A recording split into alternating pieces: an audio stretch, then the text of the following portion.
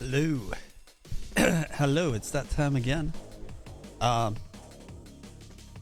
Definitely this time we'll be doing a tutorial.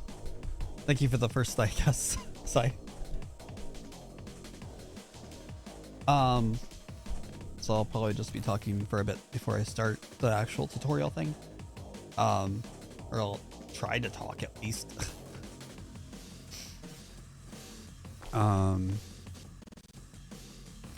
But yeah, tonight, the fable, as foretold from last week's stream,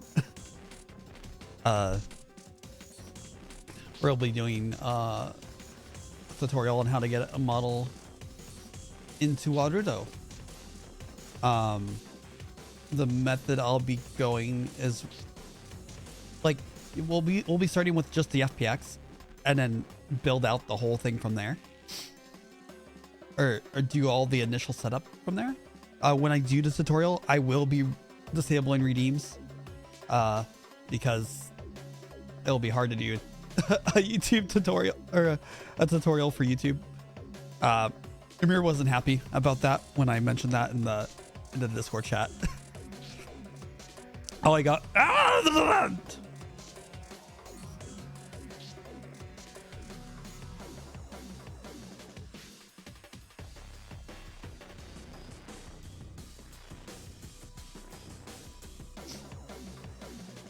Well, screw you, Mir. That's all I gotta say. Screw you. You didn't have to.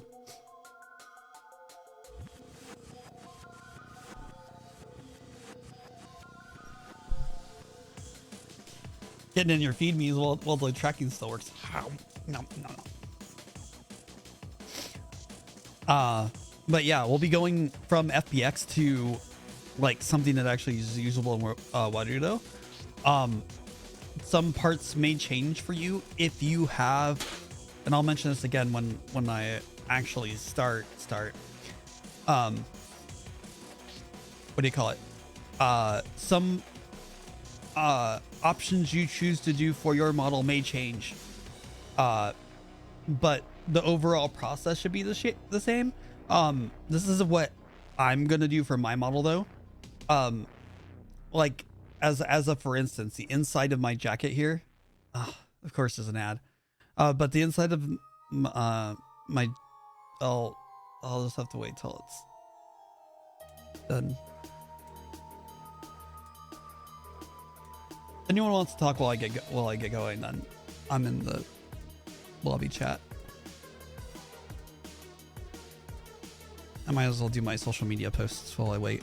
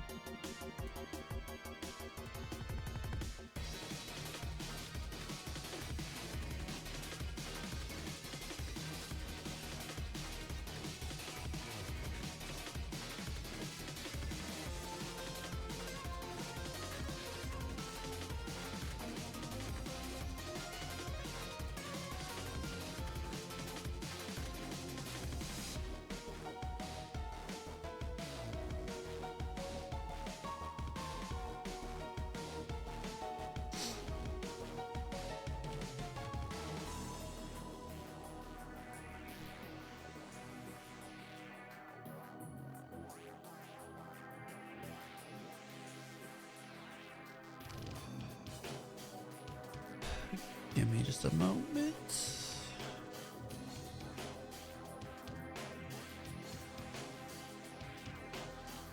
Why did they make it so hard to go to my own page?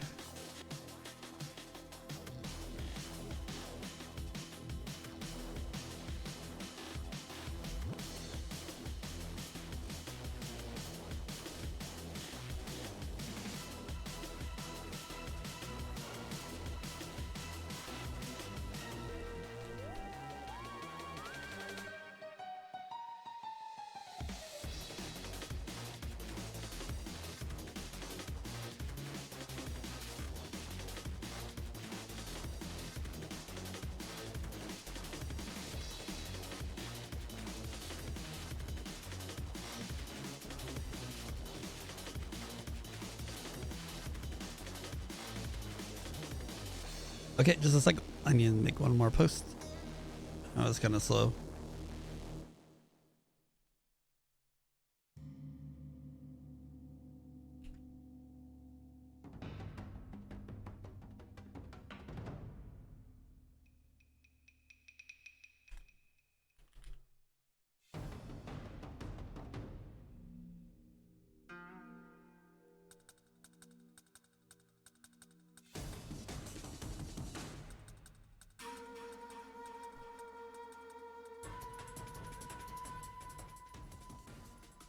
Okay. Okay. I need to post other things than my just my stream. I'm looking at my blue sky and stuff. It's just fucking stream announcements. I gotta figure out other things to post. But that's a problem for me for another time, not for this stream. Where was I? God damn it.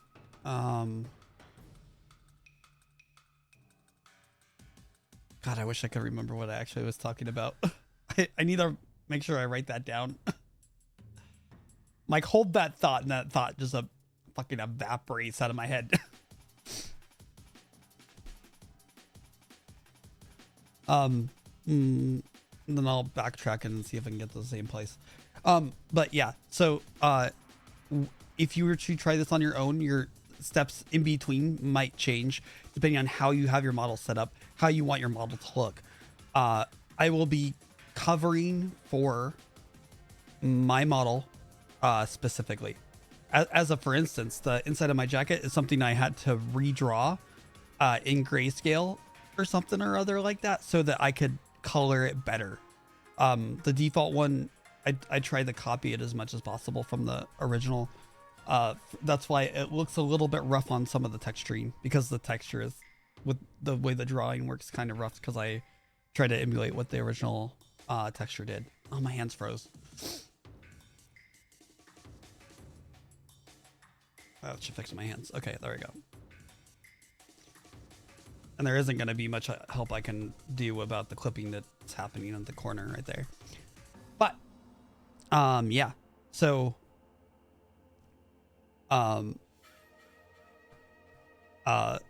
that's sort of what I'm aiming to do. I know I was very scathing, like, not happy with the experience the first time I did it, but I did kind of shoehorn it, or try to shoehorn my model in there the first time, but it wouldn't work off of, I basically have to start from scratch when going over. I can't just take what I already have and throw it in there. It just won't work. The way they use a different version of Unity for their stuff. They use,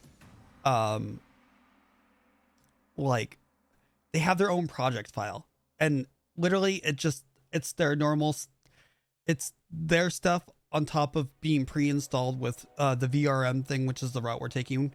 I did try just throwing a model in there without doing VRM, and it was a bad time. Almost nothing worked.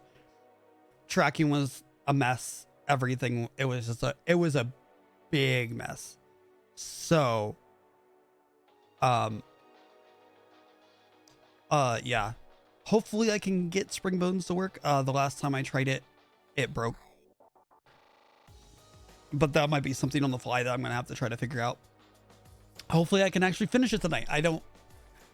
It takes me a while to do some of this stuff. So, but I already have a process down, so it should go a bit faster than when I was doing it, trying to figure this whole thing out.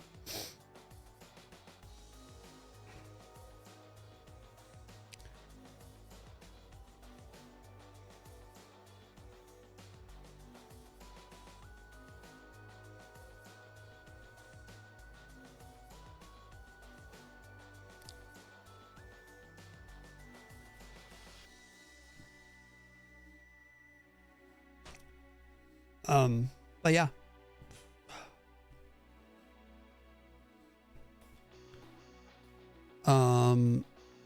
I do want to cover dynamic bones, but I probably won't this time. I'll just stick with the VRM spring bones.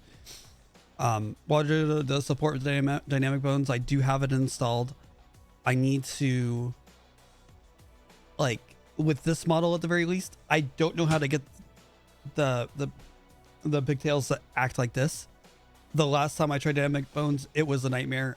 It's going to be a nightmare again until I learn what settings work for the hair on this one. Unfortunately, that's just where I'm at with that. I guess magical cloth works too, but would probably just use dynamic bones for everything for now. I don't think I don't have anything that's worth doing magical cloth. Hey, Vector. Today is a more technical stream, if you haven't heard already. So there's another, so what I currently use is VNyan to pilot my model here. There's another one called Warudo, and I got stuff working this time. So I should be going through the process of that. So if you're interested and at least staying up to see that, it should be pretty cool. I'll be going from just the FBX model to being in Warudo, and if there's enough time this time, if not, I'll defer to next time. I'll be also covering how to set up redeems in Warudo as best I can, but we'll be like freestyling at that point, because I haven't gotten to that point because I've been lazy and distracted with playing games and trying to fucking 106% crash, which is a game that I worked on. I crashed for.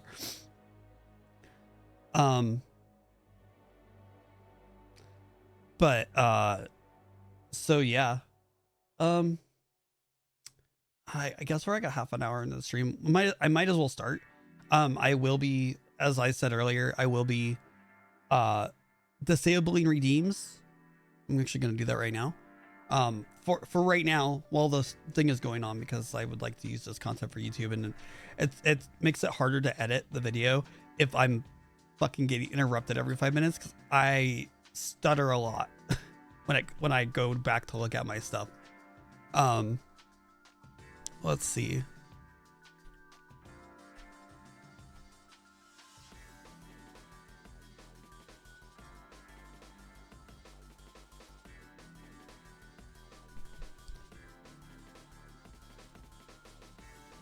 I also need to change my output device here to system so that anything else is handled. Where'd it go? It's right there. Okay. Hope you're having a good beginning of your week, Vector.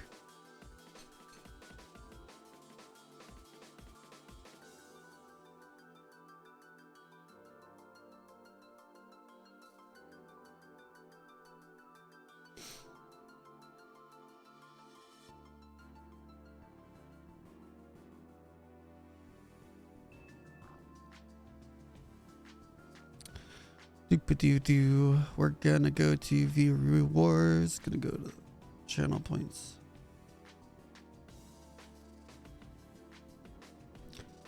So I won't disable all things, but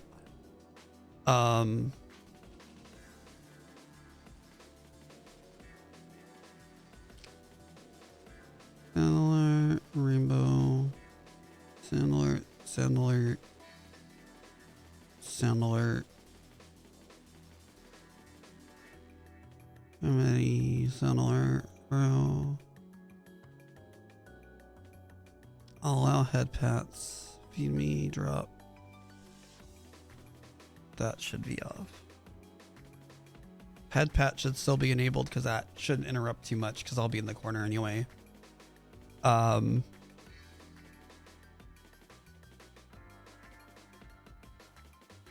The sound alert ones should be disabled. Visual effect stuff should be disabled.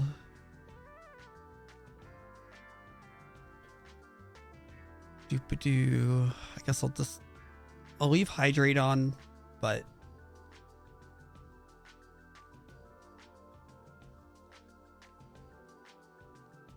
let's see. Highlight message is fine.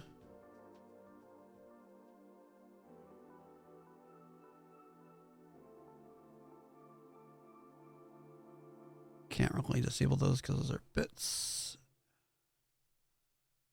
Okay, so I believe now it should be, I'll check myself. I think Okay. I'm down to like a bare minimum anyway now. So I'll re-enable those probably near the end of the stream. But yeah, it's gonna be hard to do tutorial stuff if I'm like getting hit with like bonks and redeems and stuff like that. It's just the unfortunate nature of it. Especially since this is more of a like a talk about this stuff. I'm also I can stop at any point and answer questions. That's not a problem. Let's see, how do I want to do this? Once again, things I should plan ahead of time. I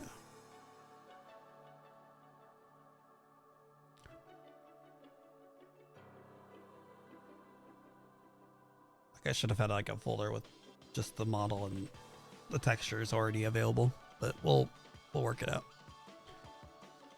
I'll be living in Unity for most of this, and then we'll get to the Warudo part afterwards. Actually, well, yeah, let me quote unquote let's see, clean up my desktop real quick. No desktop icons. Okay. Move this to the screen.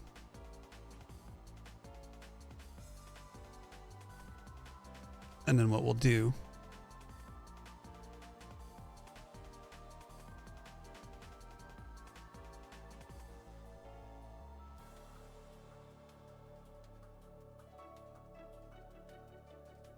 maybe in game. And then we'll do that. And we'll transition over. But let's see.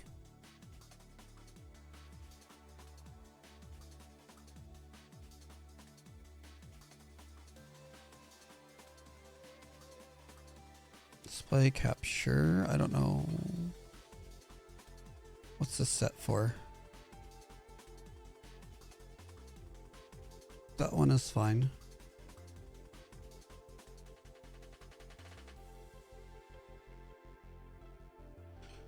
Okay, so transition one more time. There we go. Let me know if I need to change some stuff. Right now I just have Unity. We're gonna open a new web browser real quick. So the first thing we're going to do is we're actually going to go to the Warudo site.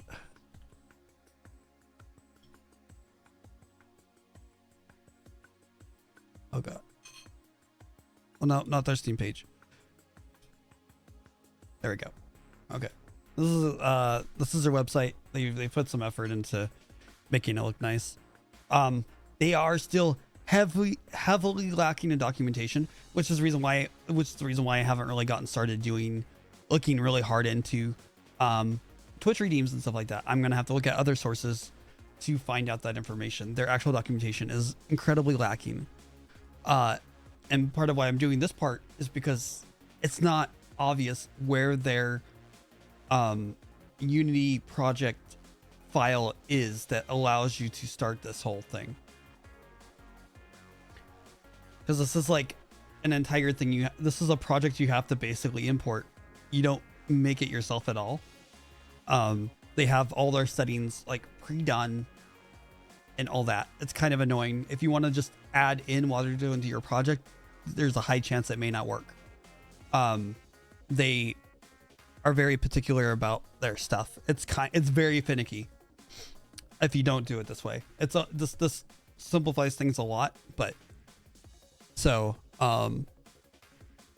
like their getting started thing just covers and just using the models that are already like there's some like default models that are in there, and they get you going with that, which will obviously work, but you want to get your own model in there ideally. That's like kind of what this is. You don't really want to use their model per se, because that's their model, not what you're looking for, right?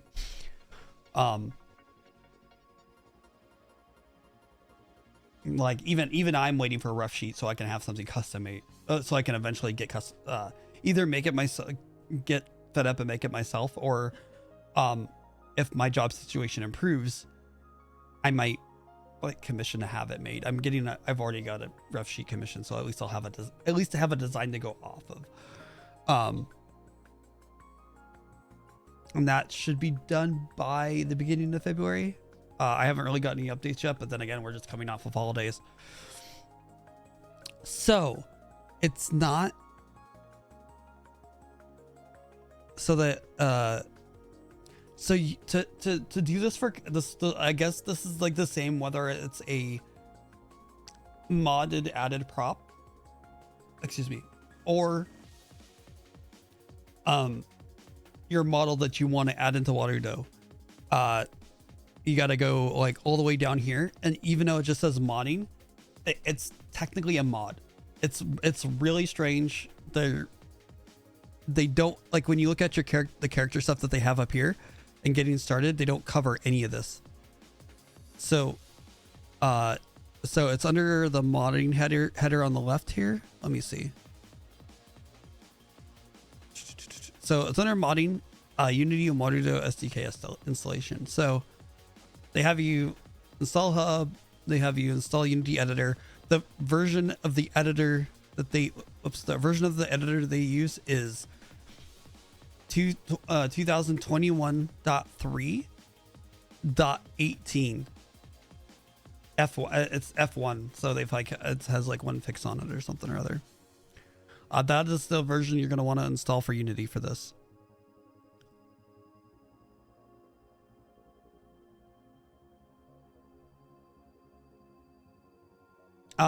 So they said they have two ways: download our modding project template, or manually import the SDK Unity package into your project. Their manually import did not work for me the last time that I did it. I did that one on stream. It did not end well, and I was not very happy with their situation. I more recently tried their modding project template. It did work. So this is where you need to download that. We're gonna do that here. Actually, I already have it downloaded. So, the question though is,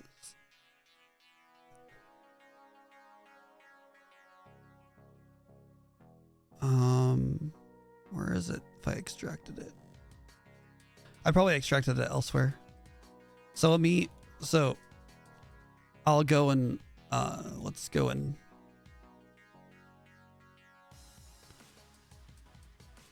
let me go find it real quick and make sure it's there.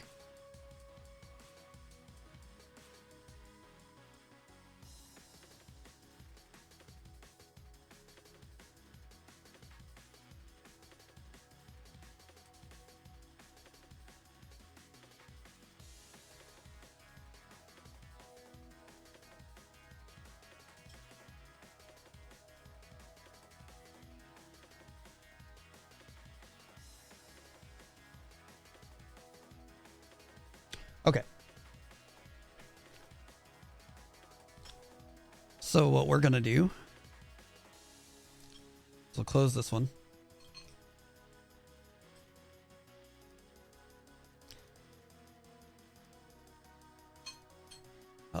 Add project from disk. And then we go to the one that we found. Or my extracted one. I don't think I've actually modified it. We say add project.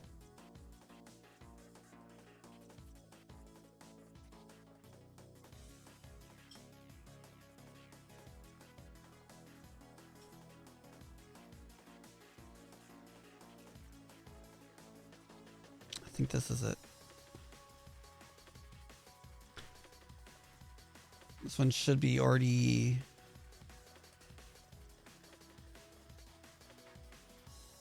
Actually, hang on. This is not right. I need to fix this. It's on the wrong version, so give me a minute. Or wait. That one's correct. That's this one. No, never mind. This is correct. Sorry. It does take this long. It's setting up the project.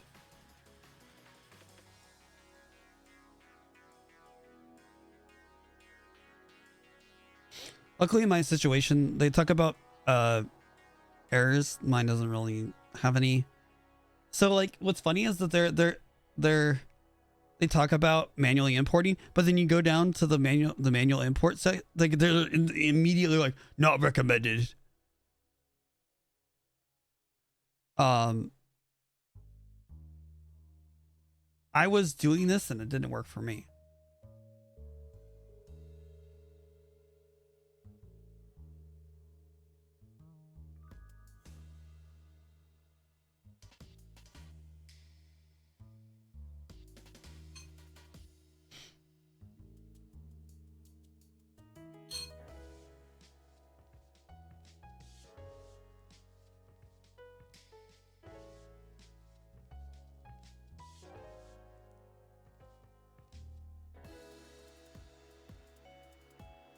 There's a good chance that I did it wrong too when I was doing it. We're setting up now, but we'll just do like a fresh one. Because this did work for me and it worked the first time. And then there's just like some tweaking.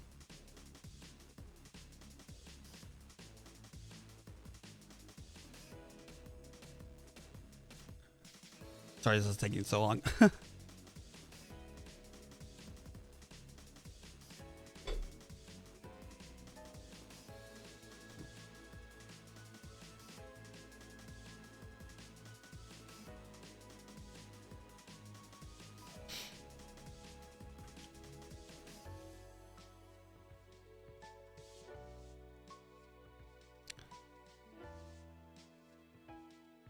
The more programming part will definitely be once I get into Warudo, because we'll be doing node graph setup.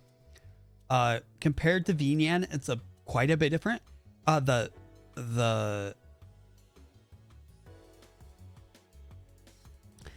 How everything is set up with node graph. So if I do tracking in VNyan, it's all within a setup menu, which is normally how you would expect it anyway. On Warudo, how it's received is just a node, and then that goes into like 2 or 3 different ways of how it handles the tracking and smooths out the rotations and all that other stuff like that. Honestly, I'm still, come on, there we go. Honestly, I'm still trying to a certain extent, I'm still trying to understand what they're doing there.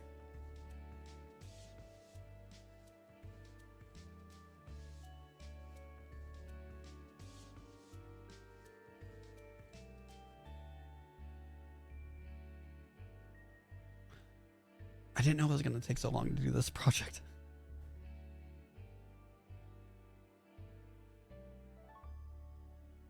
Okay, now we're in there. The version of VRM that they have installed is, and this one is 0.107.0, and then they have their stuff installed, and that's about it. I'll need to install one other thing for my model specifically, and that is the poiyomi shader that I've talked about quite a bit. I tried their their latest version of their shader, and that does not require that does not require VR chat. So I was able to use it without it completely just destroying everything that I was doing. So we're gonna go and import that really quick.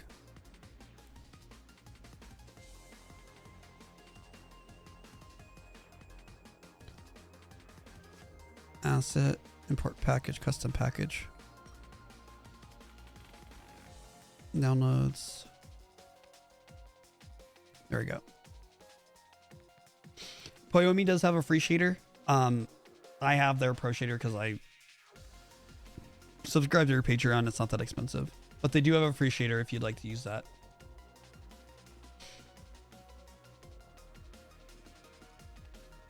You can use other, this supports other custom shaders as well. It doesn't really care that much about it. If you somehow have the money for Nilo Tune, which is the one that's used for Genshin and their products and stuff like that. If you happen to have that shader, you'll need the Unity Pro, or not the Unity Pro, the Warudo Pro, whatever that's going to cost, because they don't give you prices. It's something you have to work out with them. You'll need the quote unquote pro version of Warudo to be able to use that.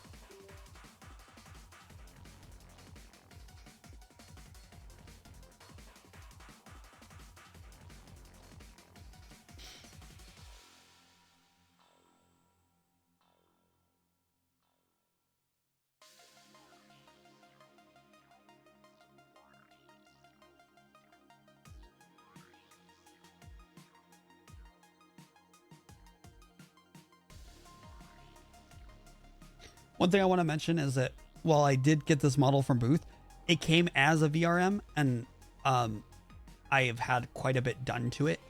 So this isn't the stock model that I'll be adding.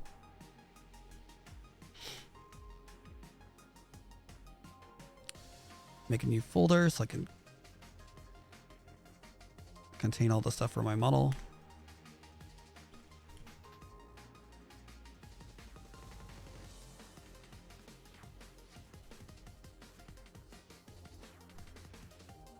Okay, so go in there, and then we'll add in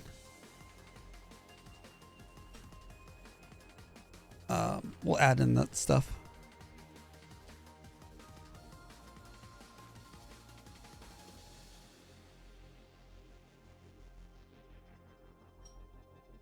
Doo-ba-doo-doo.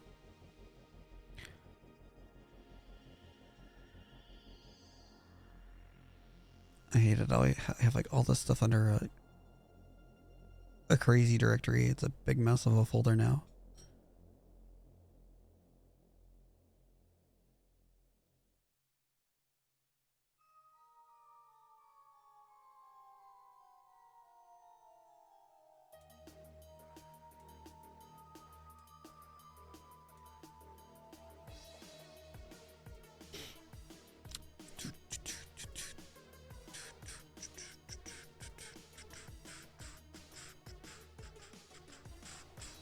Here it is. Okay, cool.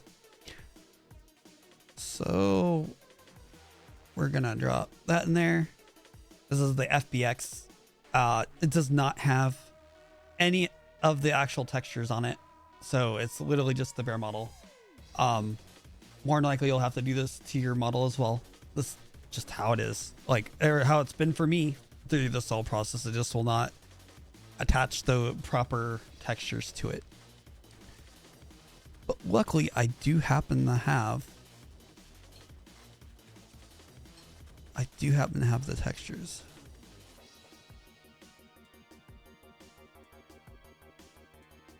There they are.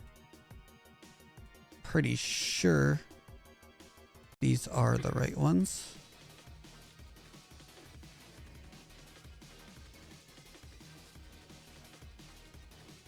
Okay.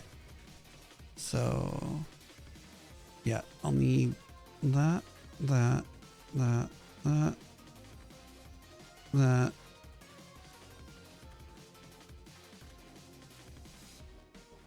That.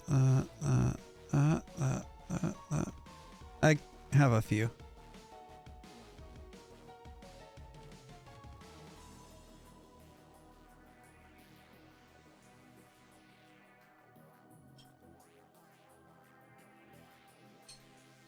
Like I said, a lot of the stuff is sort of custom specific to my character. So even if, so, because I've made some texture edits, if you will, about that.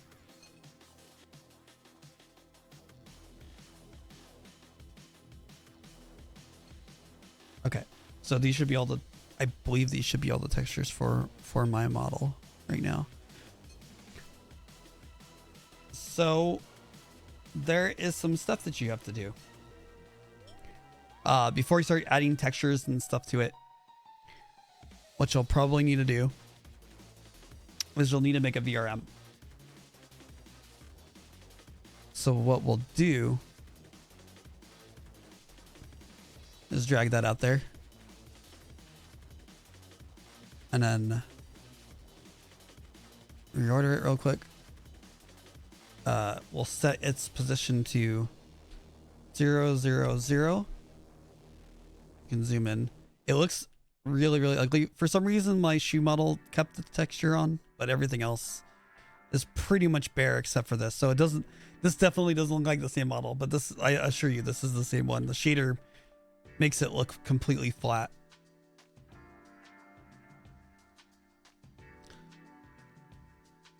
So, if I remember correctly, one of my rotations is wrong. So,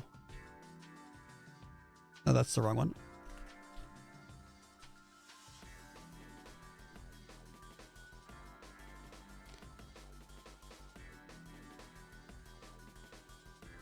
So that should fix my rotation. For some reason, in Blender I was backwards.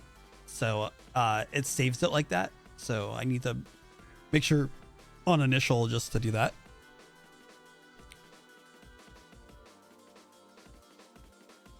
So I forget. I think I need to do this. I think I need to do this before. But we're gonna go click on here. We're gonna actually no. We need to do it after. So we'll just import it for now. And what we'll do is we'll go export to VRM.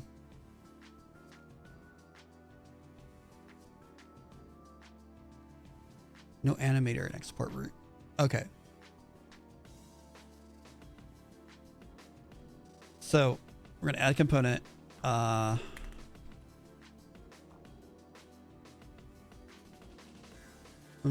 Animator component.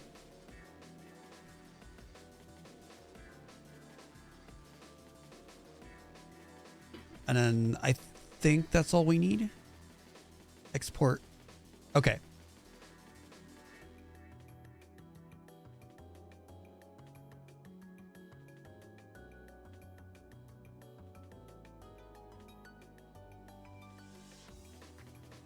I don't think it sees it. Oh no, it needs to be in the root. Sorry. I thought this was the root. Let me remove this. Remove component. We'll go down 1, I think. We'll hit add component animator. I think that's how that works. I could have sworn it was on the base one. We'll check again. We'll click on here. Export. And export root. Okay, so it's not. It should be the top level. So let me remove this. I'll try it again. Add component. It's not animation. It's not animancer component. It's an animator. It should be this one.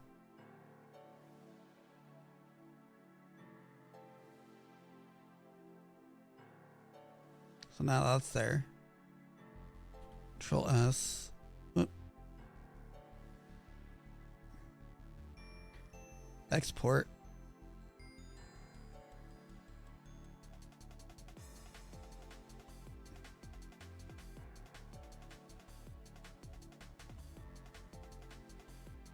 No, okay. It says no avatar. Okay, I get what it's saying now.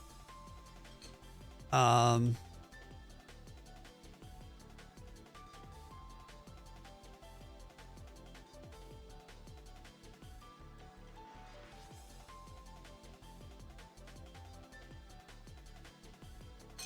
did I do this in another one?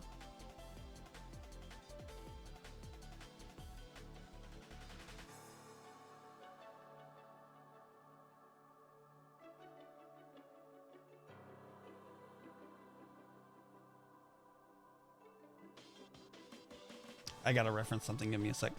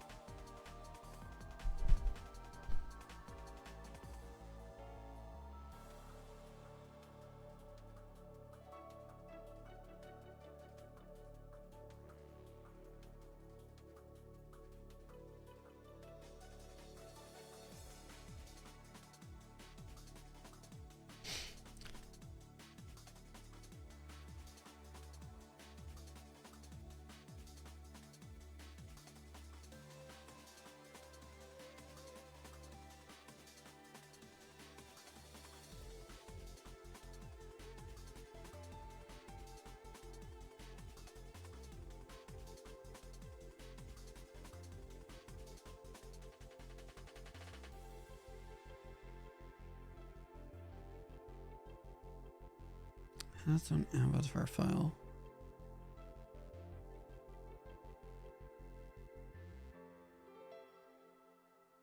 How did that get generated?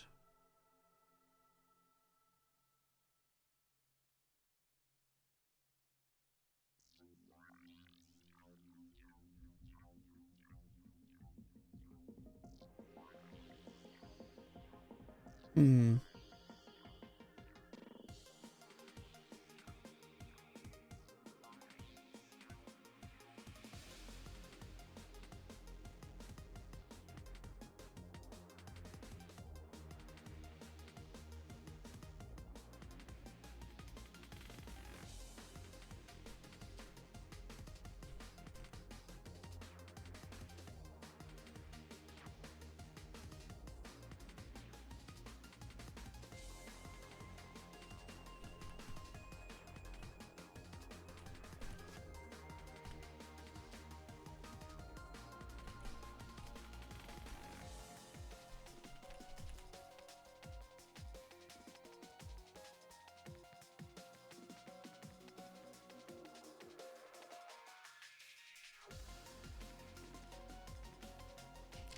Oh, okay. I'm actually skipping a step. That's why. Okay. Now I know what I'm doing. Okay, I'm an idiot.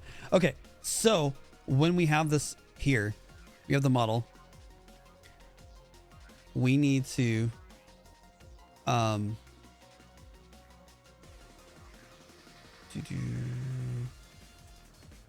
where was it? There was something I had to do to this. Let me see. Oh, here it is. Okay. So this is what you need to do. Let me pull it to the side over here so you guys can see what's going on. For right here. I wish I could scale the text up on this so that you guys can see it easier. Essentially, under model, you need to turn on read write, and then I think it's legacy blend shape normals. I hang on.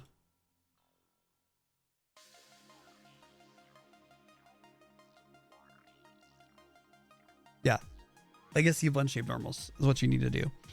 Under rig, you need to change it, or wait, no, you need to change it from generic to humanoid. Also make sure strip bones is on. Hit apply. And then there's one more thing we have to do to this. I think we have to. Okay, we have to hit configure. We need to go to head, click on jaw, and toss it out. If your model does have a jaw, leave it in.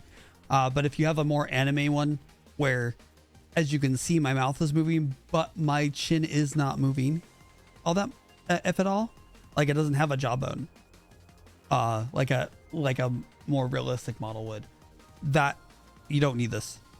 Leave it out. And I think that's all I needed to do.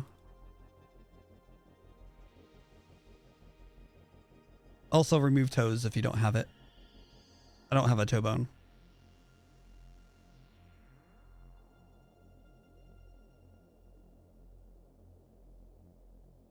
Okay.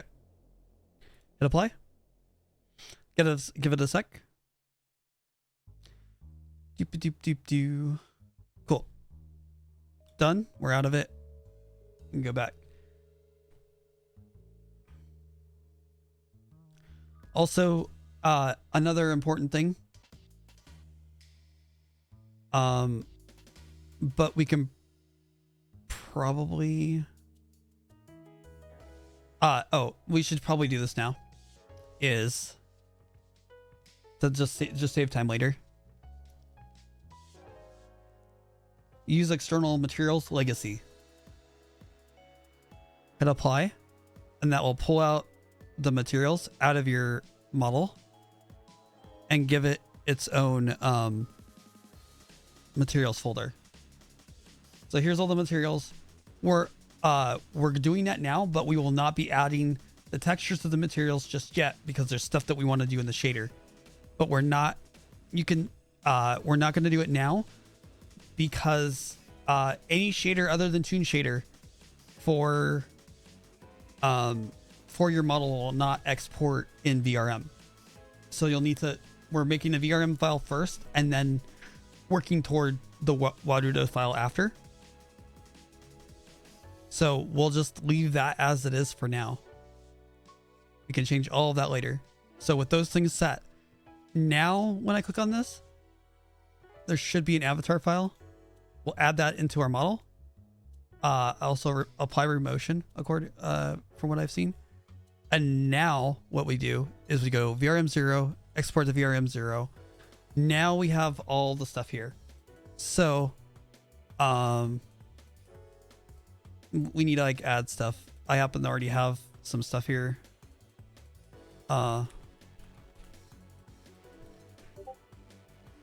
just use this. No one will ever see this outside of me using it. So this is a thumbnail just so you can tell the model for certain things. So we're gonna, the only things that you have to add here, and the only things that's complaining about is you need to add a title, a version, and author. This is VRM stuff. Like if you are making just a basic VTuber model, like that you would just use with like VC Face or something. Which what I originally used was just these VRM files.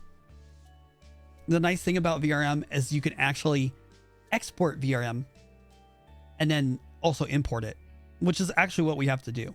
We're going to export this model into a VRM file, which will include all of the model data. VRM is more of a container file, and then their Warudo and VSF avatar are bigger container files that just support more things. So I'll just do like Wi-Fi tutorial or tut version 0.1 or something. I don't know. Or whoops. We'll go back and be like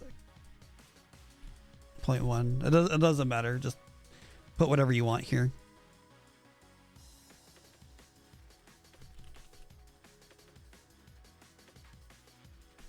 All the rest of these can be blank.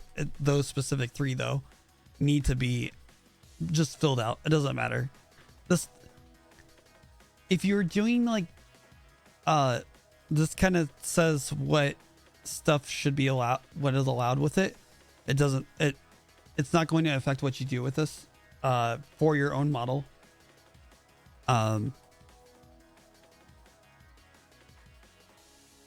Like it's gonna adjust what these things say, but you're not distributing this mostly. If you were, then you would need, this is where you would set those things. So then looks like we're good. Well, as long as your model's already in a T-pose, which mine happens to be, you can just hit export at this point and then choose where you want to save it. So we're going to shove the VRM in the model files.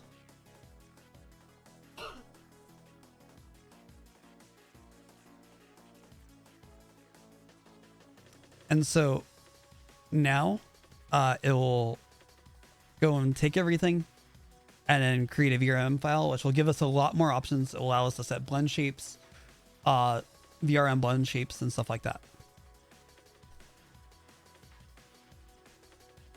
So let me go to model files again, collapse that. Okay, so this is the original model. We're going to, since this is just a prefab, we're going to remove this. And now we have this prefab made. So we'll bring this in, which will look exactly the same, but it's the VRM. It's the full VRM. I don't know if it convert. The icon's different, so I trust that it's different. So now the work begins for setting up your model. Because the very last part is to export to Warudo. And unlike VRM, you cannot re-import a Warudo or VSF file back into your project to do it. You basically are from this.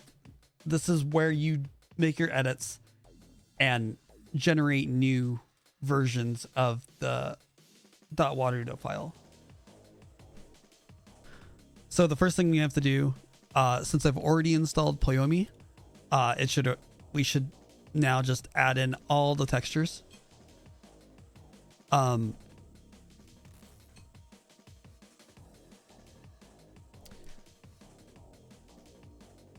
So we'll hit here. We need to go to this materials. This is where we're going to be doing all of our stuff. So you have to go in here and manually change it to what we want to use. So normally you do tune shader here. I'm doing the poiyomi shader. So now it's going to access all the poiyomi stuff that I have and generate new UI for it, which makes it a little bit more complicated. We'll do the base texturing and then we'll move on from there. So color normals. Hey, texture. So what we'll also do is we'll do, whoops, not what I wanted. Okay.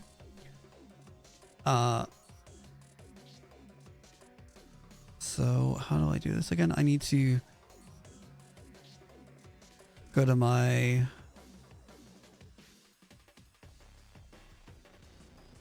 where did it throw the textures?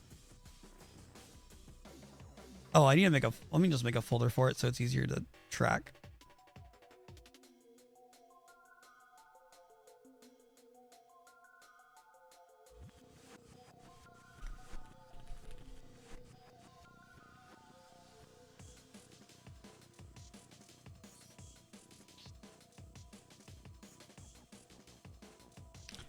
Clean it up, make sure it's organized. So we're gonna have this folder.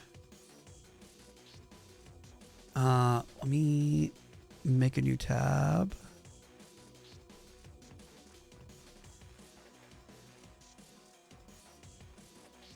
How do I do that again?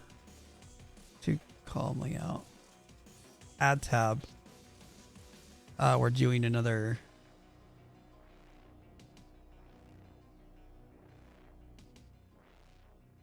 project? No. We want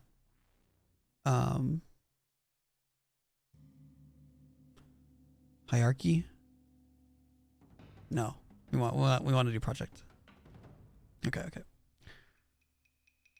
Add tab, project. We're gonna break this out into its own thing. We're gonna go to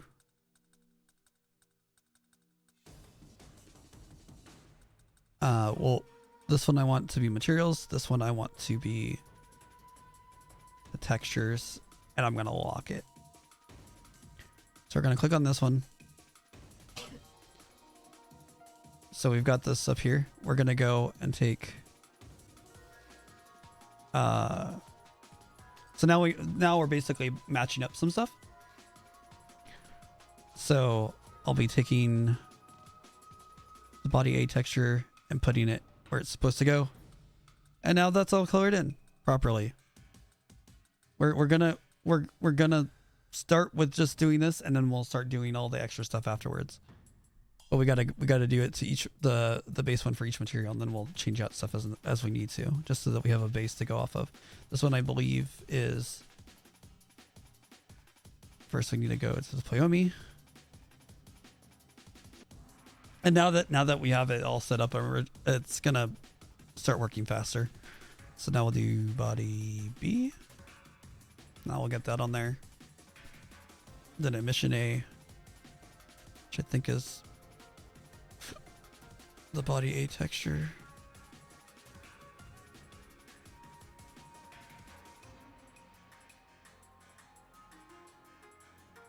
Like I said, I'll be swapping a lot of this stuff out once we get the initial textures on there.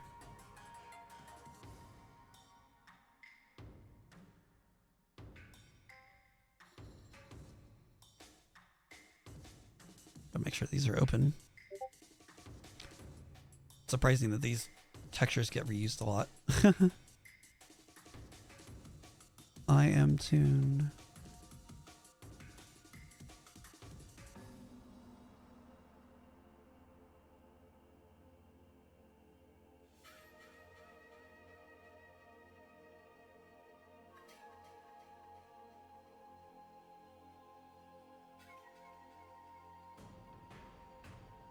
So a lot of this is just changing the shader and dropping this stuff in.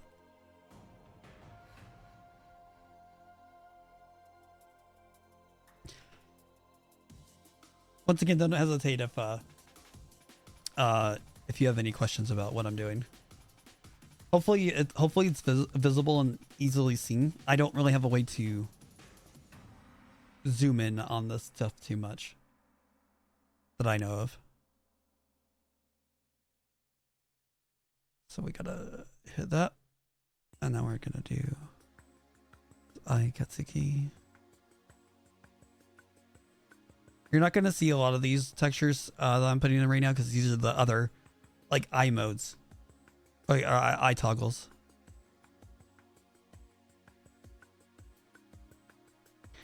But as you can see, the model's starting to get properly colored.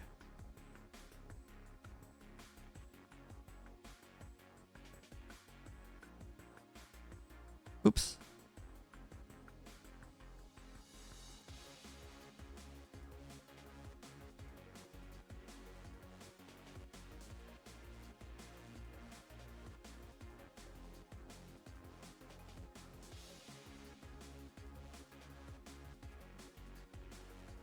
There we go. See, that's looking a lot better now that there's a texture on it.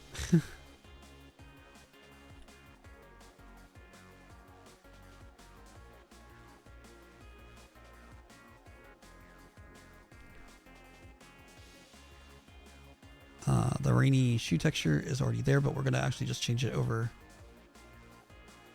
to poiyomi as well, but that should already be applied.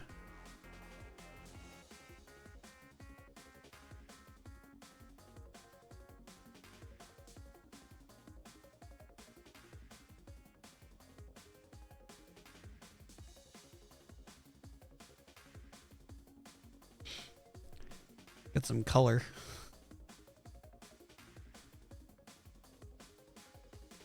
This one makes me laugh because it has its own texture, but it's literally just black.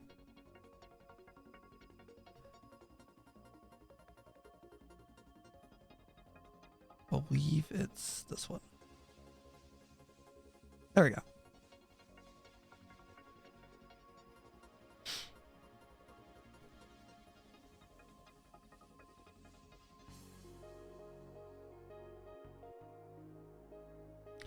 Poiyomi Pro.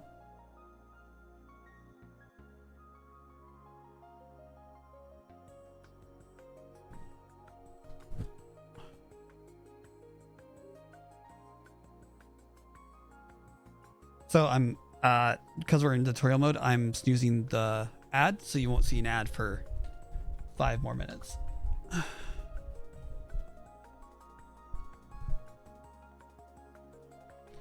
So apparently I can only do that 3 times.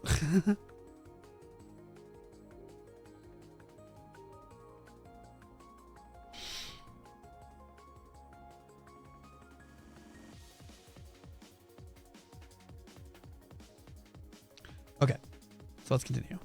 So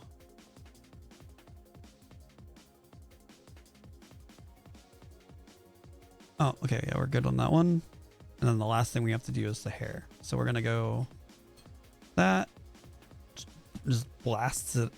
Blast it. And I think I want to say the hair is already applied, but we'll just redo it anyway. So now we have our base model. This is like before I do any of the other edits. This is still heavily edited. The shoes aren't the same. A lot of power button logos have removed. Notice that the eye is the original eye had like a power button logo in it.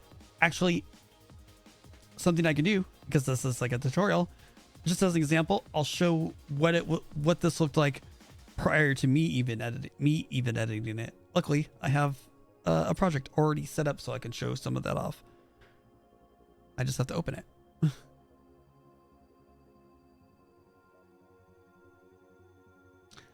Give it a sec, and then we'll take a quick look.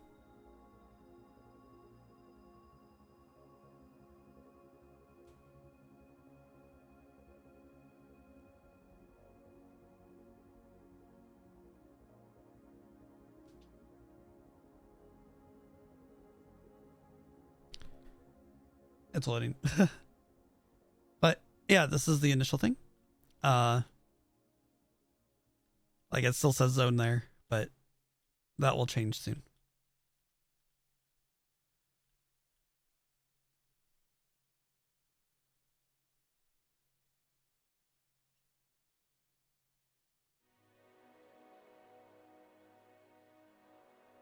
It's loading.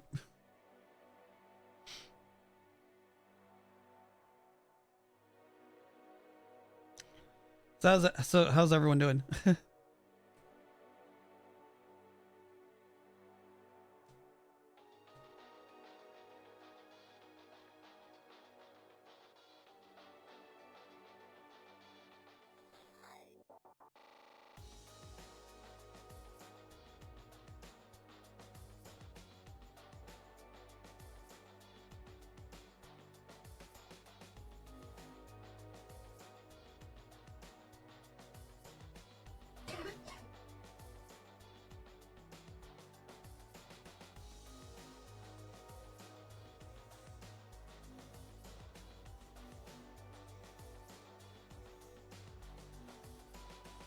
Oh, that's ready. Cool. Whoop. This is kind of crunched down because I was trying to copy settings earlier. So this is the original model. This has been not edited at all. This has just been imported in just so I could get some stuff. The shoes I had to completely delete. The cool thing with this though is that if they want like the all of this color could be like modified apparently. It all can glow, which is the reason why it's such a bright color as it is. But they also have like power button eyes and stuff like that. That is modeled in. Whoops. That is all geometry there. That I had to that for my version I actually had to get rid of. Same with all of that. There was a lot of polygons in those shoes. So many edges, so many faces I had to delete.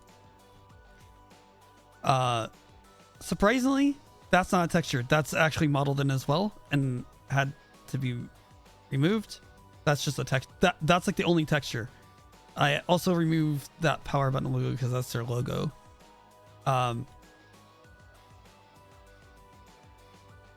So like, yeah, this is what it looked like originally. So I've already made substantial changes to it. The eye patch is still there because I didn't know how to get rid of it. And there's a toggle to hide it, which when I go into Warudo or Vnyan or whatever, I have that set on startup set to auto hide. I turn that blend shape to max and it disappears and you'll never see it. I don't have any redeems. I don't have any extra buttons to hit that will bring it back because I don't like it.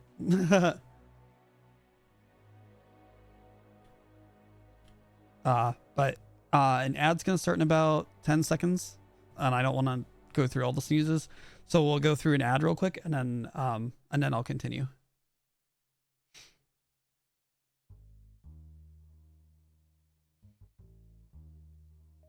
That way I can edit this part out when it kicks in.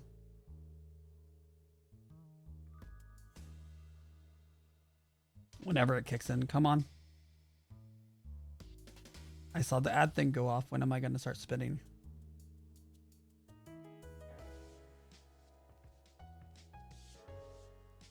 Am I going to spin? Spin? Wi-Fi spin?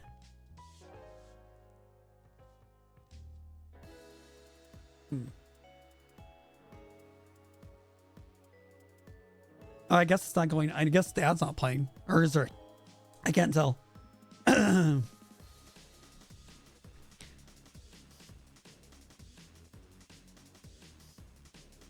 Let me take a look real quick.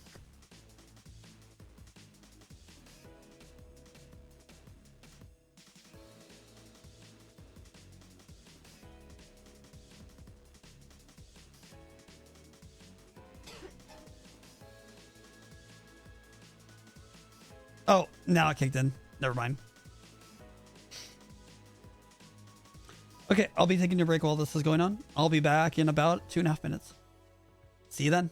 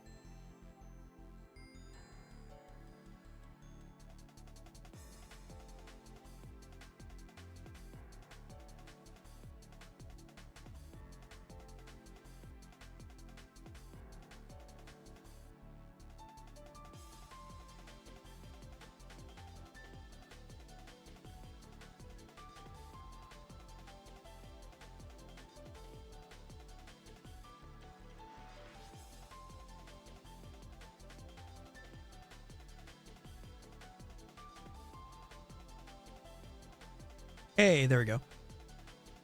Now we're back. Let me put my hands back on. Really wish I had the gloves. It'd be so much easier to use and I could move around a lot more. Okay, so yeah, this is what the original model looked like. What we're going to do now seems like get my mouse stuff back to the main PC. Give me a sec. Boop, boop, boop. Where are you, mouse? There it is. Okay, cool. So we'll minimize this for now. This has a little bit of data we'll need for later. But for now, we're back. This is somewhat similar, but still different at this point. So now what we're going to do is we're going to start customizing it because it's well, it's not what you see here, right? So there's a lot of changes that I've had to make. We will, I guess, first start with the eyes. So what I can do is on the head geo, they actually do let you modify any, where is it? They let you modify the blend shapes. So, just for my sanity, while we're working on this, I'm going to hide the eye patch. Where is it? There's a specific one for it.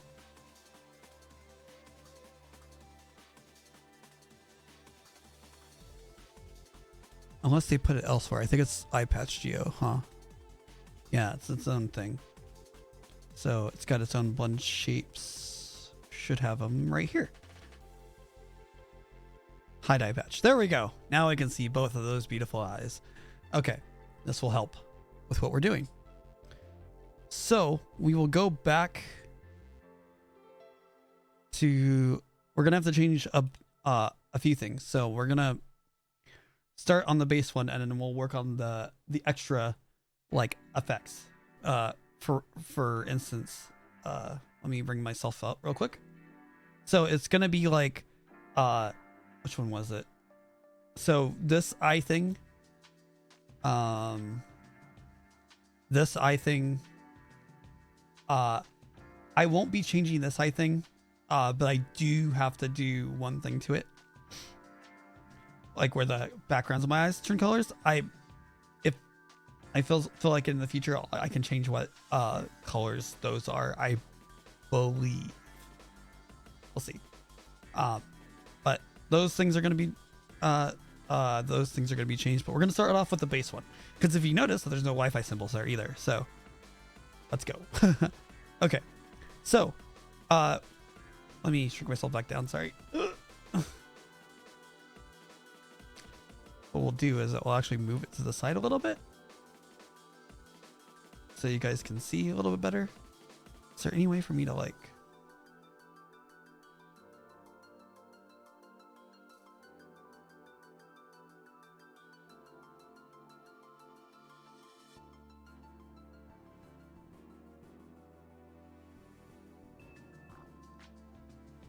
I don't think there's a way for me to resize the UI. Okay. So we got our texture normal mode alpha map, but that's the normal stuff. We're not going to deal with that. We're first going to deal with this thing. It's a fancy thing called decals. We're going to decal 0. We're going to enable it, which is going to totally mess up the eyes for now. I need to add a decal though. Luckily, we do happen to have one.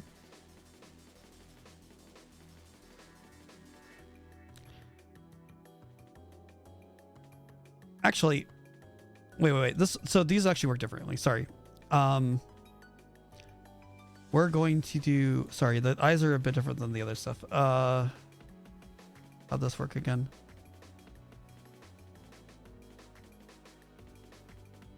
Oh, okay. We're doing color adjust, but we're adding a mask. Or wait.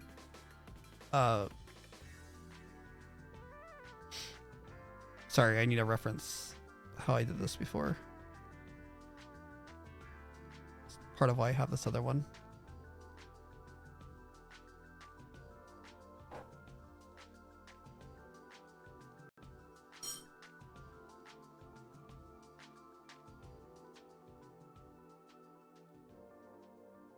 There we go. Now I can still see you guys and have stuff on other monitors. Cool. So let me reference this just slightly, because it'll be good to do this right. So we're going to go back to the materials.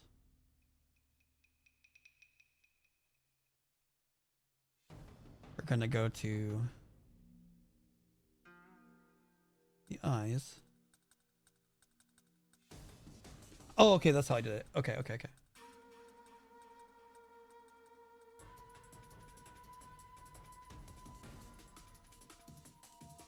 So there's, we'll start with the Wi-Fi thing first.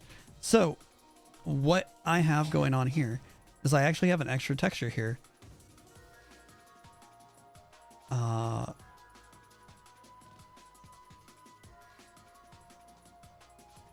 think, yeah, this is it. Okay. So we'll go back to materials here. We'll go back to IM-Tune. We're going to go, it is a decal. Sorry, I was confused a little bit. We'll activate that because it's, but we need to add the decal, which I have this, which allows me to just throw it in there and I instantly get eyes. I get the Wi-Fi in my eyes. Essentially what this texture is, if I zoom in, this is the same size as the texture for the entire face, and these Wi-Fi icons have been aligned for the eyes specifically, and then they were cut out and made gray type of deal. So, and this is like what the original picture looked like. It looks kind of messed up, but yeah, that's how we did it. So I don't have to mess with alignment. These will just show up on there.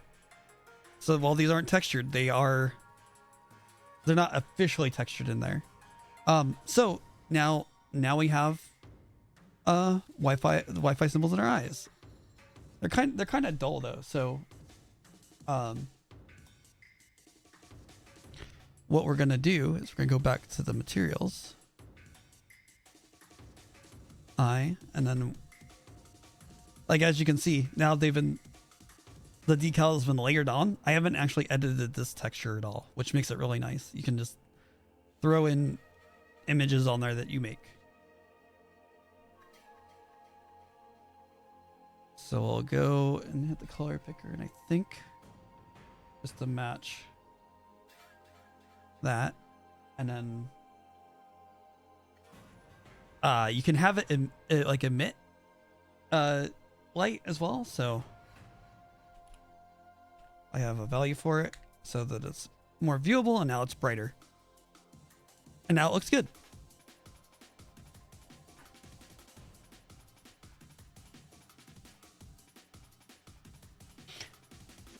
But we need to take care of the color. So with that, we're going to open up color just like we were doing earlier, and we're going to activate that, which is going to break everything temporarily.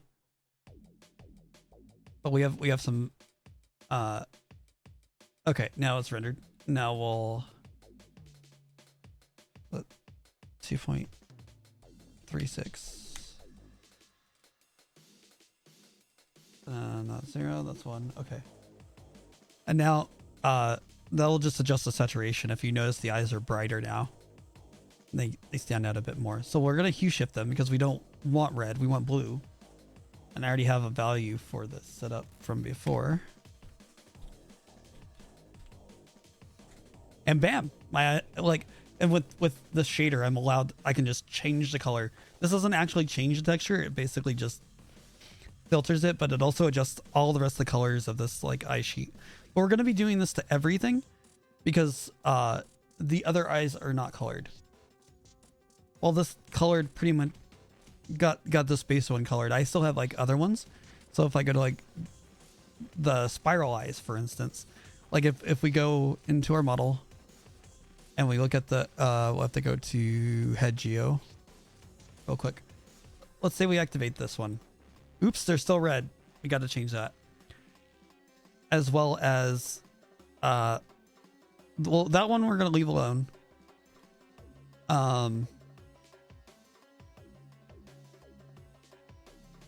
This is it.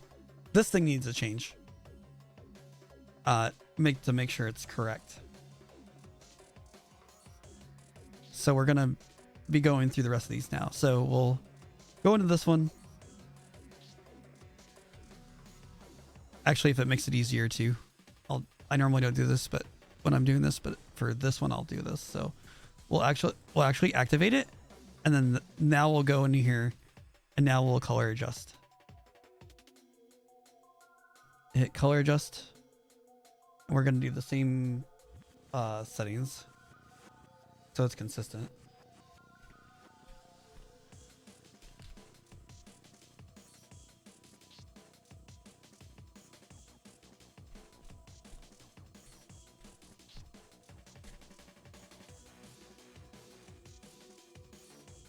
Helps if I turn it on. There, now they're blue.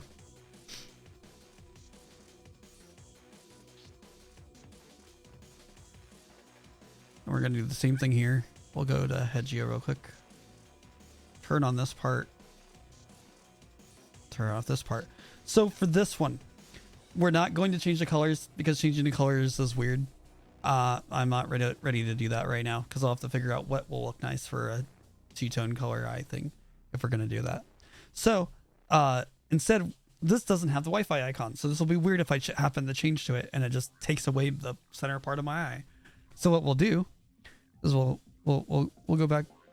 We'll go back to the texture for that one.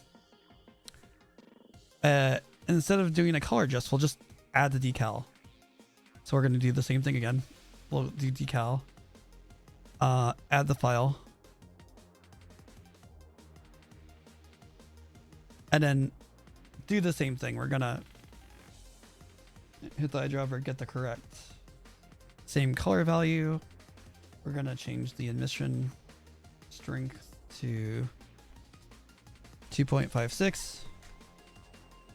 So it's consistently, so it's always going to be the same color no matter which eye thing I use for the white part. So just to make sure that's all consistent. I believe those are just default. I just need to change the emission strength to the color and add that. Cool. No problem. We got just to show though, like if you don't know where stuff should be, there's a positioning tool, and you can actually it won't work too well for this one because it's there. Notice it's gone, and if you notice it's showing up in the eye, you can manually position. What's really awesome is you can manually position all of this stuff onto the texture.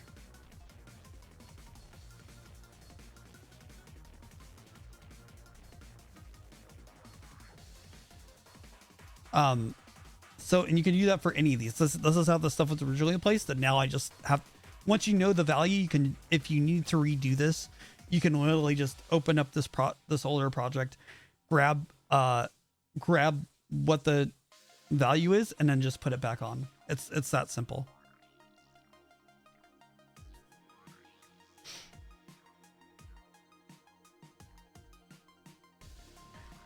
So we fixed that one now. Back to the head geo. We'll stop that. And that looks good, but we'll probably change it.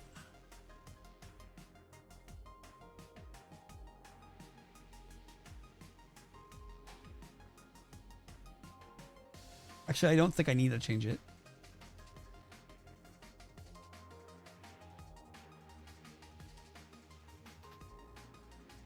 Yeah, I don't need to change it. That's I don't need to change the last one, the sparkle in the eye. That one's fine. That technically already got changed with the base face because I think that's where it's pulling that one from. But these other ones have specific, because it replaces the whole eye. These other ones have specific ones. For the hair, it's not anime enough, and there's not enough like definition showing. It's kind of just shadows, right? We want a little bit more anime, so we're gonna put some lines in it.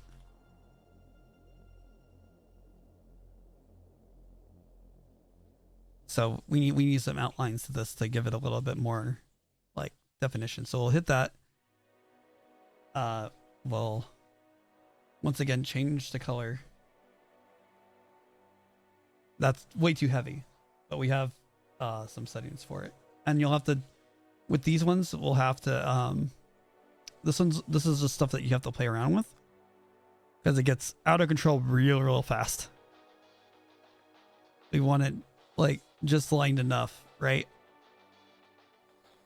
And some of those look really nice. I already have it dialed in to 0.3 for my model specifically. I was like, oh, that looks pretty good. We could probably go a little bit darker if we wanted, but it gets a little bit out of hand. So what we'll do is we'll leave it at 0.3. You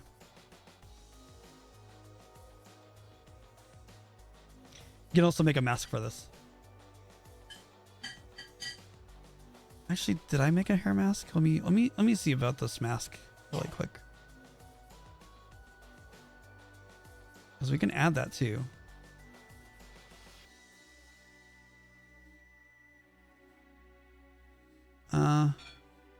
It doesn't really help much, so we'll go and we'll remove it. The base stuff seems to work just fine.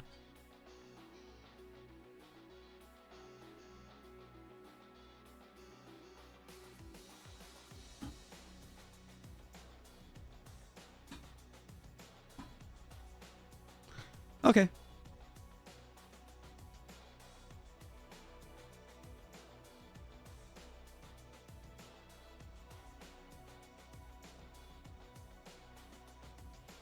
There's a lot of in poiyomi shader. There's a lot of knobs to turn. But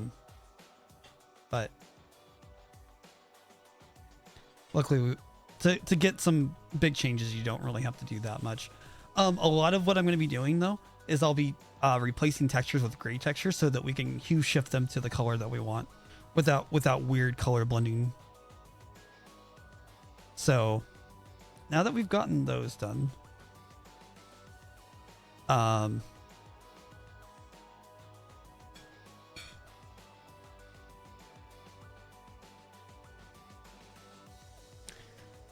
so now for a lot of this multicolored stuff, I had to do essentially like a retexture, but we're doing something under their special FX called emissions. So we'll activate emission 0. First things first, we'll grab the correct color.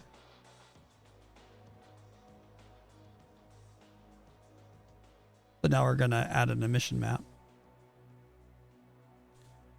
I think it's this one. It's listed as a map. Boop. And then I'm going to do 3.t is my value for it.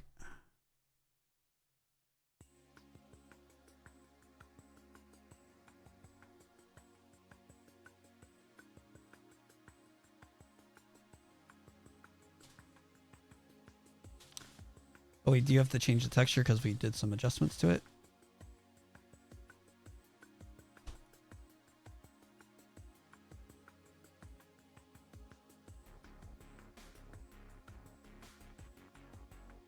Yeah, the hairband one is the one we want.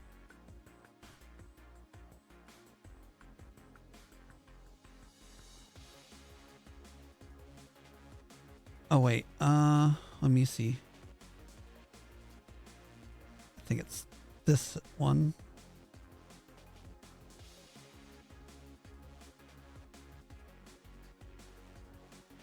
Did I do something wrong?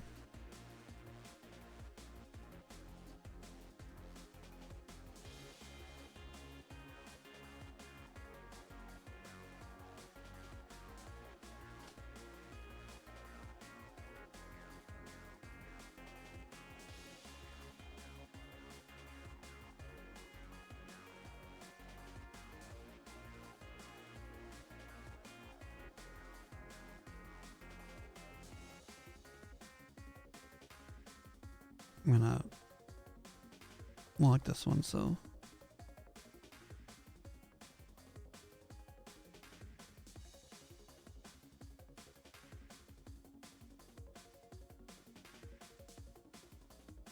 is it only base colors?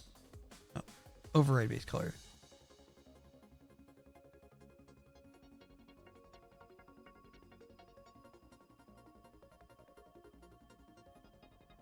Oh, I think I'm doing two things. I'm actually doing two things. We're doing this, plus we're doing a hue shift, I think. And a color adjustment on this. So I'll open this up, color adjust. And I have this set to 2.04.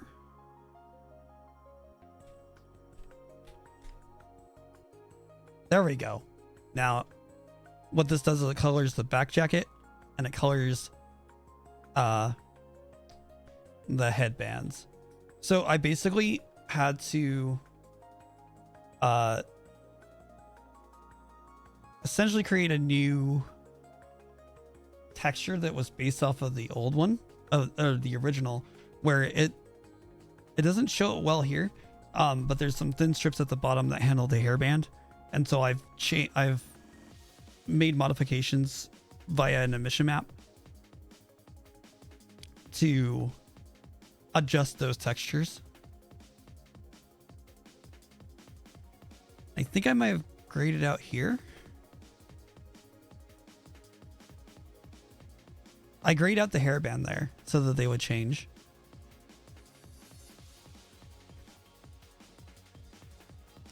And then I override that color of the inside of the vest with one I basically set up, but it's not exactly the same texture. So it's a little bit rougher than what the original is, but it works.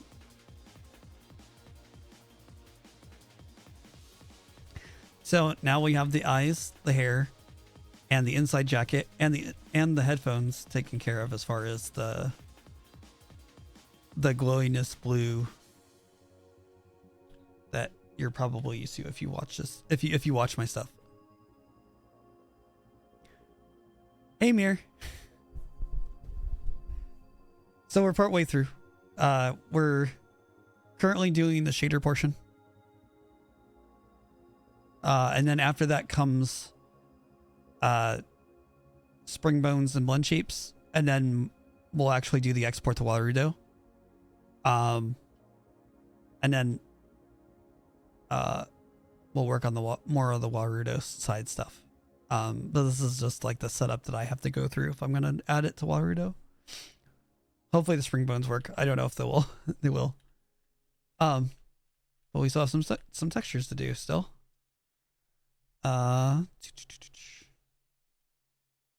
There's an emission B. There's an emission A.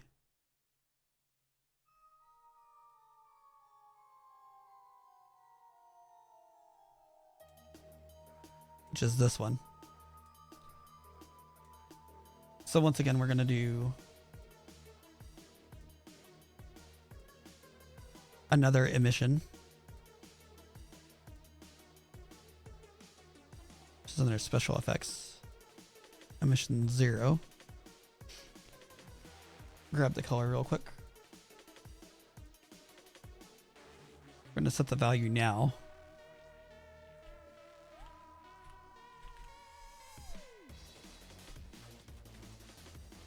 For how bright it emits. And then we're going to go and grab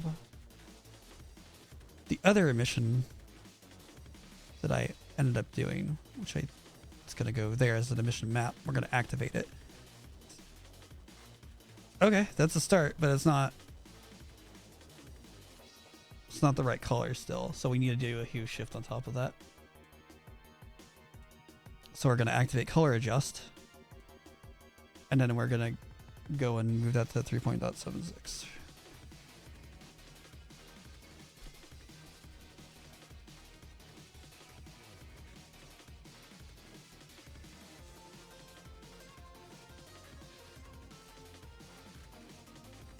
We're going to use the base colors and override. Huh. It's a bit darker than I wanted though. Don't know why those are... You won't use base colors. Or maybe we will. That's interesting.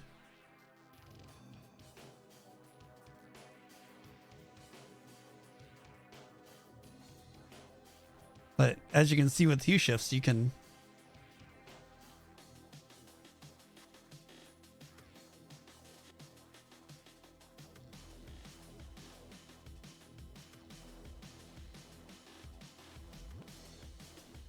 change just about whatever you want.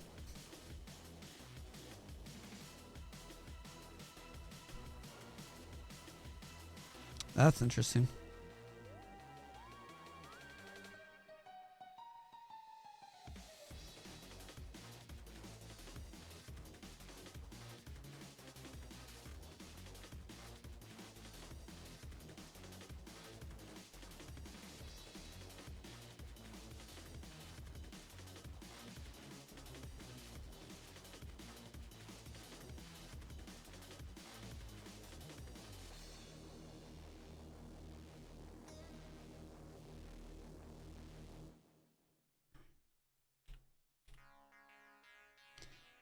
That's really strange. Why is it different on this one?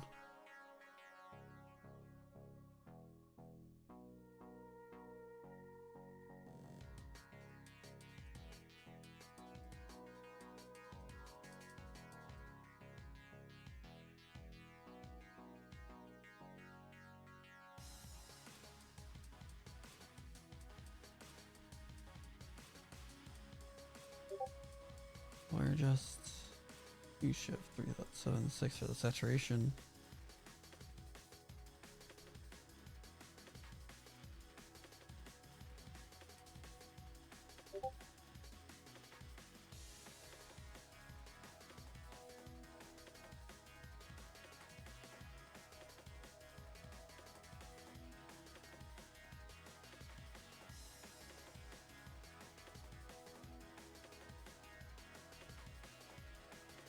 Probably because I'm using the wrong texture.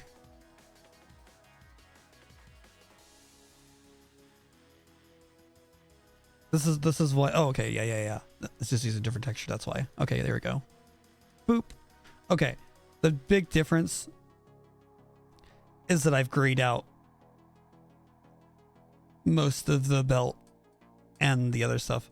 The only thing though is that the edges are still there, so it's a little bit weird. But it gives it more of a unique thing. Okay, so now if I do these other things, then it should be fine. So if I do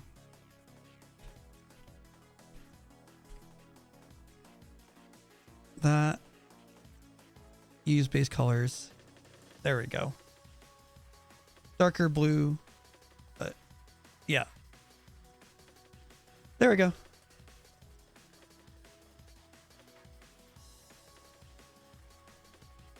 This is starting to look kind of close to what you're seeing on screen. It's not quite there. Still missing a couple things.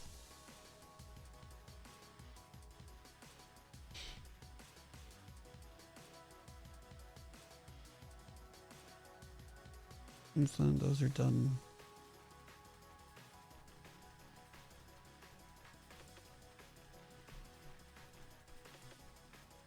Okay, yeah, we're basically done. If you notice that there's two big Wi-Fi symbols missing, those are decals that are missing. So what we're gonna do here is we're gonna add a decal. So we already have.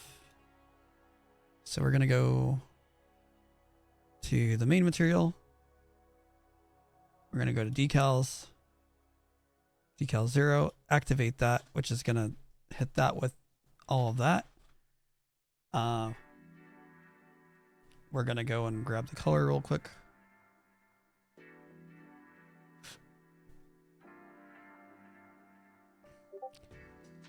But it doesn't know what the decal, so it's just coloring everything blue. Luckily, we have a solution to that.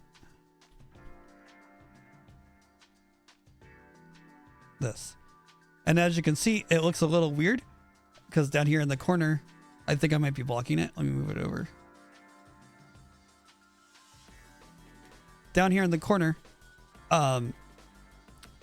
it's covering the whole thing. So we can open the position tool and then scale it down. And basically move it to where we need it to go. And as you can see, as I move it across here, it actually moves it across where the textures are getting mapped to on the model in real time while you're in editor. Luckily, I have some values set up for this. So we're gonna go and copy those.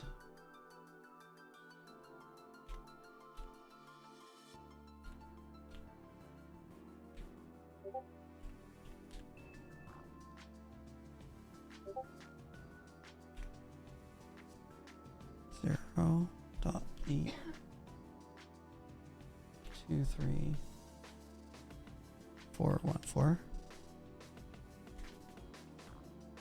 I don't know why the other one went to 0, but 0.64014. And then there's some offsets that need to be hit.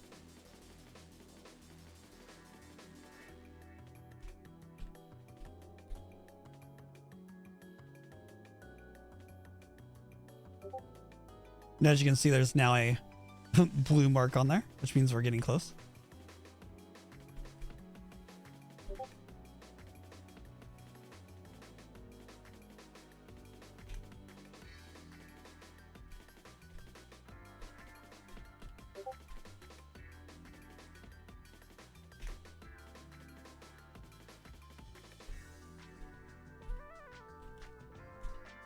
There we go.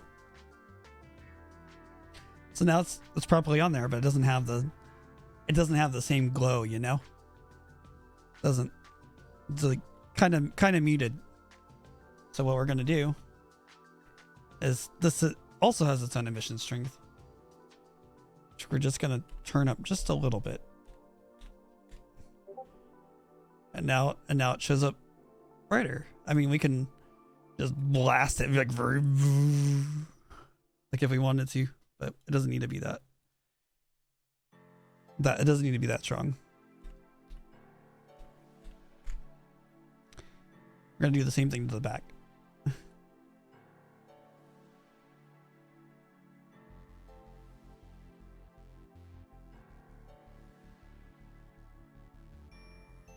Although I think the one on the back shows up better.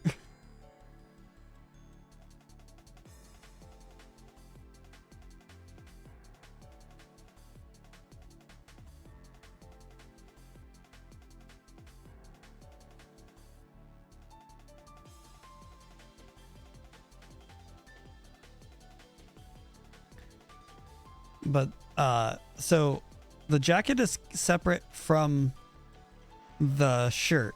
So I actually have to go to a different material, which is, I believe, this one. And I noticed that I haven't edited the textures at all for the most part. It's just these other ones that I've edited, and they're just showing through. So these textures will be their original color while your model will be changed. Hey, Hellfire.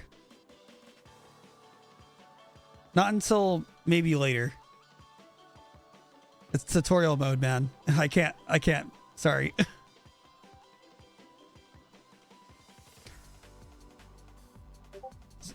So we're gonna have another decal. This time on the back. This one will be easier to see happen because the jacket's a bigger thing. I'm sure you will. I'm glad that we can have a nice discussion. Civilized discussion without threat of bonks or murder via shurikens. Okay.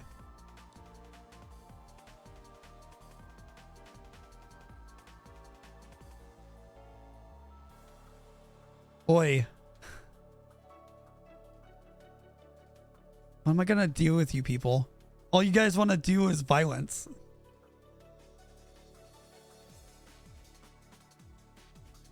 I was hoping the tools that I give you are used responsibly, but no, they are abused as soon as you have points. Anyway, back to what I was doing, decals. Oh, shut up, Mir, you 1%er. So we're gonna add a decal. It doesn't have a decal right now, texture, so it's gonna turn everything white. So we will go and add that decal like right now.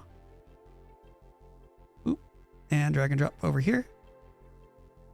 And now it's there, but it's the wrong size. But we'll fix that. We'll fix that first before we change the color of it. So for this one, dot 37988, and its Y position is 1.0304. So it's properly positioned, but it's got to be adjusted.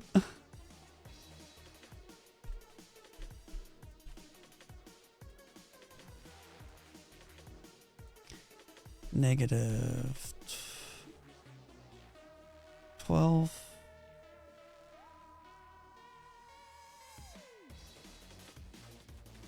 Negative 0.9 or 09. It's almost there. One more. Negative 0.83. There. Now it's where it's supposed to be. The VOD will be saved. I will be working to make this a YouTube video, assuming I don't get lazy.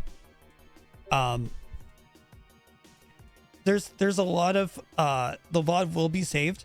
I save every stream locally, so I'm gonna try to edit the spaces down just so it's a little bit more concise. This is an example of how to do my model. How your GF will do their model will probably vary. I'm using the stuff I'm doing here is kind of specific with the poiyomi shader for the moment, but you wouldn't have to do as much stuff if you just needed to have like the regular toon shader in Unity, for instance. This is like literally the first half is just getting the model ready. And I just wanted to go through my process for it. What we'll be doing after this is we'll be setting the ARKit blend shapes for this, which there's like 52 of them. We'll also be setting the spring bones, which I'll be copying over from the original model. And then we'll be importing this into, or exporting this to a as a .warudo file that will contain all of the stuff. And then after that, we'll be going into Warudo, turning it on. I'll probably switch over to Warudo and we'll go and see how it displays on here. And then we'll start setting up redeems again. I don't know what's built in, so like there might not be a bonk, but we might have other stuff. We'll see. We'll get as far as we can with what we have, because Warudo is a very different program from VNAN. There's a lot less pre-made out of the box. Bonk, the visualization of bonk, I was able to get through the wonderful Discord for VNAN. They shared the script for bonking, but it does use the built-in bonk function. So that bat coming in and smacking me in the head, that's built into the application itself. I don't really know what's built into Warudo yet. It doesn't seem much because a lot of everything is like super like custom, which is why I'm having to go through this whole process again just to get a model into Warudo. Let me grab the color really quick. There we go. This has a higher emission though. Emission strength is 11.93.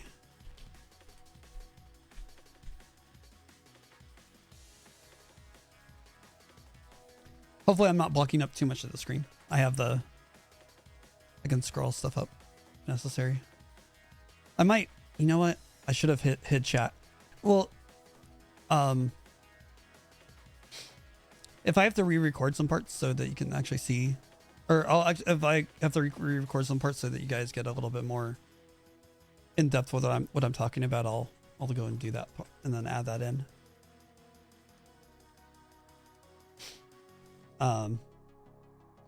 But the nice thing, there is a free version of the shader. I'm currently using the pro version, which shouldn't, I guess, matter too much.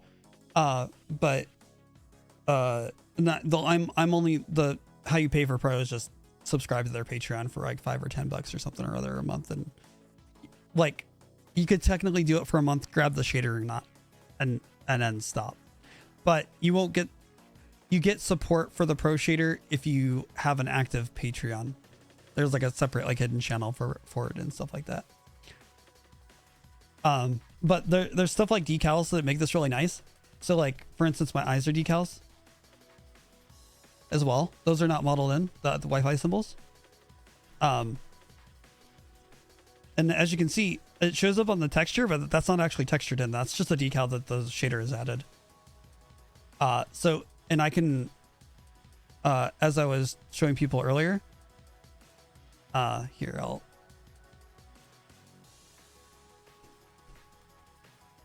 just to prove it, like whoops, I totally screwed it up. But it is a decal and it's not actually textured.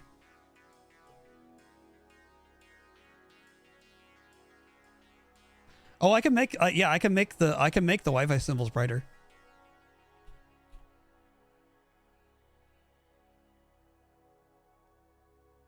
Like I can go in here and just, they won't like super go nuclear, but let's see, it's on eyes. Okay, here we go. So I can, Here's the decal for it. I mean, I can blast it. It doesn't show up much more than that. I was told to not do the purest white because shit gets funky, I guess. There we go. But let me put the emission back where it was.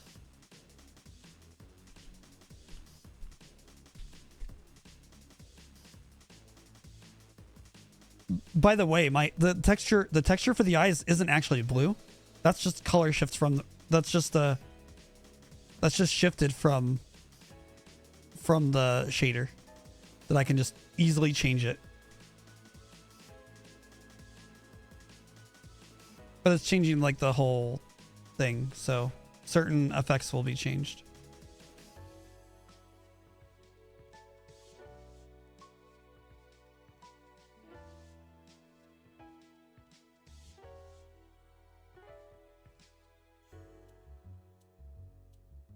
And I have this saved all on another file, so you don't have to worry about me screwing up my settings. Actually, I can probably just...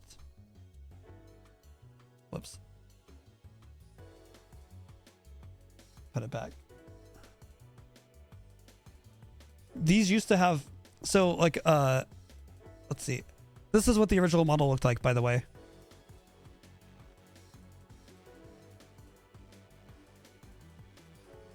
This is the VRM directly from Booth. The power button eyes are modeled in. I had to remove that manually off of the model in Blender.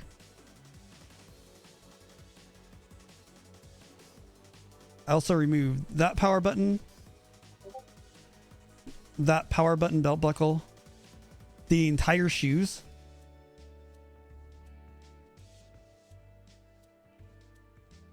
I have not removed the eye patch, but through the node scripting in Vnian, and also will be the same with Warudo. On startup, this eye patch is hidden, but it's still there. I've also changed the outline for the hair, as well as the colors on, like all of the colors on the hair bands. The inside jacket, I've removed the zone logo that's modeled into the shirt. The power buttons on the sides have been removed. I could probably put Wi-Fi symbols there, but I haven't put in the effort. I'm just retexturing. This is just the texture on the belt. Yeah. And then I've changed a bunch of colors elsewhere. I've removed the shoes here, and then I've pulled the shoes off of another, kit bashed it from another model to put it on my character for now. That's the quick of what I've done.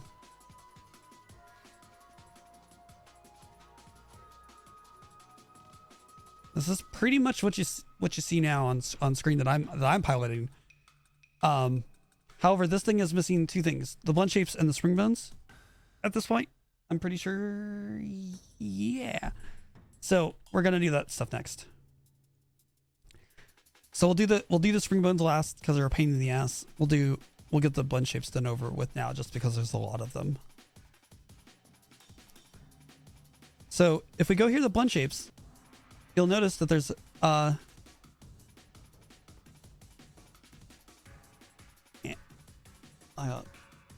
on. I gotta readjust my layout here just so I can see you guys really quick. And then I'll have this to reference, I think. Okay.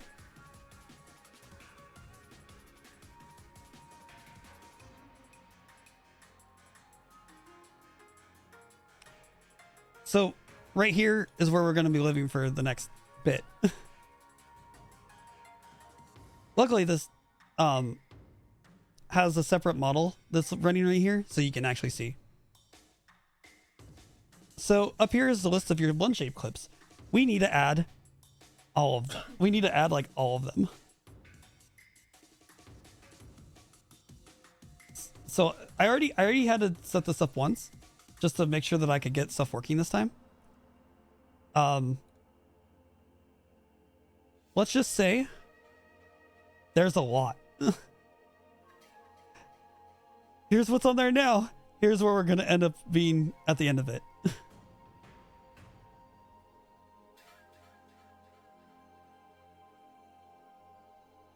Luckily for these, I don't need to copy anything. Oh my god, things expanded way too big.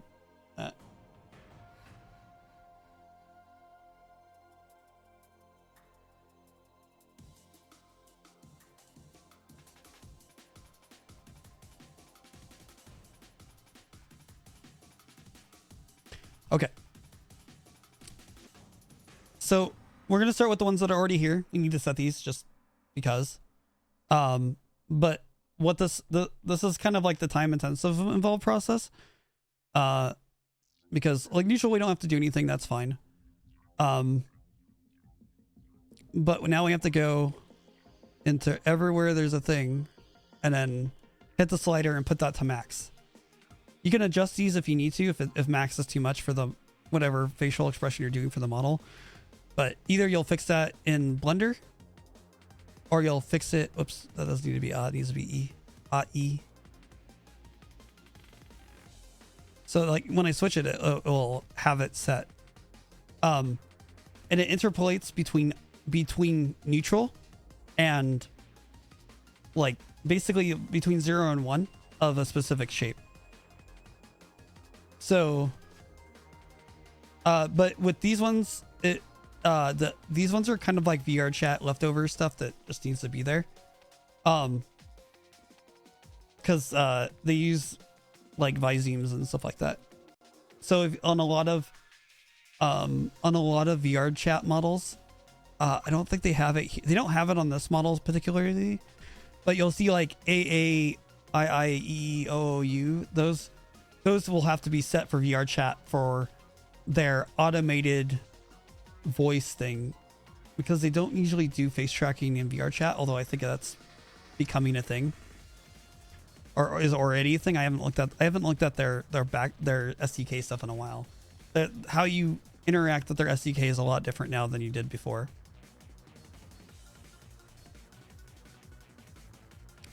But these ones will allow setting these ones up will allow the model to like automatically try to verbalize what you're saying based off of what it's hearing. If you don't use face tracking or proper face tracking.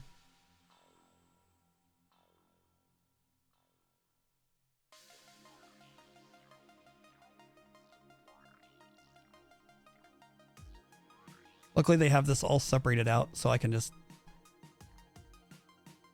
hit these separate ones. Forgot for...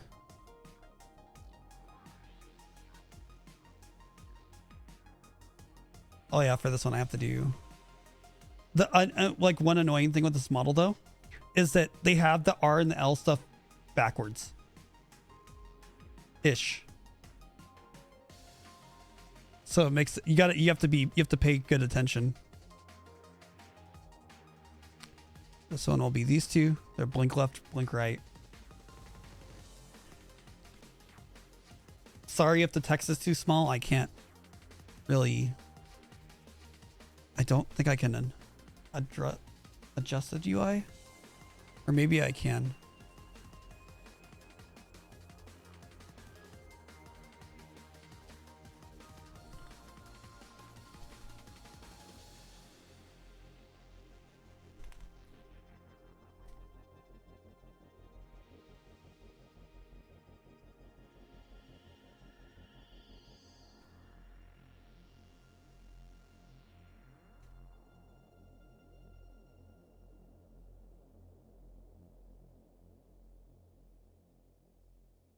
Oh.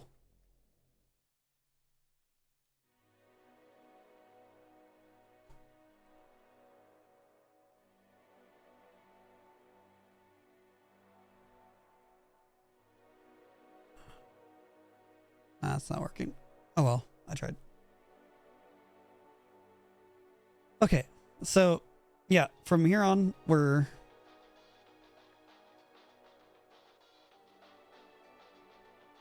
doing some stuff. Unfortunately, I can't just copy stuff over. If I try to, I think things are attached to different things, so it's gonna break it. So I have to manually make these.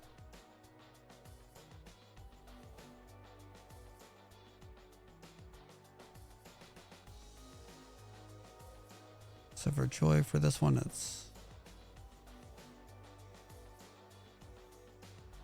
Smile RNL, and just believe that the left eye is actually.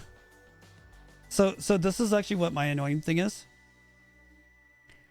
When you're talking about RNL, this should technically be the right eye, but it's because you're looking at it, it's set as left. So you have to be mindful of that.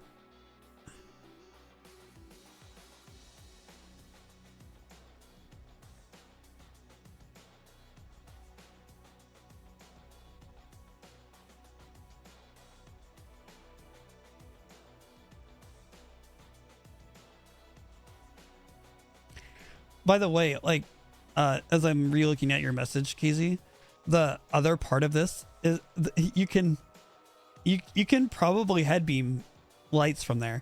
There's with this shader, there is light reaction where if you turn like lights dark, you'd have stuff glow in the dark. You can have you could have all of your color sync to music if you wanted to. I don't know how to set that up offhand, but that is an option. There are options for those things. I don't know how to set that up offhand, but if you really would like to know, I can maybe do a tutorial on it in the future after I research it and get it figured out for you.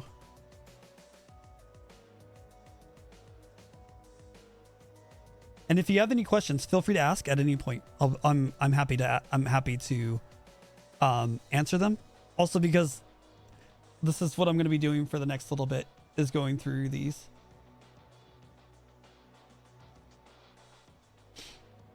I have something to go off of to make this a little bit faster, but I still have to like manually go in here and like click on the thing, then find the right thing, and then adjust it.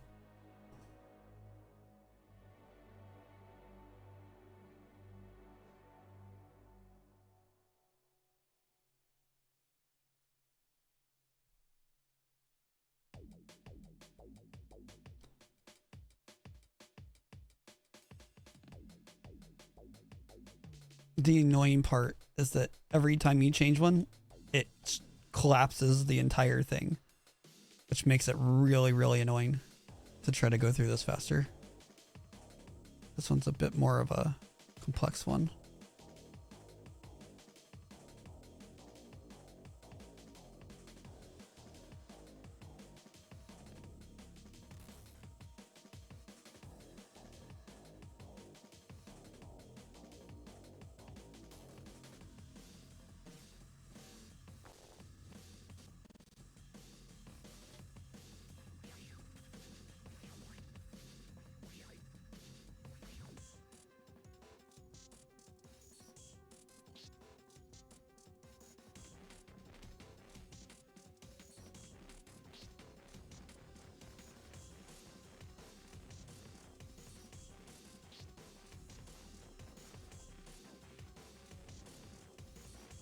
I don't want that.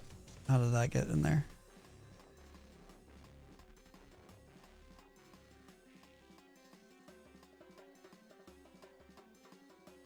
Oh, it's not. Oh, it's angry. That's right.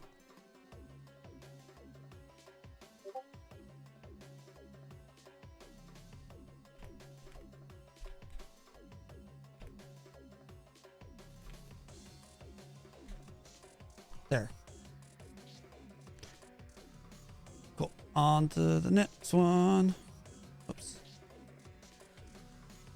What's nice is that they have this like facing. Ah, it's an ad time.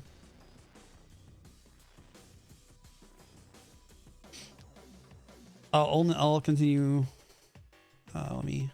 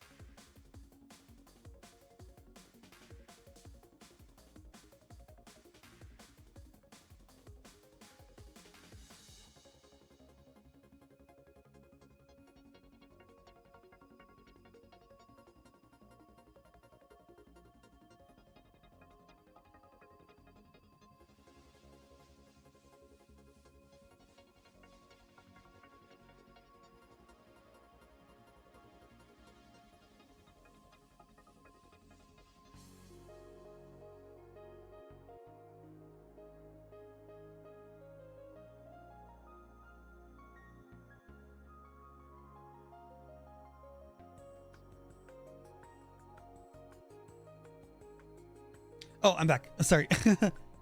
I was reading something. Okay. Yeah. Okay. Now I'm back.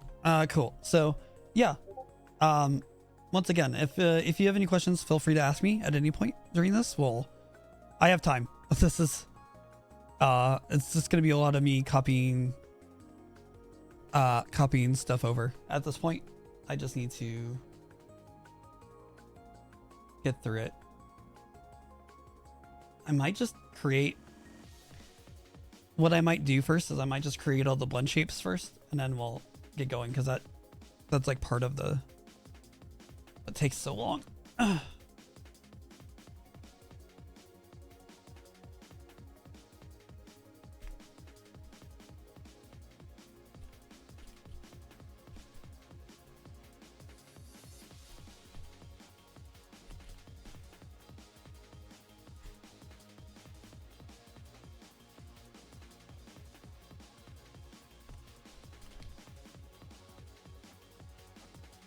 I need to make a script that does this for me. If possible.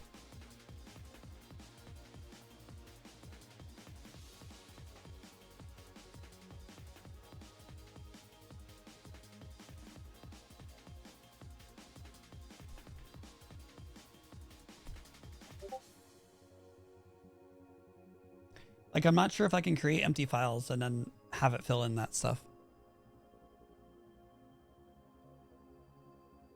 Because it's creating .asset files for Unity.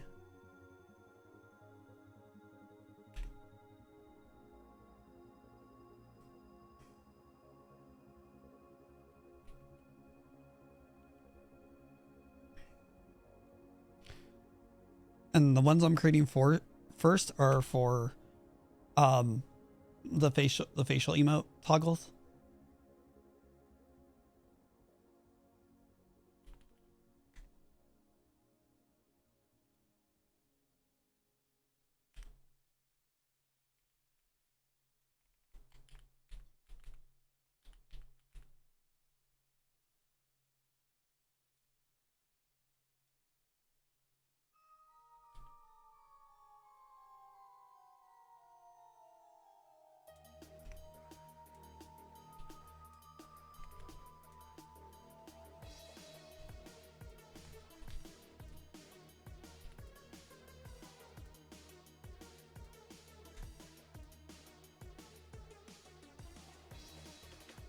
I want to keep these like the correct spelling and stuff just for my own mind, but these aren't the crucial ones that are going to be like these aren't going to, if I spell these wrong, these aren't going to break anything.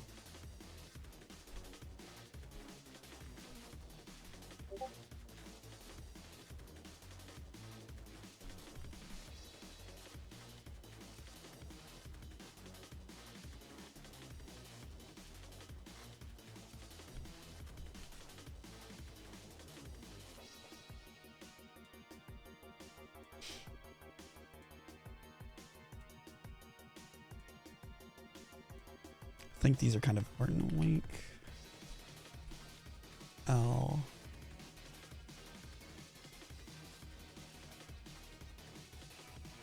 Wink. R. Okay. So, oh, one more. Yeah, one more. Because I have this, but I almost never use it.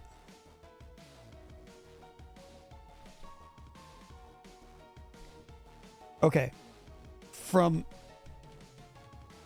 here on out, we have to do the Apple ARKit naming convention for blend shapes in Unity. If we don't name these right, they're not going to populate correctly.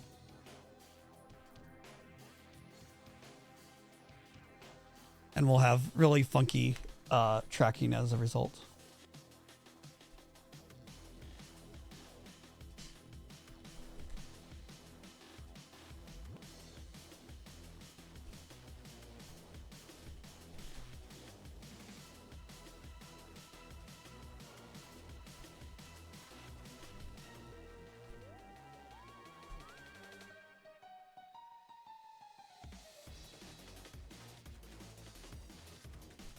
Brow, outer, up, left, brow, outer, up, right.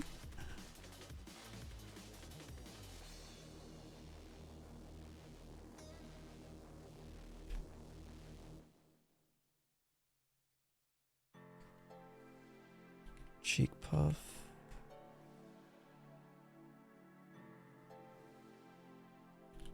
Cheek squint left.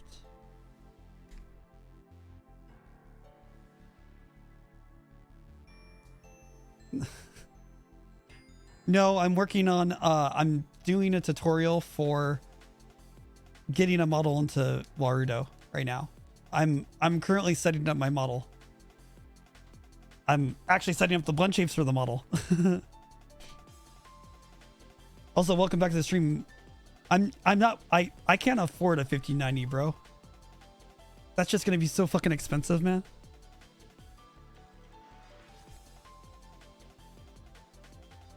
See, I'm on cheek squint right. HEK. SQUINTRIGC.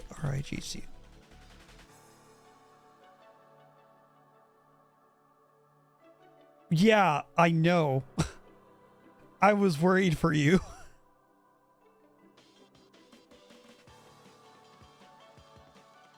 I was like, bro, hitting that VR chat too deep, man.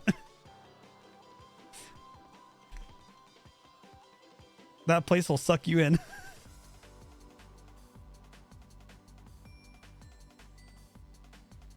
Uh-huh.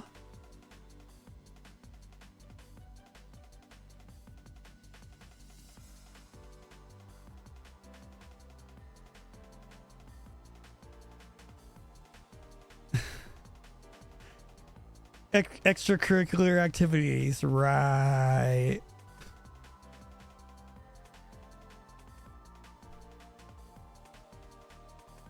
Where am I?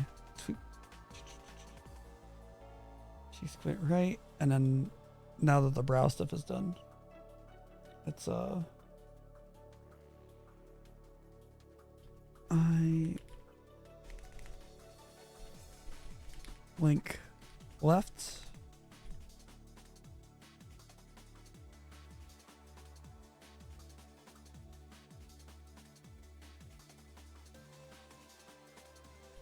I blink right.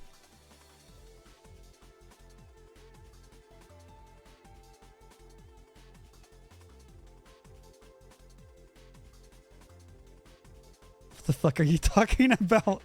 I know they have Udon like shooting maps now in MVR chat, so that's not entirely wrong.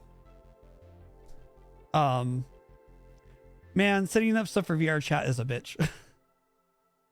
And then if you're running if you're running on a quest not linked to a PC, you're probably running as a second class citizen, because the quest by itself can't handle that much. So most people will show up as robots saying that their models are too heavy for your headset to view.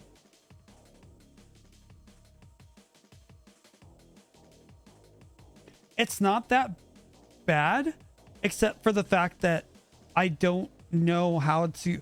I keep losing. Okay, there's only one mod I want to, like, if I were to do like say a VR chat stream, there's only one mod that I need that I don't know how to do, and that's the thing where you look at your wrist and you get the Twitch chat showing up. But face tracking is almost impossible because unless you have a headset that's doing eye tracking and stuff for you. And it gets tiring being up and walking around for a while. So it's not so much to micromanage. The other part that I don't like as a broadcaster, the other part I don't like is the fact that all stereo audio is set to what you're hearing, not what the viewer is seeing. So if you have someone off to your left, it will show up to their right.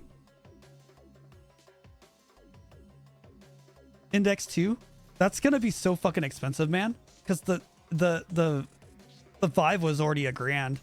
Like, I would like to get I have like the index controllers like favorited on or wishlisted on Steam, but like those by themselves are like $275. I ain't got money for that. Because that actually provides some hand tracking.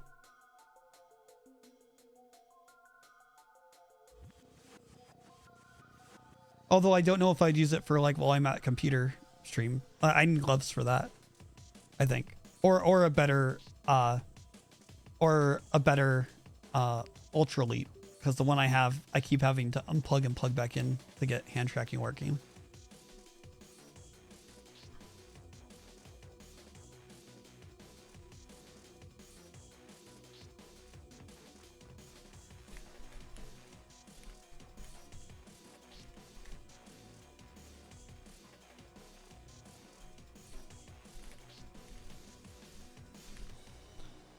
I really need to figure out how to make a script to make these.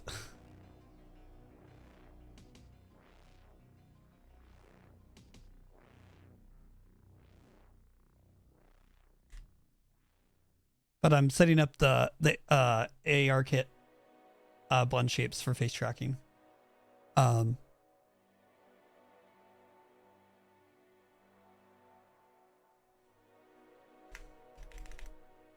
now.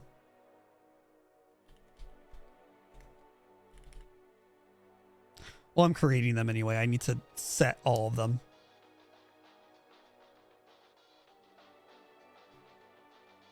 I look down right, I look in left. And it has to be spelled exactly like what I'm spelling these. Otherwise, these don't work. These have to have, every word has to be capital letters, and it has to be like these sets of words. I look in right. These will make more sense as I go through them, but I'd rather just create them first because that's like half of the thing. I look out. Whoops. Out left. Whoops. EFT. Okay. I look out left. I look out right.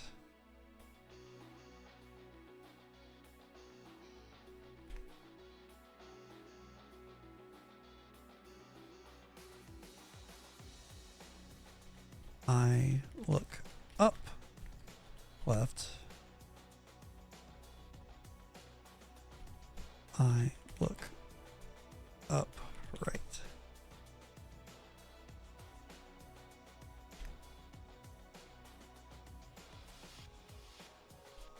I squint left. Thought I did squint. Oh, that was cheek squints. These are the eye squints now. There's both of these. I squint right. I wide left.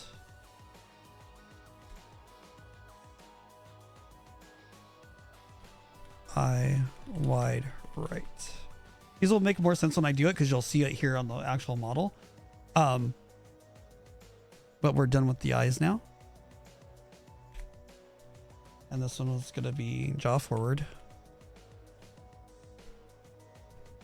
which won't really show up that much, but it'll do something. Jaw left.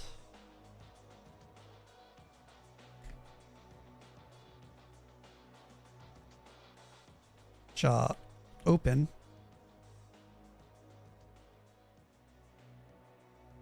Jaw right.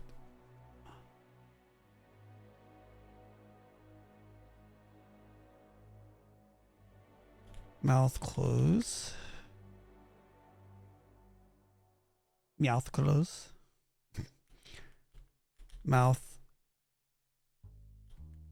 dimple left. Mouth dimple right, I think. Mouth dimple right. Yep. Mouth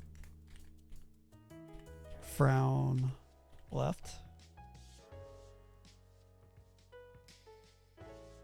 Mouth frown right.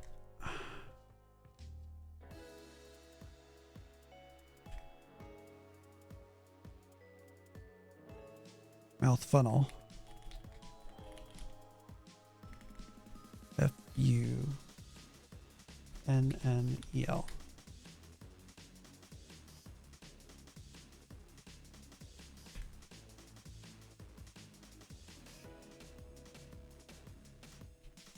Mouth left.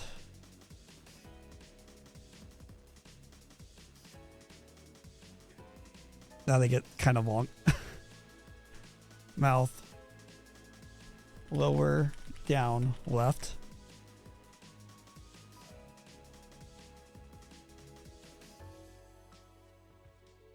Mouth lower down right.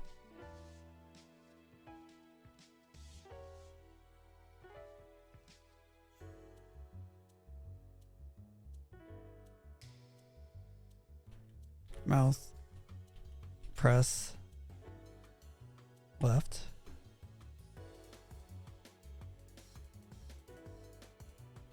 Mouth. Press right.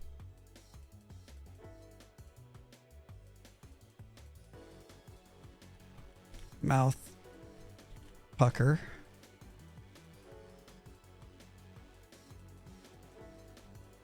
Mouth right.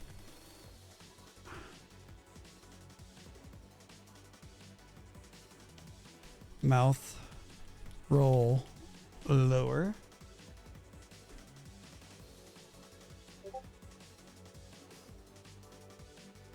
Mouth roll upper.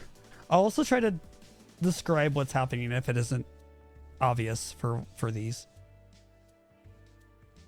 It's better if I just have these made first, because just like going here and putting in the name correctly is like half of it. Mouth roll upper.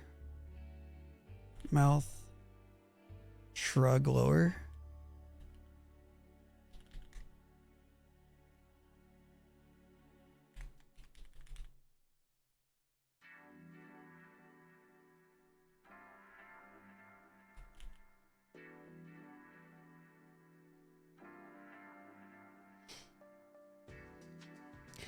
So, like, when it comes to, so I was sort of involved with testing for Oculus back in the day.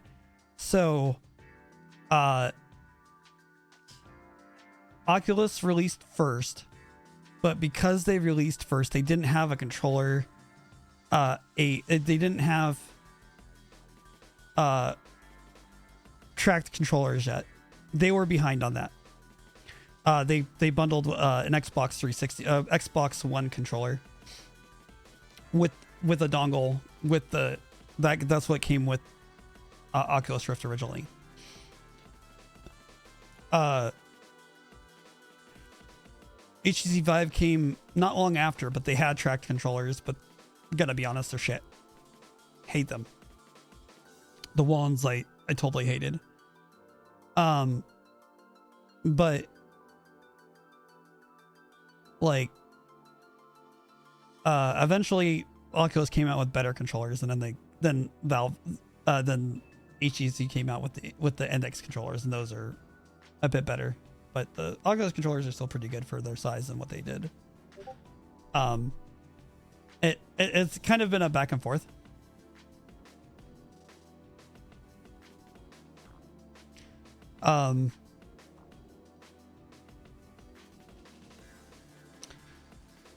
HTC is behind the Index too, though, because the Vive was HTC thing, but everyone calls it like it's got Valve's name attached to it because it released basically with their platform. It released for Steam mainly, that as the platform to connect with automatically. So that's the reason why. But it's more of a, I would say it's more of a collaboration. Let's shrug upper.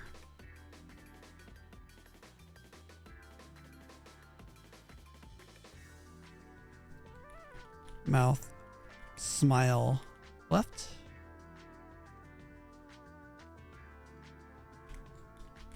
Mouth smile right.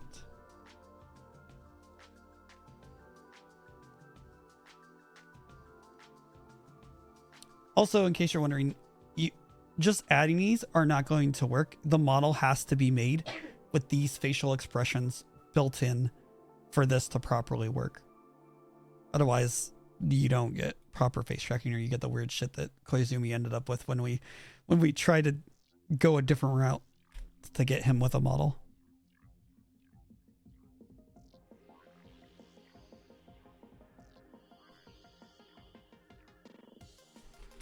Mouth. I always have trouble spelling stretch. STRETCH left.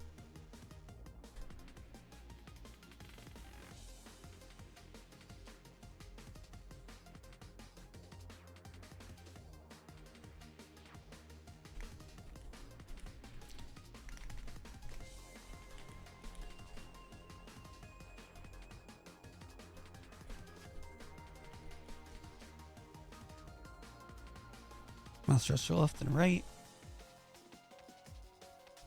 Mouth. Oops. Upper. Up. Left.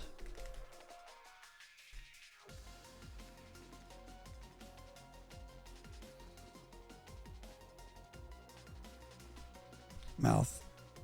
Upper. Whoops. Upper. Up. Right.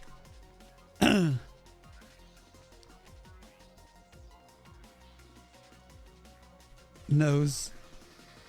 Sneer. Left.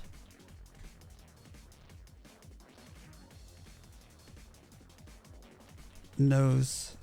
Sneer. Right. And the last one. That's pretty self-explanatory. Tongue out. There we go. That's all of them. We made it. Okay, so now we just have to set all the rest of this up.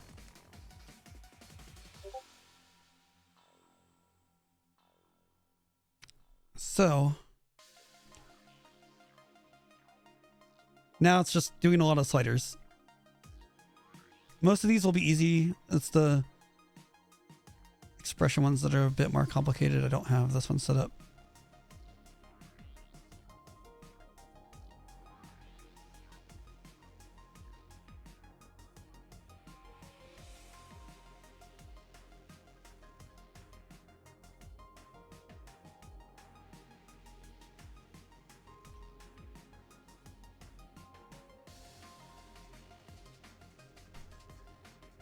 So for fun, it's just that one.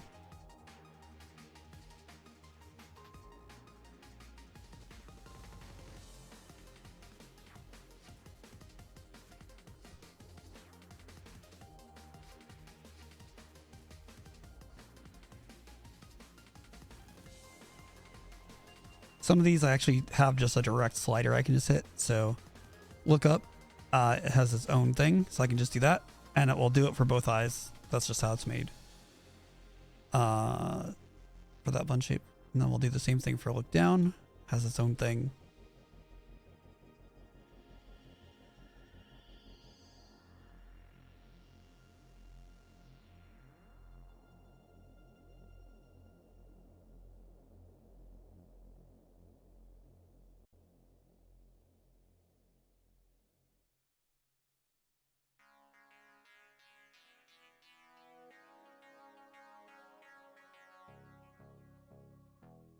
How was I handling this one?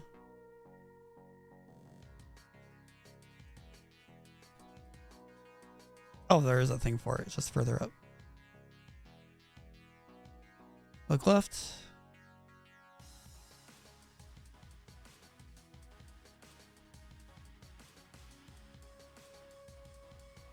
So look right here.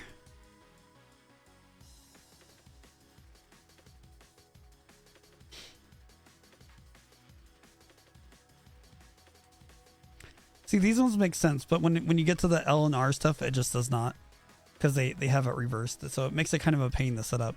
You'll get weird tracking if you don't set these up correctly.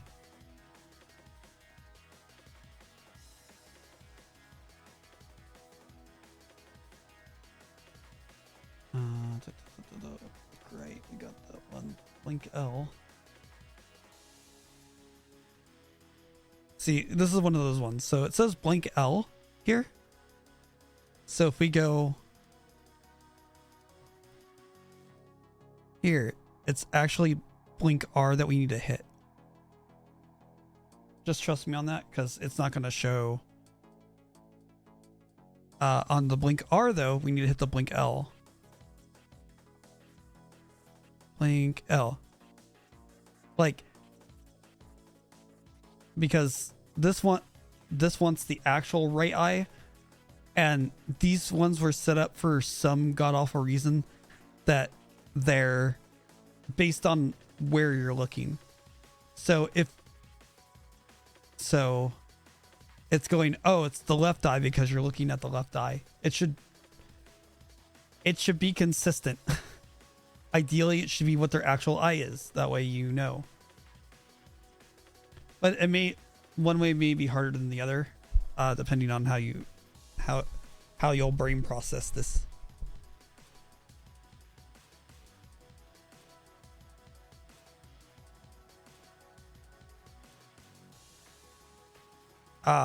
Next one is the important one for me.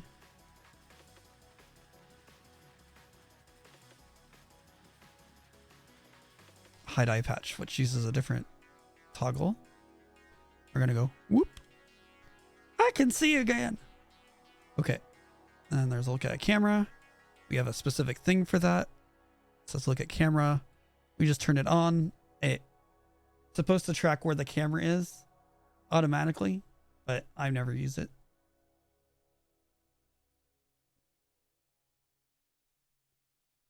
That's for me.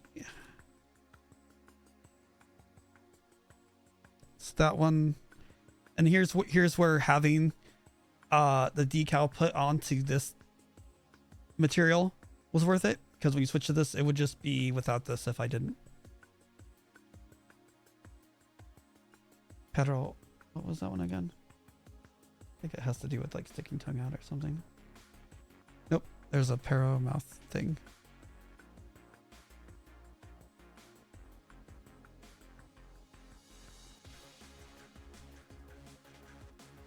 Oh yeah, it's that. Like the tee tongue. Cool. So that one's done. This next one is a gudu, which is the spiral eyes. Once again, changing the color in the material helped here, so it doesn't turn up with a red eye when doing that, unless that's your thing. There's definitely flexibility with all of this.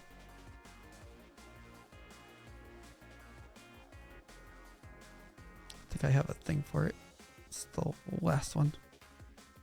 This is like I'll say is the sweat drops on the face. They're like right here, right here. They don't show up too well, but like, you don't even have to save. These are already set, and so when they hit 100, this will show up on the model. So surprise is the next one. I think this one was a bit more of a... Okay. It has a bit more. So we got a surprise toggle. So we hit that, but we're also going to hit...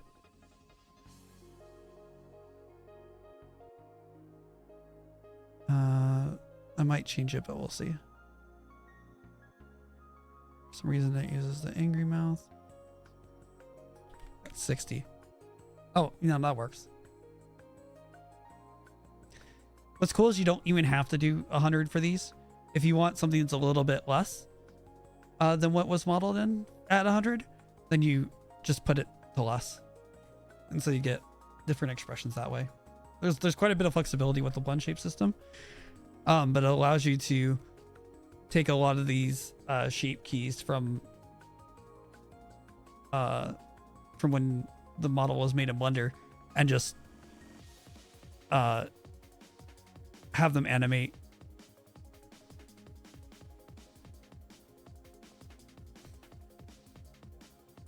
I think this one has it. Kazari. Is there a Kazari one? I think there is.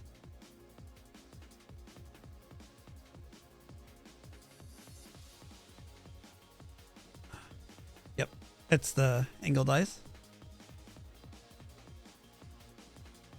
There's Puku.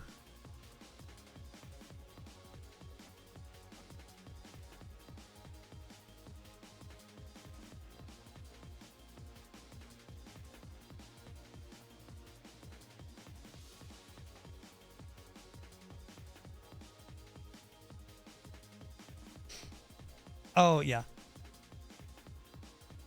This one's a combination of a couple things.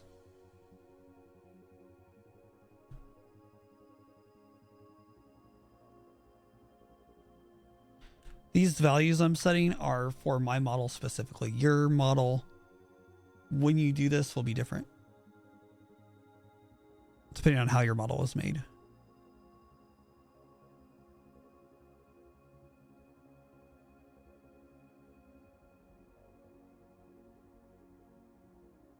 Where is it?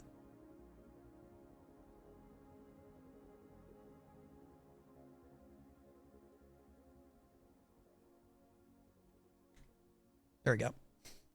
Puff out the cheeks.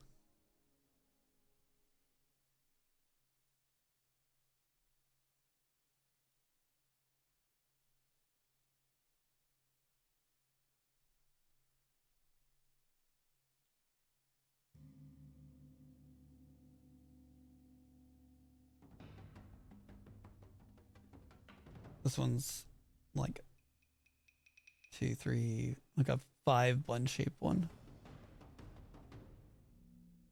This is what was on the original model, so I'm just replicating them here.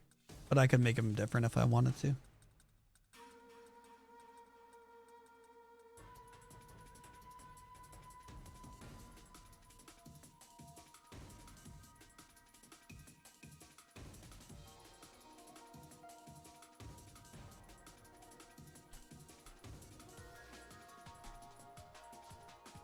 In theory, though, with these type of things, unless you're doing like big changes, you only have to set this up once.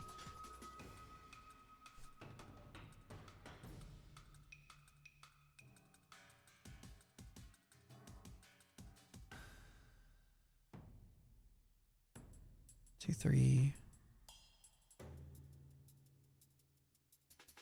And this one's a 5. Okay. Fired. Some people have seen this one from me. It's the only one, it's the only model I've seen so far that has a tired. I'd probably, when I have like my actual model made, I'll probably be having this in there somewhere. For some reason they call the bags on the DIs Kuma. I guess it looks kind of like a bear.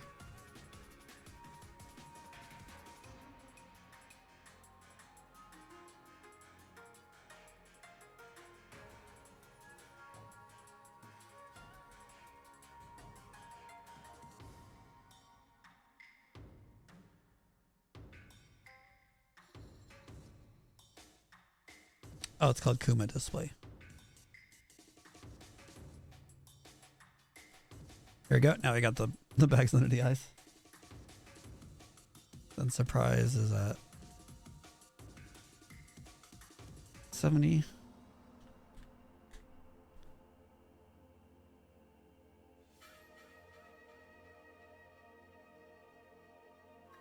Aijito RNL. Those are also at 70.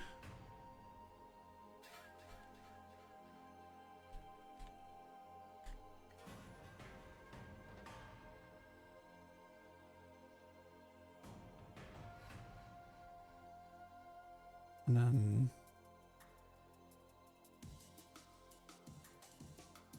said RNL. Rouse said? Yeah, Rouse said RNL or 100. We're getting there. Now we just have to do mouth Engi at 60. And there we go. Takes adjusting a bit, but you can get the desired face effect.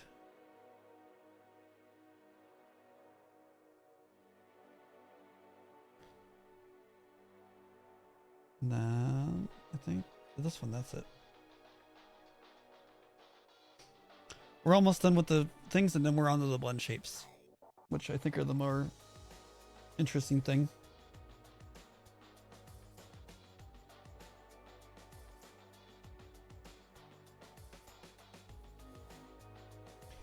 Okay, so this one's Jitome.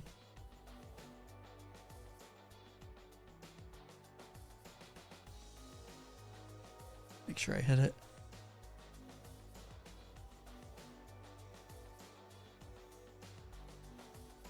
Boy, oh boy, is it annoying if you forget to switch it over, because then you're just overwriting the one that you had. This one is both of the Jitos.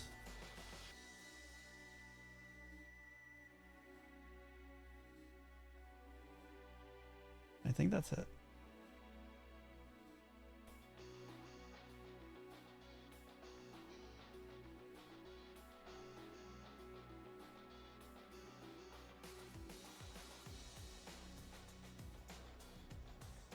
Smile R.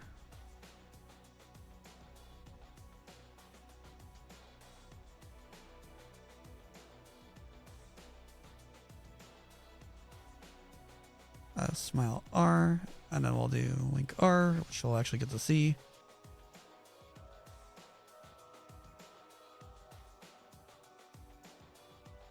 There we go.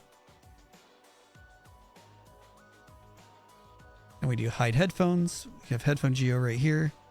Activate hide headphones. And look at that, no headphones. Won't be using that often, but at least I'll have to toggle for it if I want. What's kind of cool about having specific blend shapes for this stuff too is that, let's say you want people to change your avatar clothing or something, that if you have like different clothings and stuff like that, you can have that all set the blend shapes to be hidden and unhidden and set redeems to that, and it'll work because it'll just like trigger it.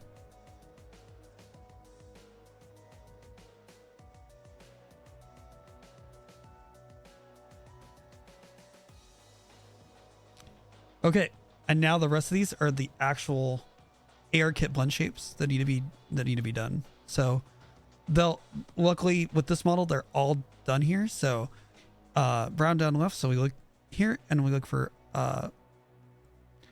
brow down left right here. Oop.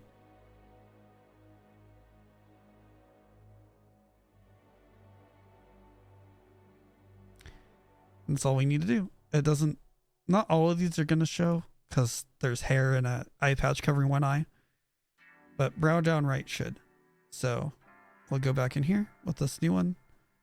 Brow down right, boop, and that's where it's at. Go to the next one, brow inner up, which I think that's both eyebrows going up.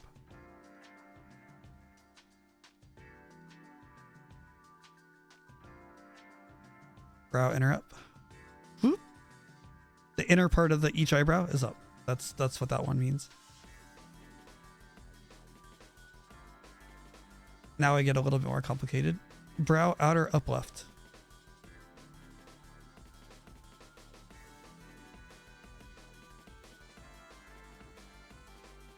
Brow outer up left. Whoop. You're not going to see that one because it's showing up.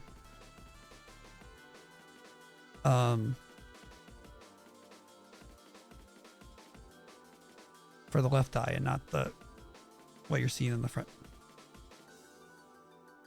Brow outer up right. Brow outer up right. Okay. Boop. It raises the outer part of the eyebrow up, and that's the same thing that happened on the left eye.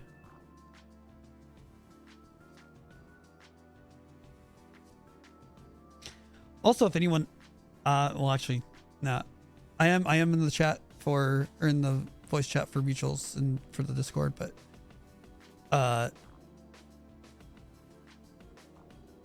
maybe a bit after, unless you have questions, then you can come in. Okay.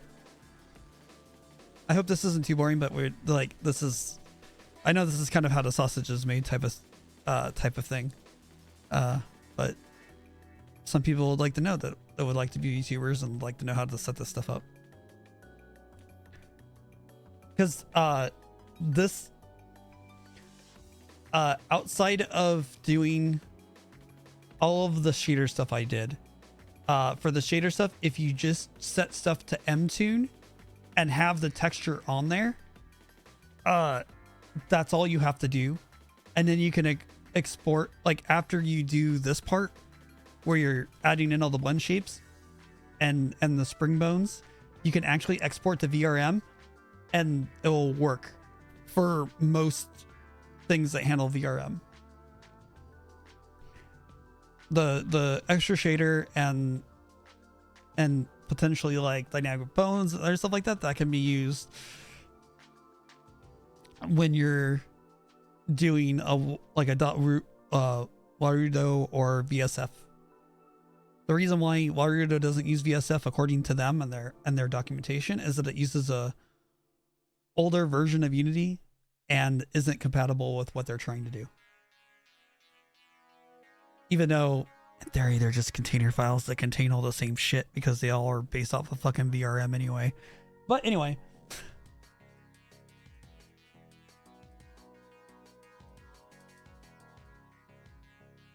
Like all the setup that we're doing would work in VSF as well. It's just that the output's different. I don't know what they're doing on the back end for their container. So we did the cheek puff. Cheek squint left.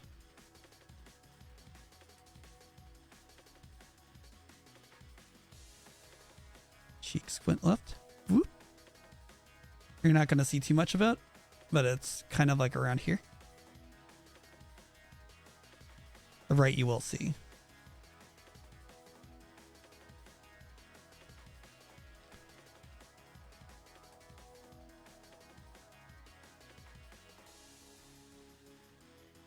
Cheek squint right. Whoop. You're not going to see too much, but the mouth moved.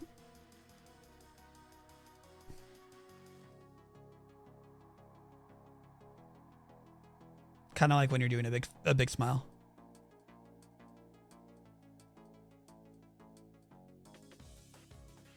Also, another thing I wish I could do, I wish I could just use arrow keys and move through these.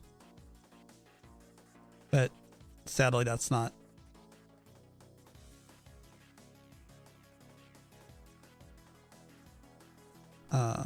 The option.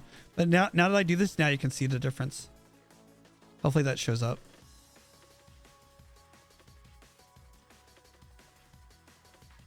A lot of these are just going to show up as like minor face movements, but when all together you get full face tracking, which is like crazy good full face tracking.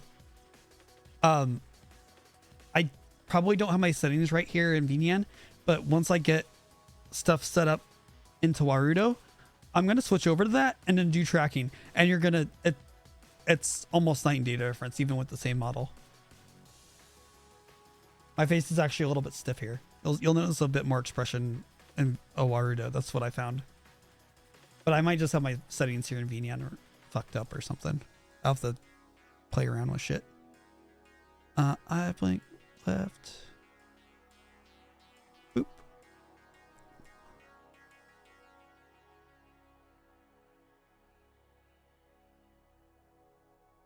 Blink left. You'll see the right one.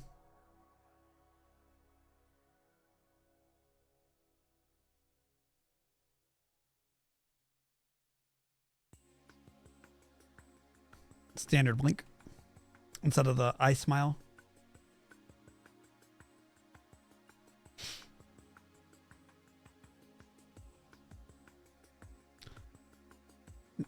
Now we're getting into eye movements, which are really important. This one is I look down left. I look down left.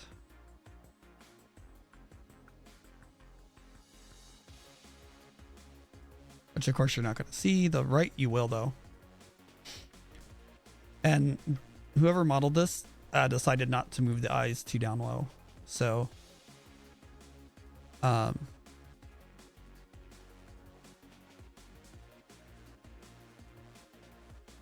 look down right. That's as far as it goes. It goes from center to slightly down. Doesn't go any further than that, unfortunately.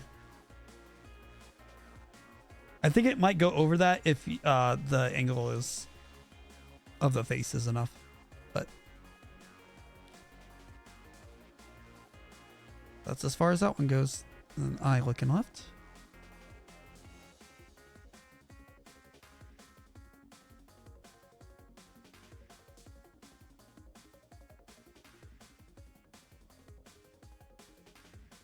This is where like the face can get really goofy when you're working on it. Because like if I go eye patch really quick, you start getting shit like that where they're looking cross-eyed and stuff. The reason why I don't keep this off is that I would have to apply this to every single one of these blend shapes. And fuck that. No. Also, I don't want it, since these are the blend, I don't want these affecting with the eye patch. Otherwise, if I miss one, it'll flicker in and out, depending on how that is. Or it sets and unsets it. It has the potential to do that, so. Eye looking right will look pretty good.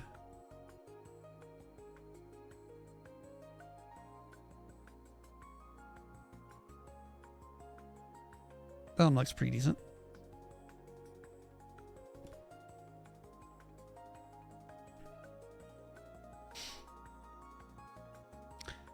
I might make another like face expression with these next two.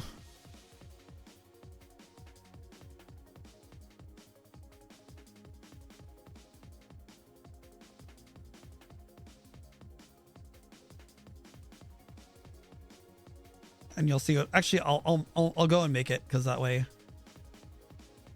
you guys will see, because I feel like this sometimes, by the way. I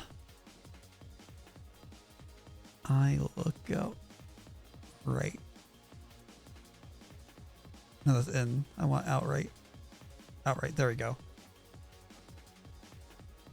Because I can make a new blend shape like mine gone, right? I can hit that and I'll have to undo this, but I want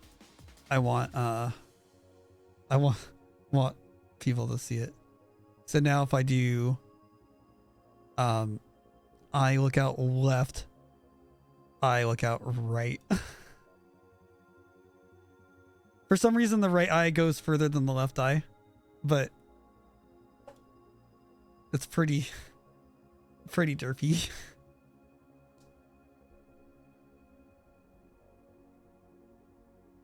You can literally name it anything you want though too. So we'll go and not activate that, but yeah, that's what that one will be.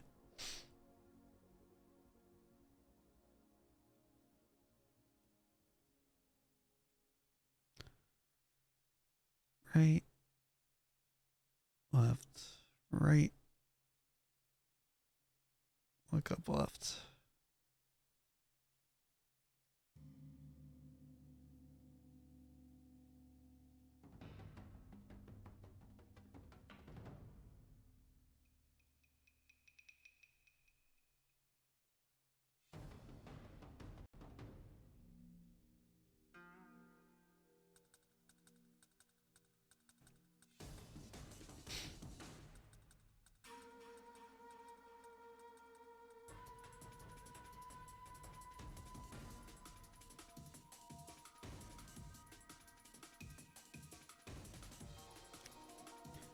Eye squint is pretty explanatory.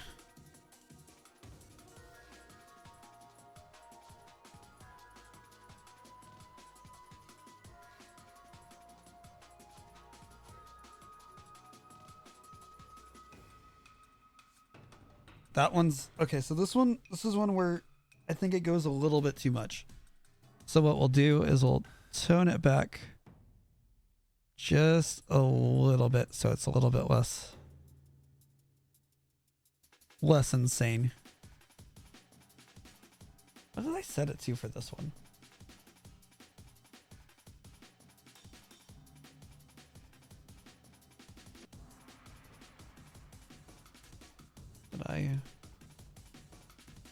What was I happy with? About 50?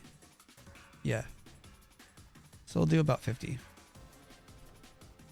Because you have to remember, this is the max that will go. But it's not going to like tear the face apart at least. what we'll do is we'll go back to this one even though we can't see it, and we'll do the same thing so it's even. At the very least.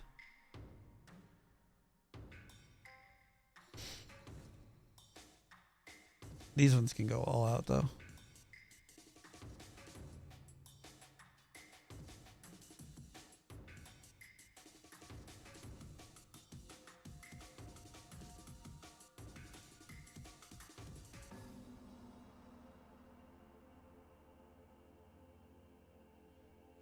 This is built into the model. I still don't know how that works, where it actually like shrinks the people and stuff. But that's how the eye wides work, which is nice. So, like, it kind of shows, but it's not gonna show that well. Like, just watch the the tip of the chin.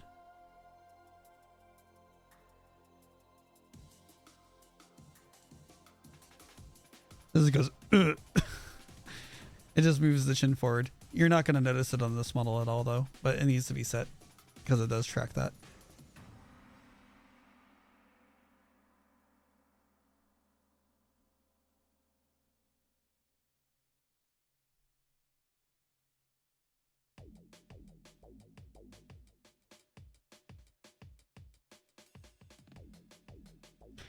It just ever so slightly moves it to the left.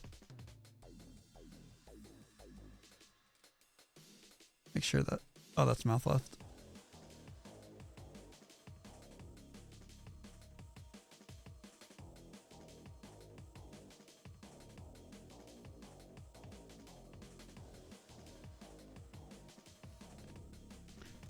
Yeah, make sure you don't click other stuff.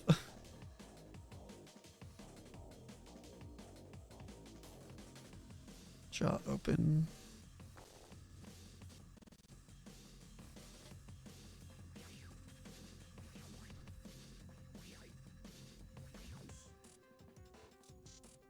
There is some overlap with some of these though, for some reason.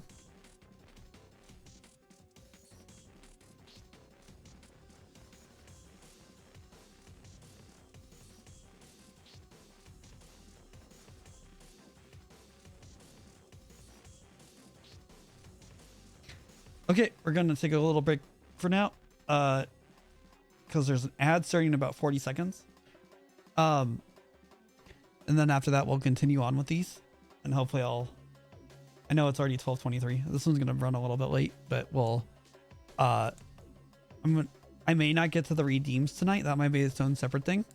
But we'll get to importing the model and then getting tracking going so that you guys can see the results of these efforts. Okay, the ad is starting in about 5 seconds, so I will see you guys relatively soon.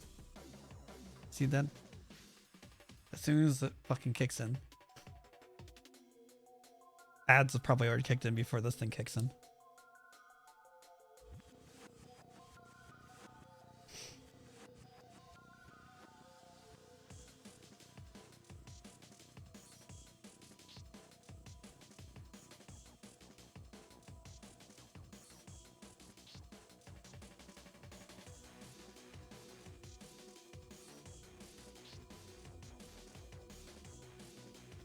Whenever it decides to kick in.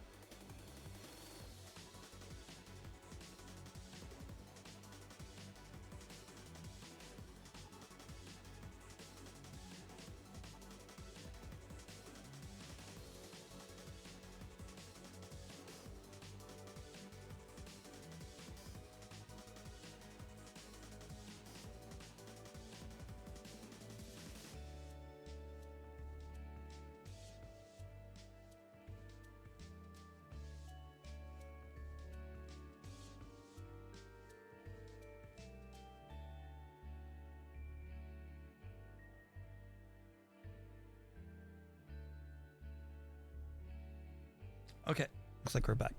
Let me... Oop. Wanted to give myself something bigger to notice for when it's back. Okay. Big stretch. Okay.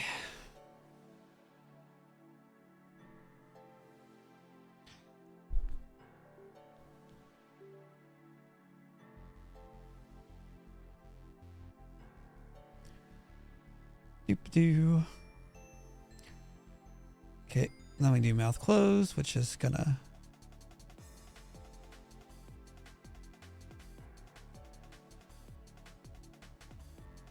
do some weird shit. I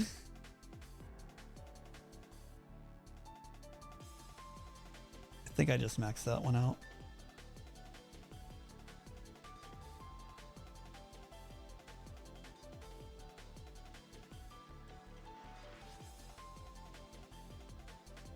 Okay, yeah, no, that's what it is. And then when you start doing mouth dimple stuff.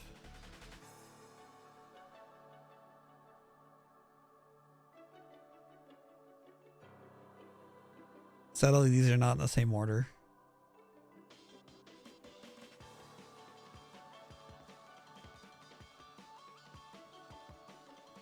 Yeah, you're not gonna see that one.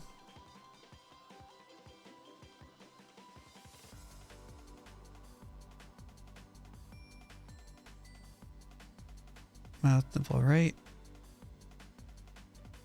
Yeah, you're not gonna see these ones at all.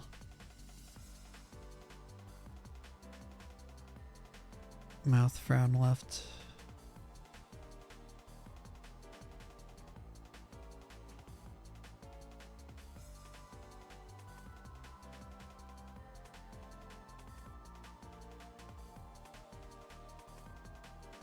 Mouth frown right. The reason why these are separate is that they're individually tracked and people don't have symmetry in their face. So even though we mostly like raise up both sides of our mouth, they might raise up not to the same exact spots, and this will track that. Mouth funnel.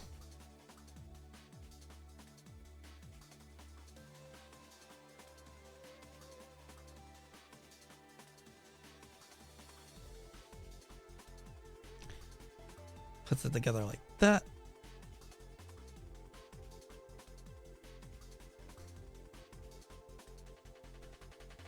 Mouth left.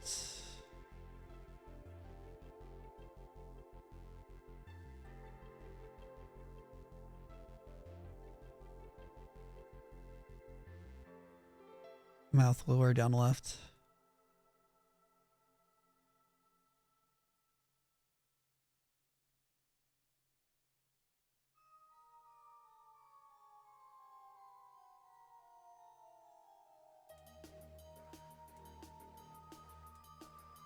It's like the top coming over the...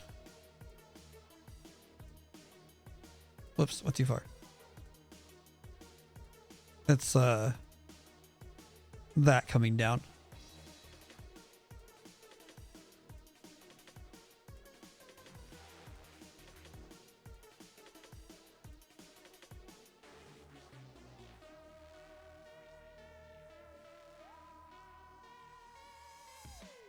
Just little things.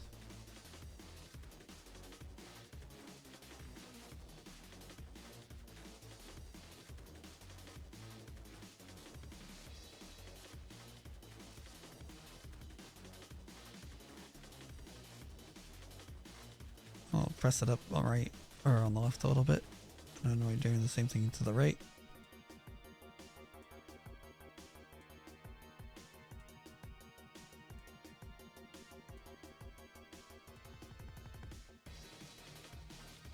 Mouth pucker.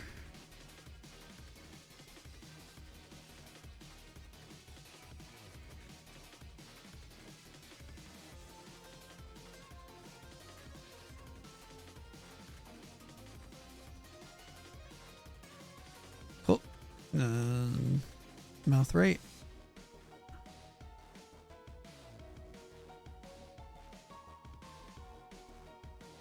actually slides it over to the right. Left does the same thing, but it's not noticeable at a distance.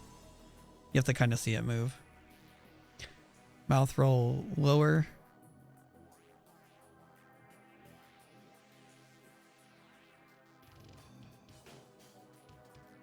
Where you're rolling your bottom lip up. Rolling it in. The upper is the same thing, but the top lip that you're rolling in.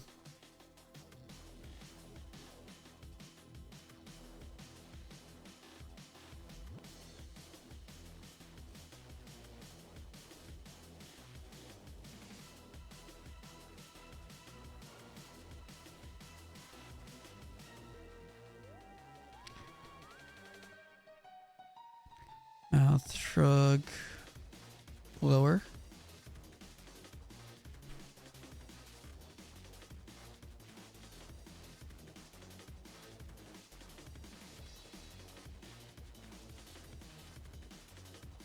Mouth shrug upper.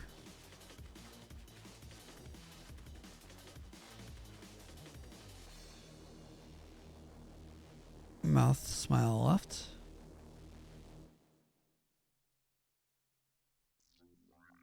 As you can see, it's set up for the smile. Mouth smile right.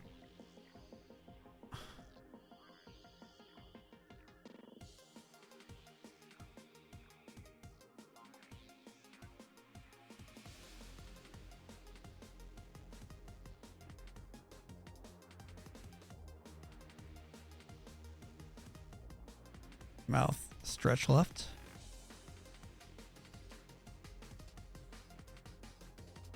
That stretches out.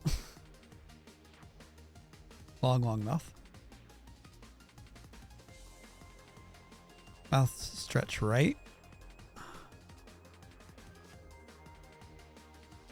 No, that's press right. I want stretch right.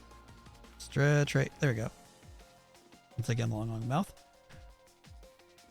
Fits many loops, brother. Mouth upper up left.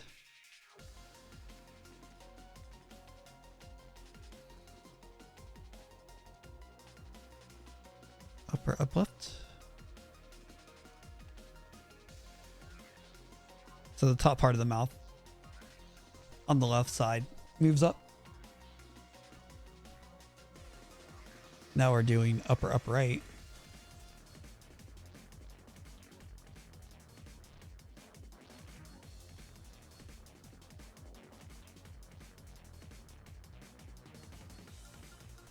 Then we start doing nose stuff. Where'd they hide that? Nose.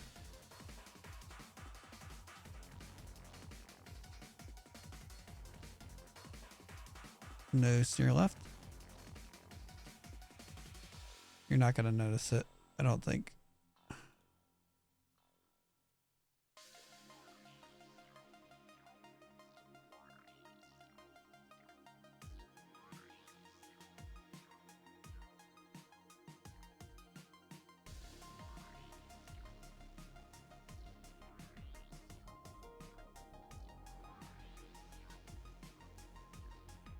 Don't know why it does that, but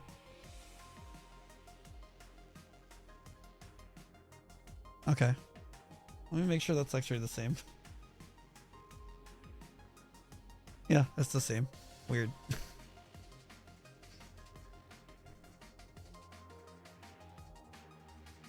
Tongue out is an obvious one. We have already done the mind gone one.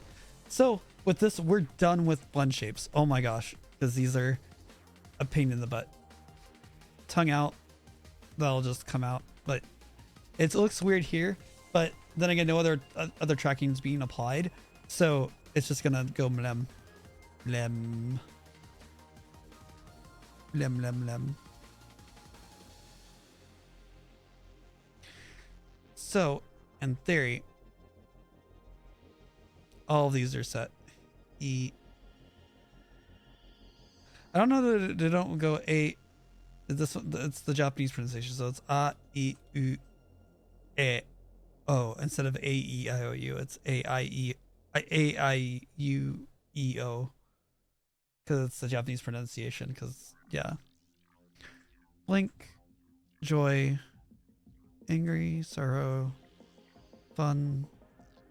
Look up, look down, look left, look right, blink L, blink R, hide the eye patch, look at camera,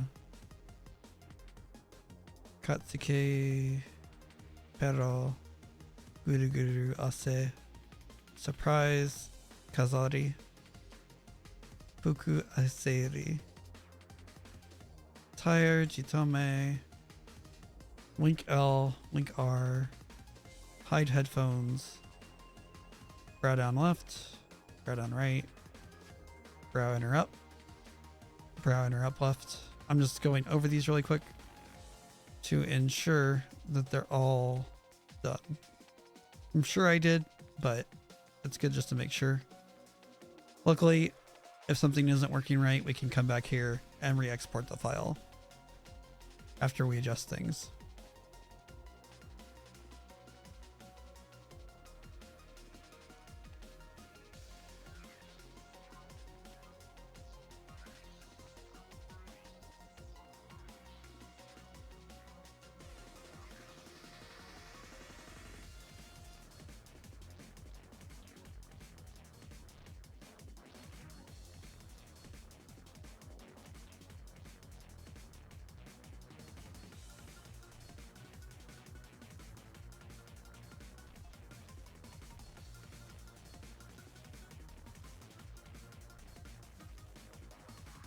Okay, cool. We're good. So we're done with blend shapes. They're set. We don't have to mess with these anymore unless there's a problem with one of them, in which we can, like I said, we can come back in here, re-edit and stuff like that. Cool. So the last thing we're going to do before we export the model is spring bones. Because right now, if I were to move the head, well, actually I can show. So like if we hit play for an editor, give it a sec, and we go back into scene, and we click on our model and we move them around, nothing moves at all. They just slide. There's nothing going on. No physics. Cool. We need to fix that. For this, I'm not good with this, so I will be recreating it from another thing. But I'm going to try something because for some reason I couldn't get certain things to work. So what we'll be doing is trying to edit the prefab and adding in these things here. I don't know if I need to. Actually, let's try it without, and if it doesn't work, then we'll have to try it with. So let me back out of this real quick. So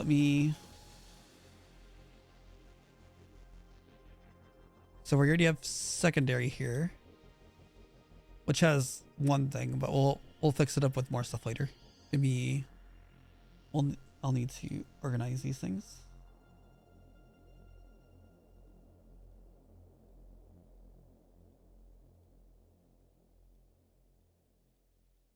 Don't have anything set to the jacket, so the jacket's not going to move, which is fine. I don't want it to move. We have some stuff set to hips. So a lot of what this is going to be is me copying in values. I don't understand this stuff fully. So I understand it, but only so far. So I'm going to be adding a component called VRM Spring Bone Collider Group.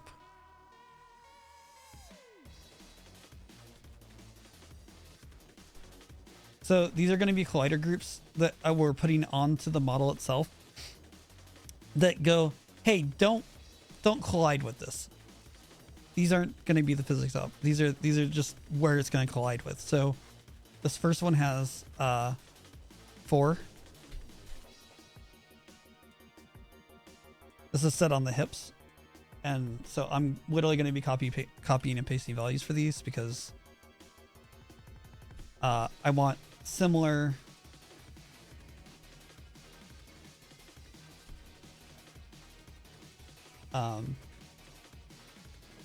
Similar functionality to what I currently have.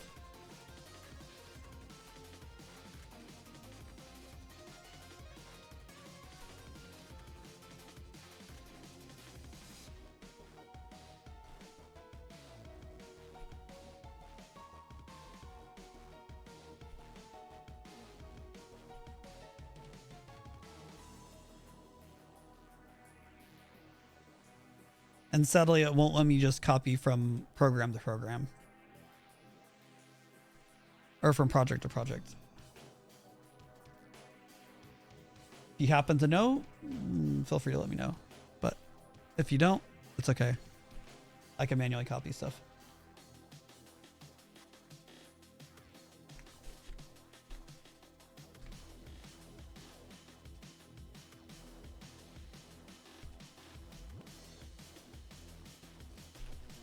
If I remember correctly, there's like 16 of these I have to add.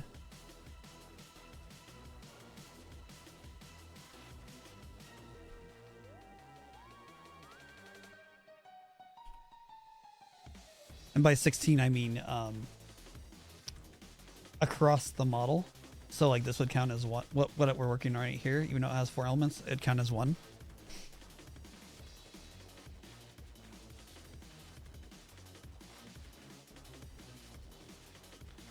I already fucked this up. I gotta fix this. Okay, give me a sec.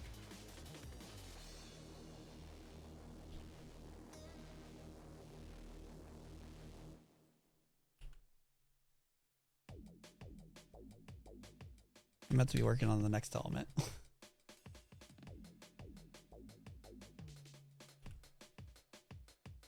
You gotta be careful with these, because if you do it wrong, your physics are gonna be weird on your model.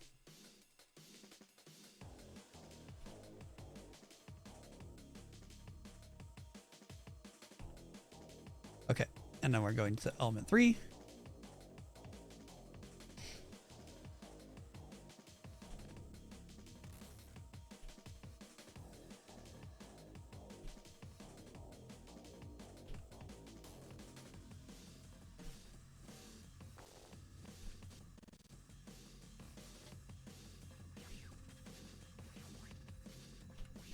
Okay.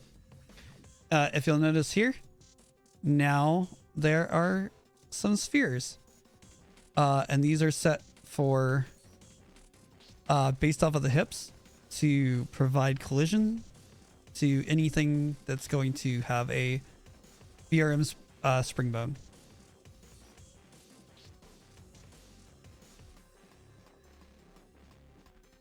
And so those are to cover the hips.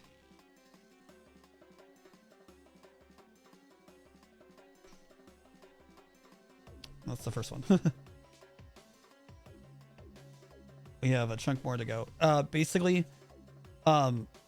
arms, head, neck, and upper legs and body are going to be covered with these purple spheres, or collision spheres.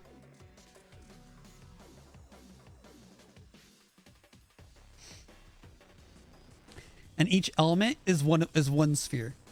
So you're setting where its X, Y, Z coordinates are and how big the radius of it is.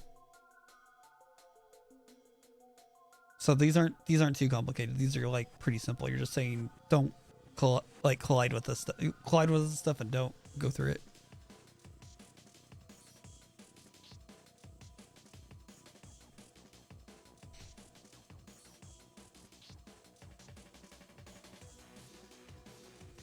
So it's going to be hips, upper leg, upper left leg, upper right leg. There's one on the spine. Or both parts of the spine. There's 2 spine listings here.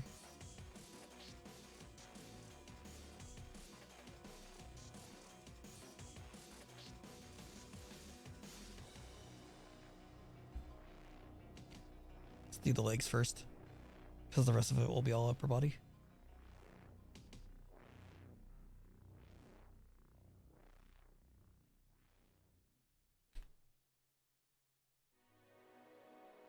So this one will have 6.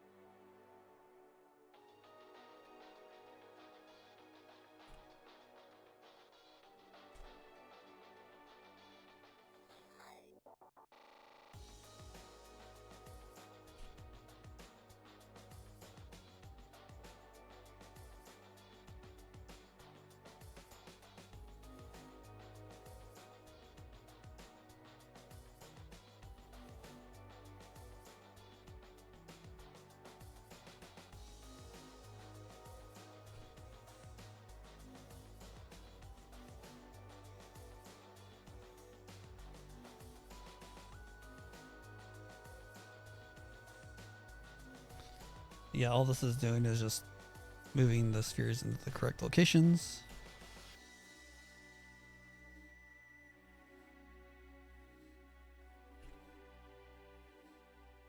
Yeah, as you can see there, there's a few showing now.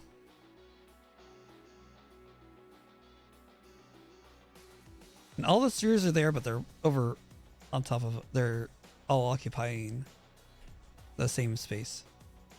So we just brought one down and made it smaller. And now we're going to bring another one down.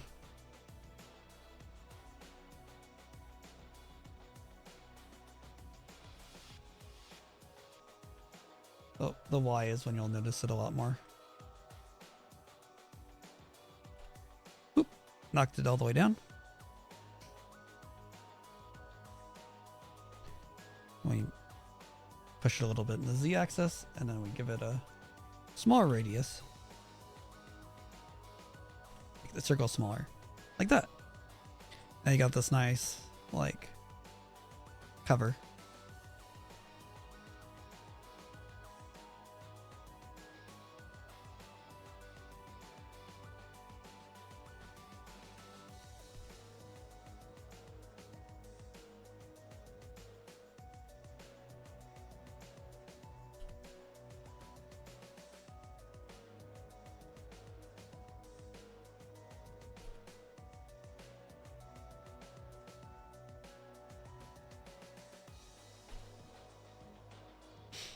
Look how clean that is.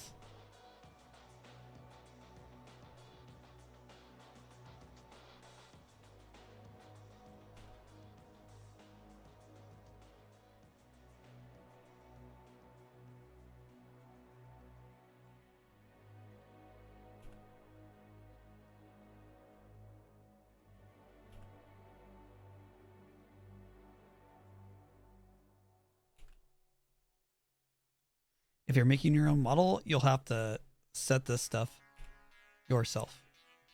And a lot of it is just playing around with it till it looks right for you. And you might be like copying certain values over because they're should be roughly in the same spot, but they're I think for this one they decided to go, since the leg is slightly bent, to adjust it that way.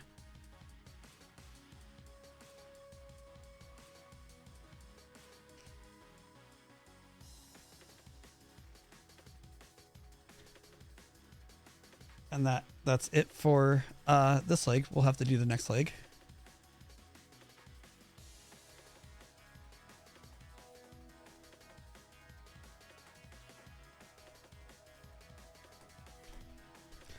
A trick that you might want to do for this too is that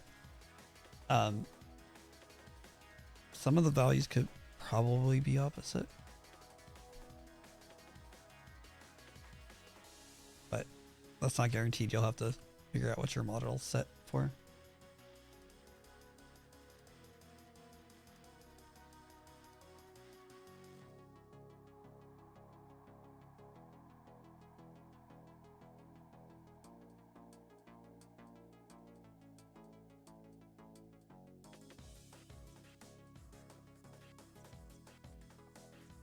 Let's try keeping these the same.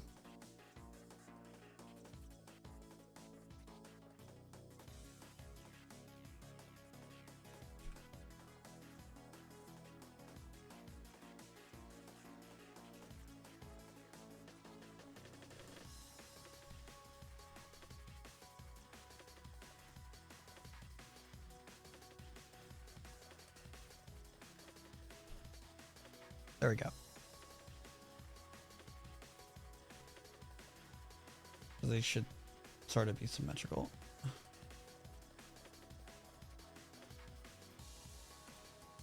As far as collision.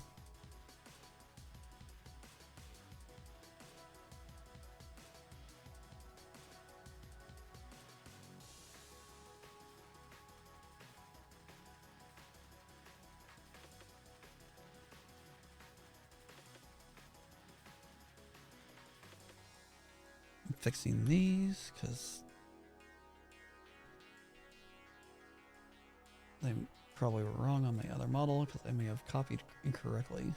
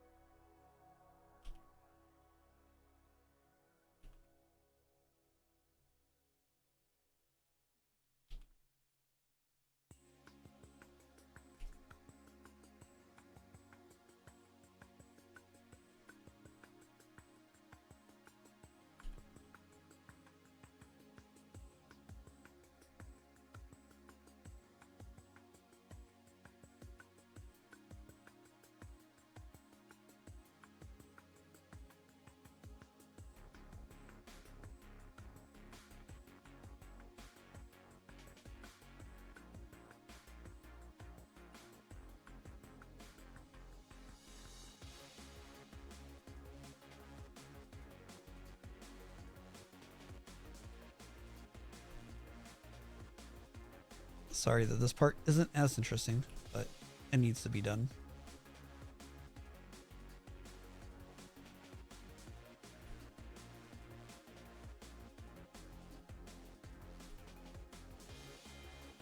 Because if I don't do it now, I'll have to do it later.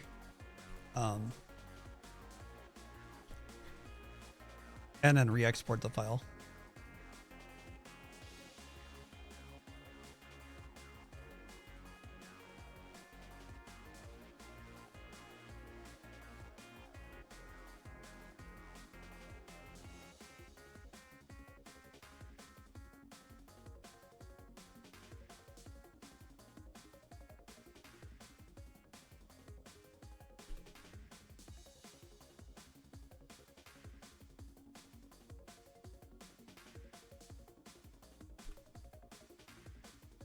Okay.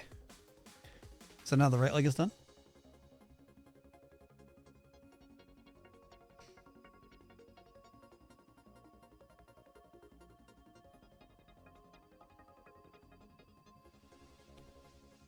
Cool.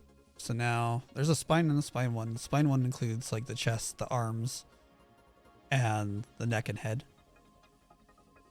Spine is like lower back spine. And they're just throwing the belts underneath that. These belts I won't be putting anything on right now because those will eventually be dynamic bones for now. I can't really do much with the hair because what do you call it? Yeah. They'll actually be spring bones, but we don't have to put colliders on them. Those will be the spring bones, and they'll be colliding with.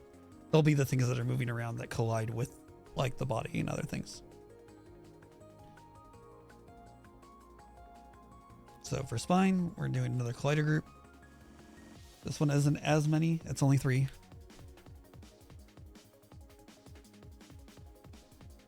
And we add in the values.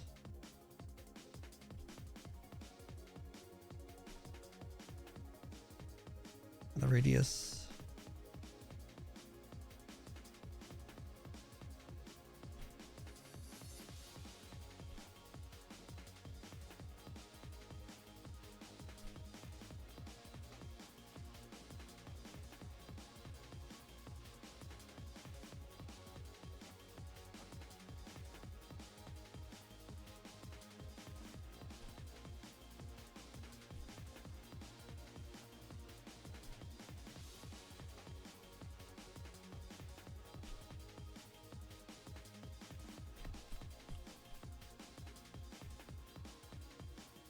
And that takes care of the lower spine. Not touching the belts, but we are touching that one with the upper spine with another 3 colliders.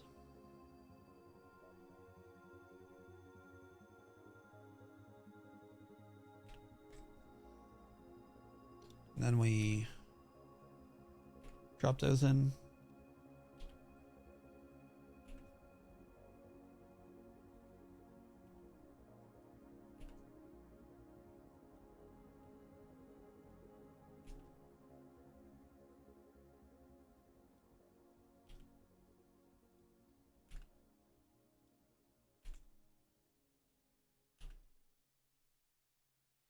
Honestly, this stuff, like part of why I'm also copying it in, because it will take a while.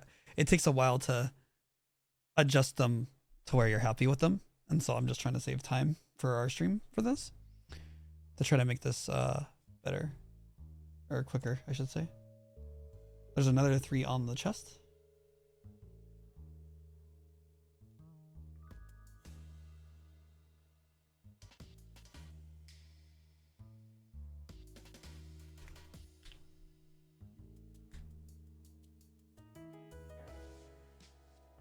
Like I said, there's like 16 of these, so that there's quite a bit.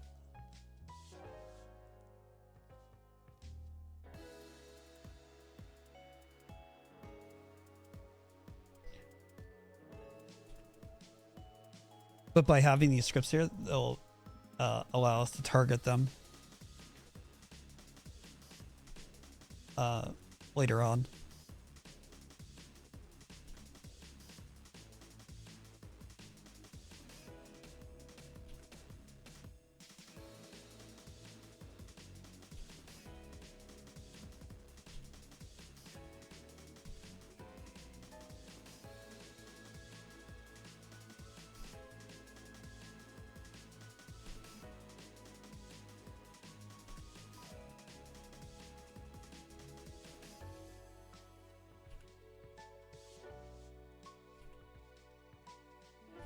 Some of the stuff gets undone if you were to do it before you created the VRM. So that's the reason why I don't do anything to the model other than like the most basic of things.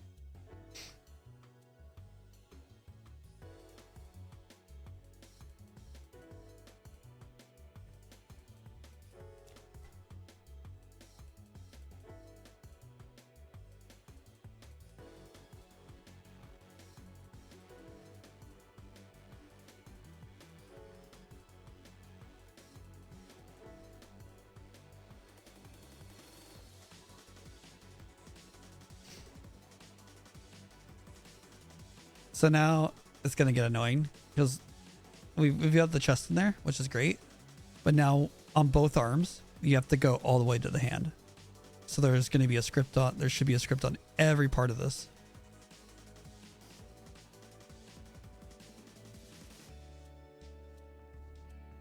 Shoulder's not big, it's only 2 elements or 2 spheres.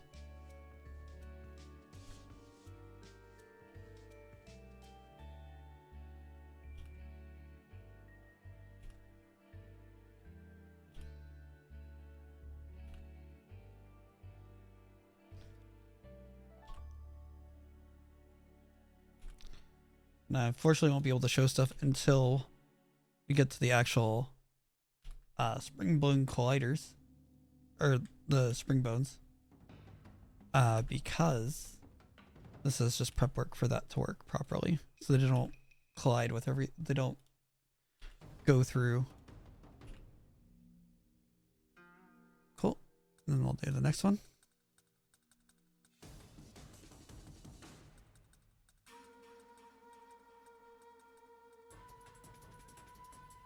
This one's a 3.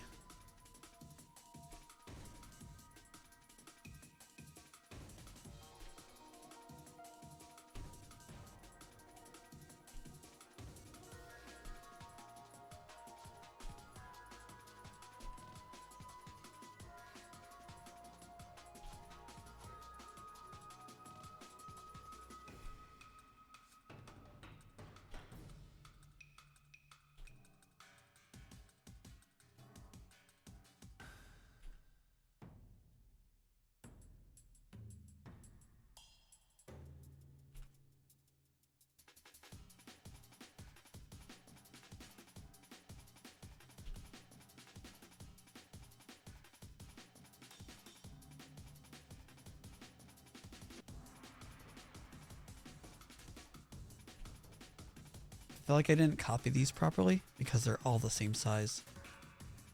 So luckily I can check, I should be able to check something else, which is this one.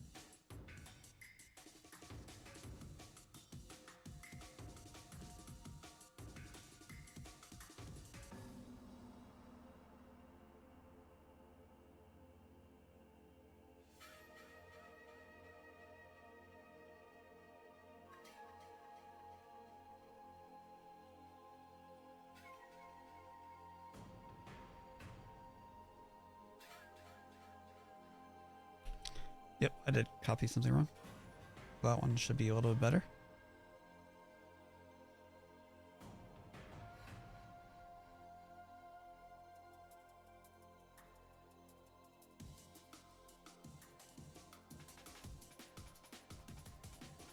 Cool, those are the same.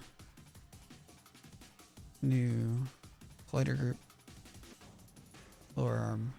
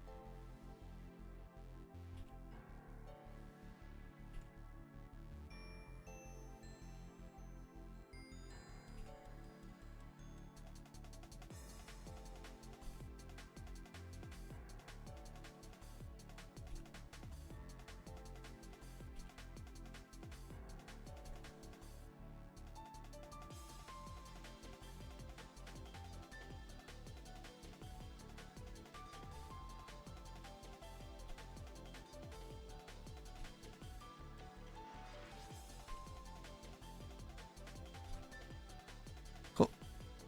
So now the lower arm is handled. And we go down to the hand.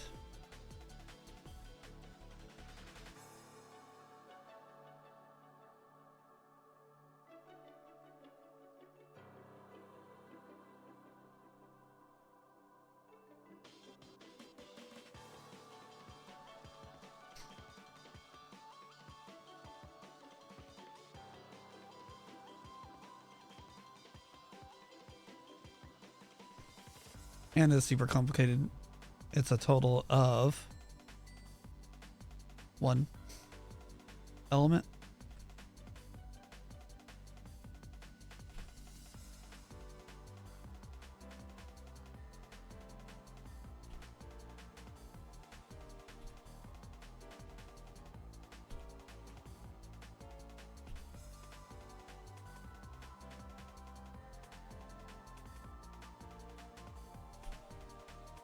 We do not need to do, for the purposes of this stuff, we do not need to have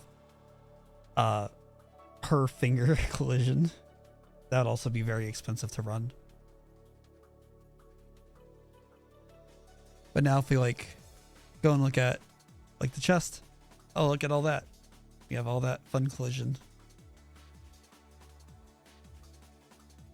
And this is following the track of the arm, not of the arm itself and not the jacket. So it will clip into the jacket a little bit, but it won't clip through the arm. And it's centered around the arm, so the circles expand almost to the edge of the jacket anyway, so you're okay.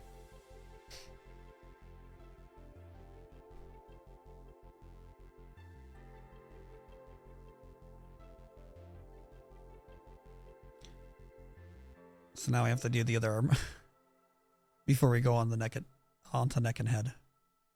But then we should be mostly, if not done, with the spring bones. Well, at least the collider groups. Then we have to do like one file. There's one spot we have to put all of the scripts for the spring bones themselves and assign those, but it's not too bad. And that should be pretty quick. And then we export. Fun times.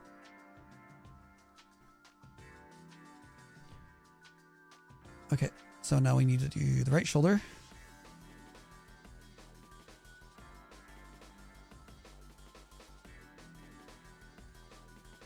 Boop. Boop. Move on to there.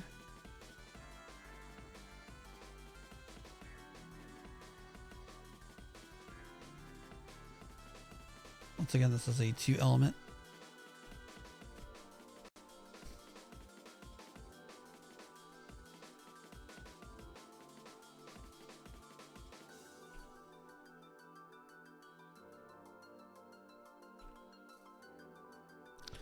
This work was already done, so I'm not going to waste their work. Like these values can be edited if you feel like you would need to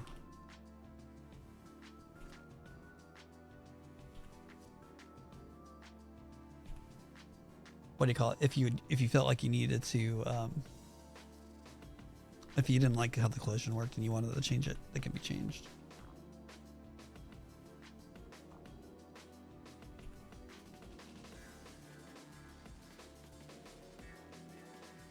Cool.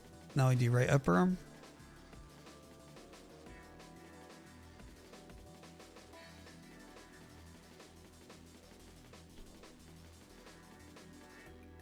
So a 3 element.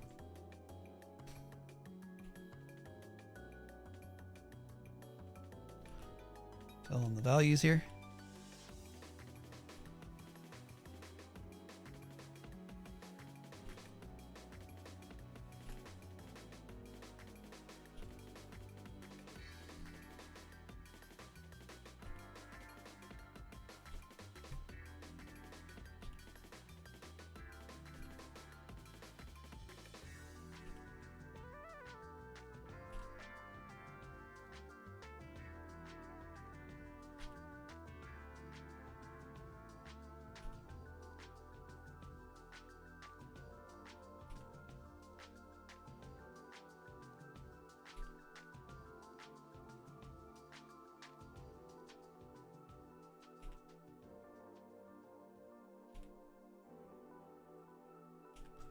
One of my values is wrong.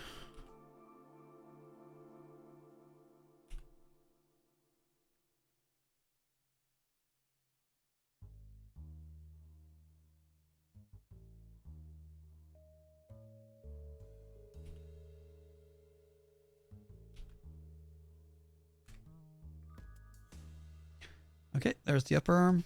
Now we go down to the lower arm.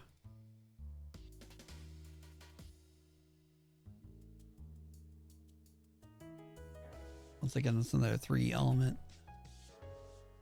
thing. Put up 3 spheres. And we place it. Oops, without collapsing it. Set the size. Do the next sphere.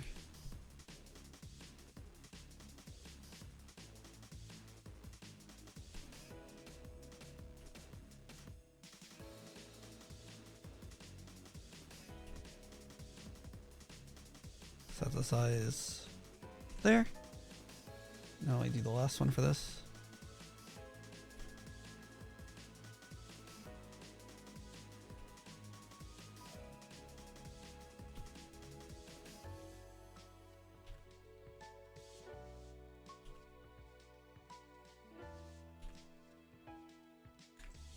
Cool. Those are in. And then now we do the hand, and then we're done with the chest, and then we just do neck and head, and then we actually start setting up the moving bits.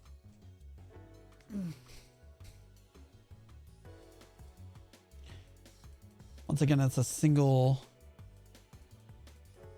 element for the hand.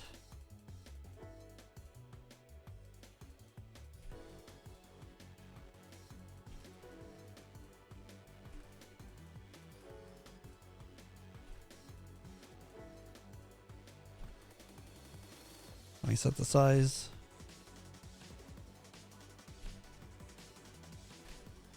Cool. And now we're done. We're done with all that. And so now we go collapse, collapse, collapse. And then let me make absolutely sure I didn't screw any of this up. This is none on the hair, but we do have it on the head and we do have it on the neck. There's one for the neck.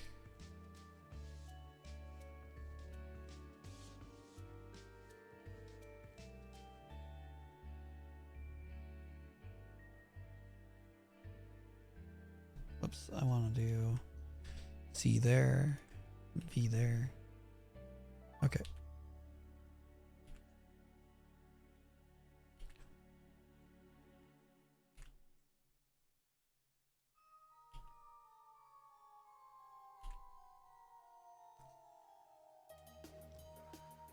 Like, I might even break up, for like a tutorial thing, I might, because this is so long, I might break this up into sections. So like this will be like setting spring bones for the model. Like it'll be like, this will be in a playlist of separate videos. That way, you can just look at the parts that you want.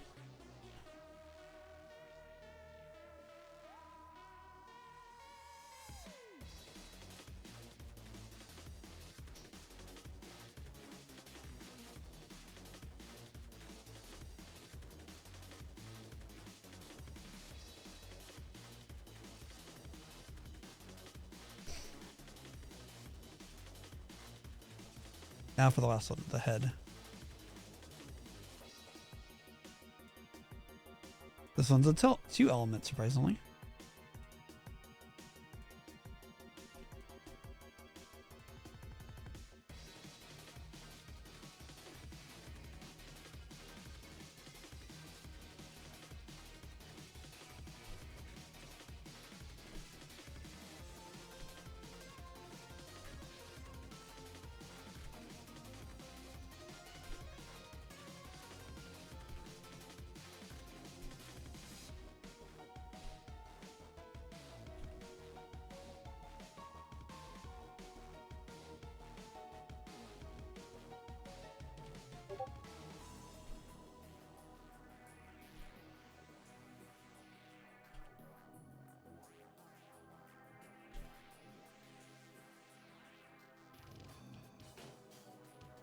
Cool, and now we're done with the collider groups.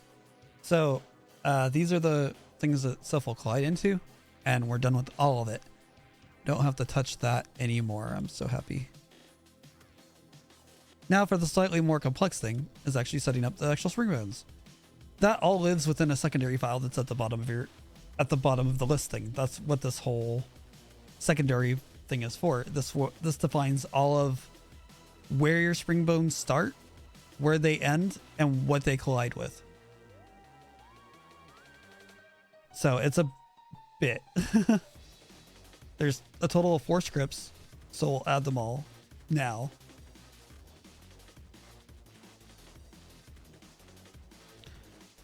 And the number of scripts you have here will vary depending on what you need to actually have move.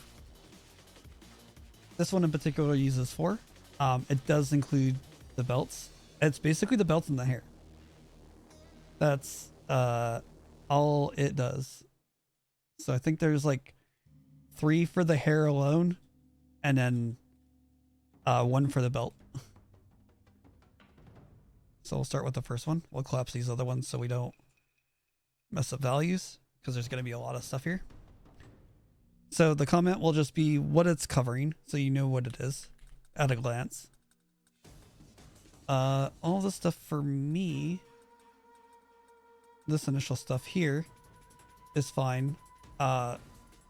Center, I forget what center does. It's not needed for what we're doing. What we need is root bones, where it's going to start from. This is a 2 element one.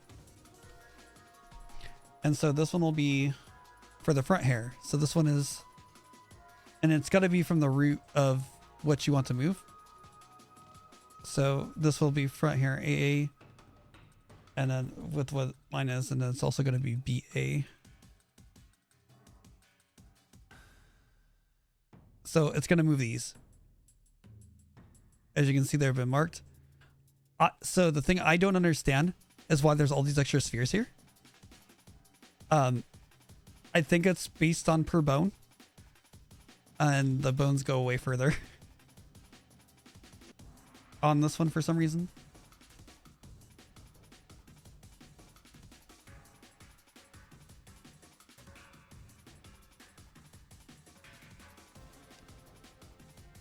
But they're going to stay this size. We're not going to change the radius on any of them. So those are the things that I want to move. And then, so like the settings like stiffness force, gravity power, gravity direction, drag force, that's all what affects how it moves and how much it moves. According to this, I just leave these all at default. I don't touch them. They're fine. However, now we need to do what it's going to collide with. And that's where all of our work went into. So there's 16 of these. Oops, not 116. That would be too much. 16. And then now we just throw them in here. So it's hips, upper left leg, or left upper leg, right upper leg,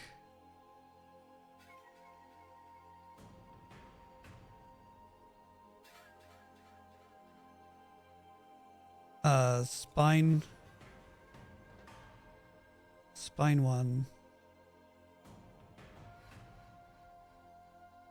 chest,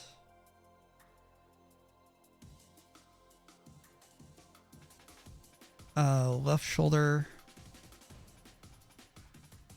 left upper arm, left lower arm, left hand, right shoulder,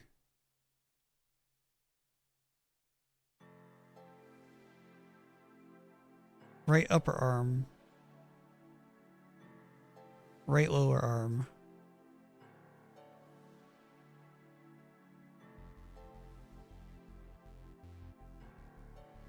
right hand, and then of course the neck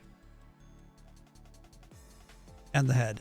And if you don't have the script for the collider group set on all of these spots, these won't show up here, and so you'll know you missed one. And these are going to be the collider groups for every single thing. I'm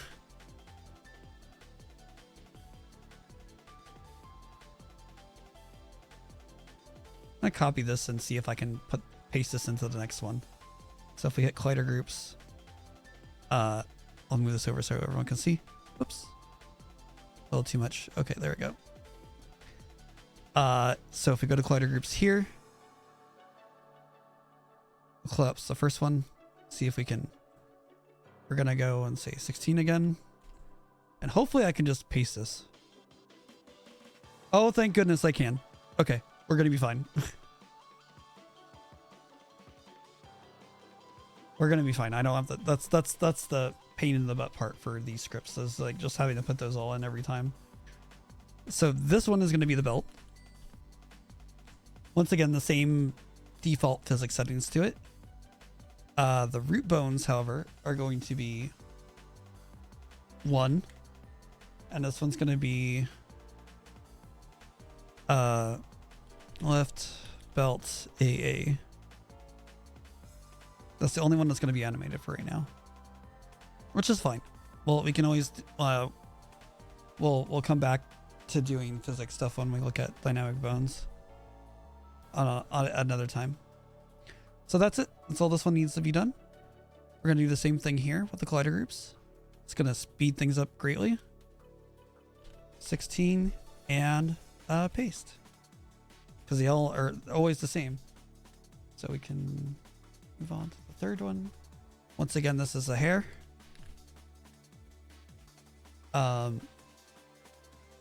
What this is going to cover is the left and right front hair pieces.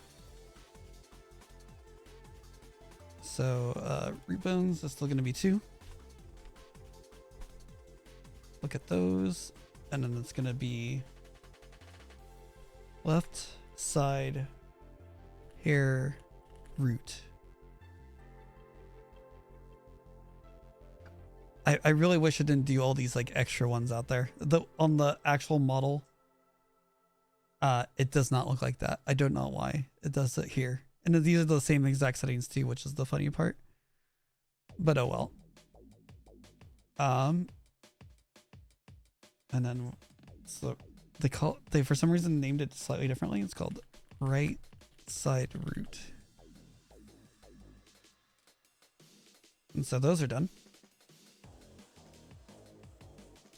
Same hit radius, all that. And yeah. And let's see. What's the last one?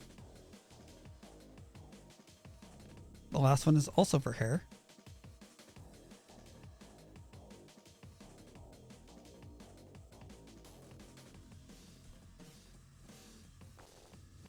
And then this one has the most root bones out of all of them. But even then, it's still only 6.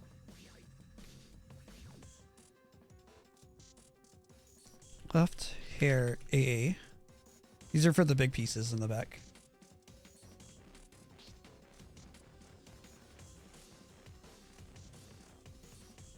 Left hair CA.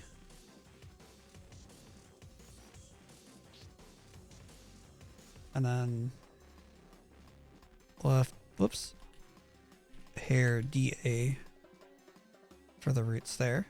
And we're going to do the right versions of those. So but they're the same. Right, whoops. Right hair AA. Boop. Right hair CA. And then right hair DA.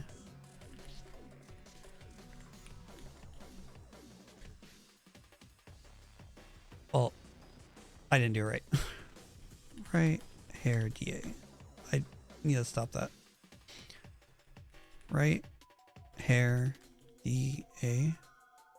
And actually select it. There we go. And then once again, the collider groups will just paste in. Make sure there's enough. And then paste. And then fill in. And we're done. This is now ready. This model is now ready. And also just as a quick test of the spring bones, you'll know you've more or less done it right. As you can see, it's already moving. If we click on the base of the model and then start moving it, you'll see that the hair starts moving.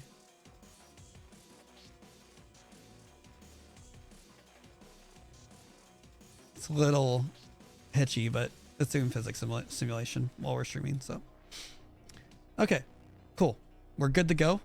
All the collision stuff works. Nothing's flipping out. Awesome. Okay, so now the other half of the meat and potatoes of this. Damn.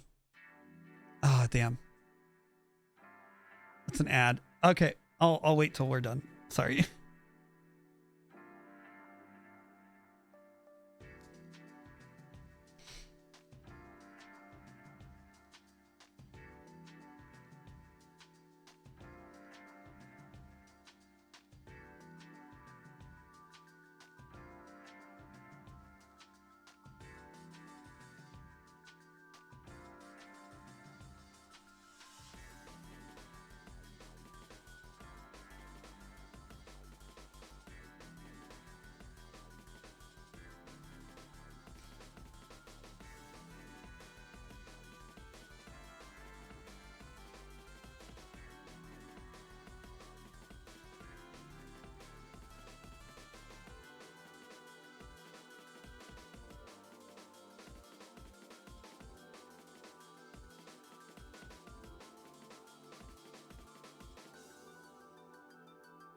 It feels like this was a short ad one. But yeah, I'll go over this again in case I missed it. So to make sure everything you did right, you'll hit play, you'll hit scene, you'll select your model at the base, you'll grab the one at the core of like your model and move it around. Is stuff moving? Moving and grooving? Is it moving the way you want it to, more or less? Mine looks like it's a yes. So you're good. We are done with collision. We are done with like setting up the model. All the blend shapes are there. They're all set. We're good to go. So with Warudo, we need to go a couple things. We need to go like new mod, and then whatever your new mod you're going to call it. In this case, it's like, you know, I'm just going to call it Wi-Fi TUT for tutorial. And then you can create it wherever you want.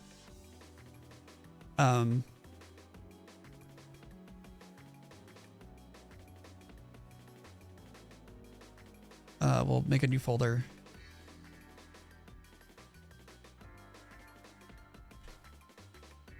I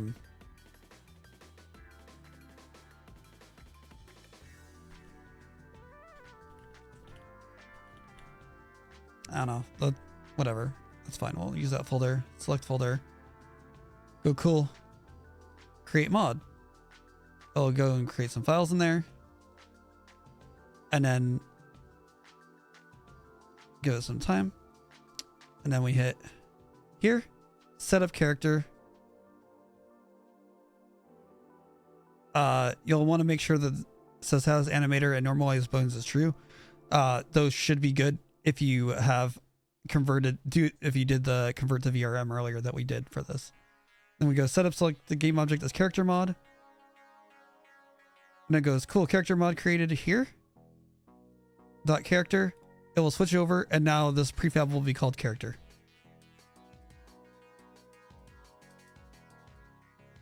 We go, okay.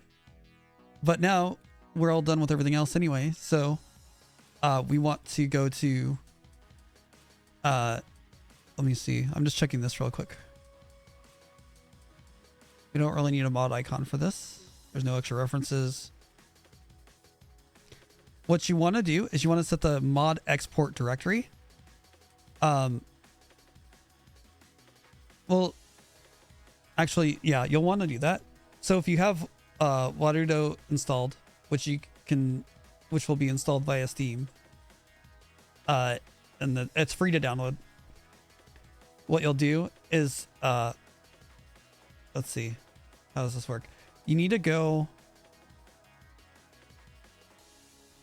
Let's see, go browse local files. Okay. In the local files, it's under, I think, Warudo data. Is it managed? No. Resources? No. Where the hell did they hide it? Was streaming assets, characters, and this is where they're stored. So you need to take, I went back a couple characters. Okay. So you want to take that, whoops. You want to take this whole address and you'll want to put it here.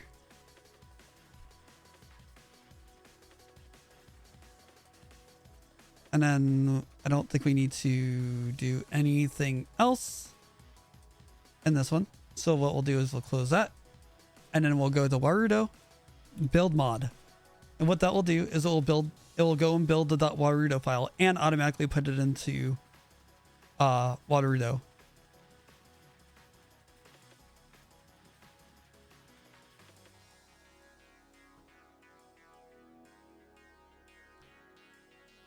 And it does some compiling and other stuff like that. There might be like one problem is what you're normally supposed to do is you're supposed to lock your, with poiyomi specifically, you're supposed to lock your things. So I might run into an error when I hit that point.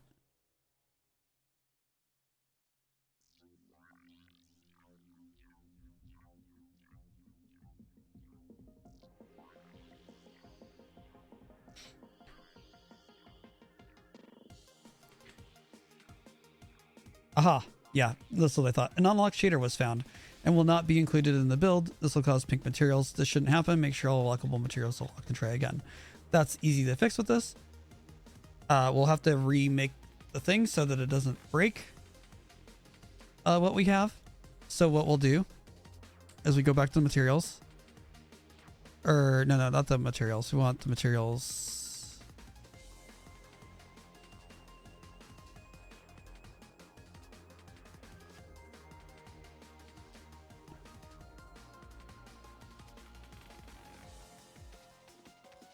So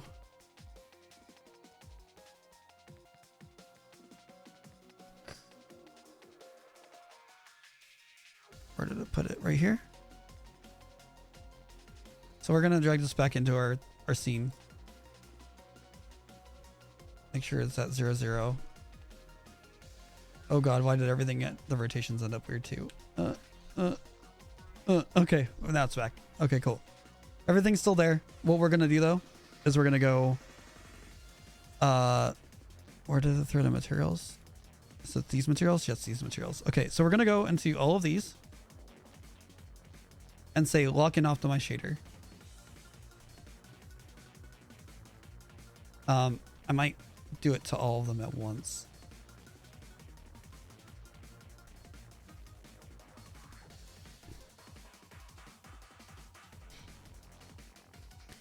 This is just something you have to do with this one. I don't know if other shaders have you do it. I haven't messed with it myself. Not sure. But now we have everything locked in. Cool.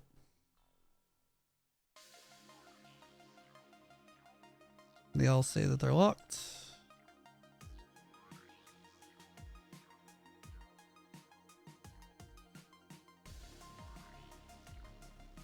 And everything still looks good.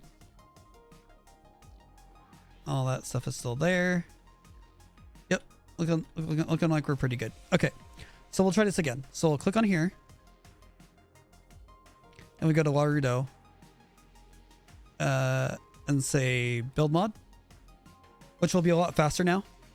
Because we've already made it once. It will have to recompile a little bit because now that we have locked shaders.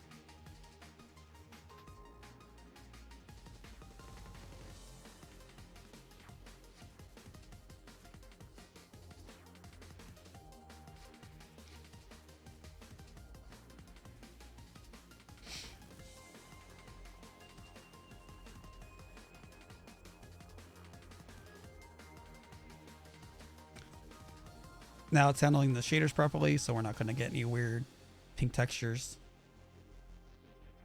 Because Warudo, like VNyan, is just a Unity app.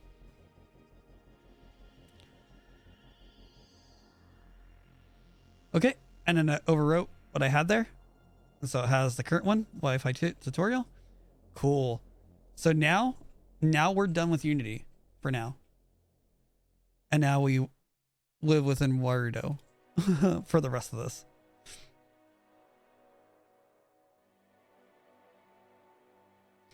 And I will wipe out everything so that we're starting fresh.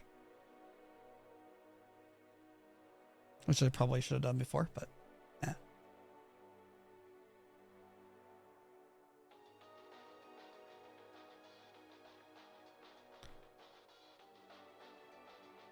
It is running. It's going to take a second to boot up.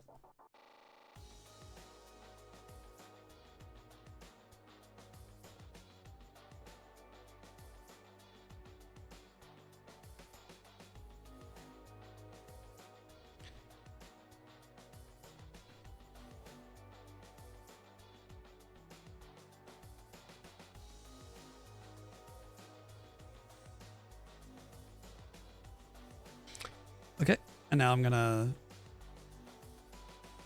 clear this all out.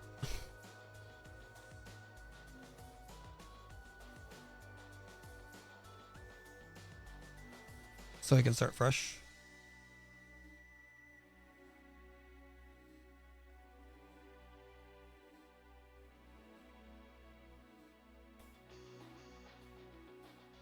So when you start this up the first time, you're just going to see this. You're going to have black background, or actually it's going to be a different environment. It's going to be like the sky environment, but you're not going to have anything there. You're going to have all of this stuff here. And so, yeah, here's where the Warudo tutorial actually begins. Sorry.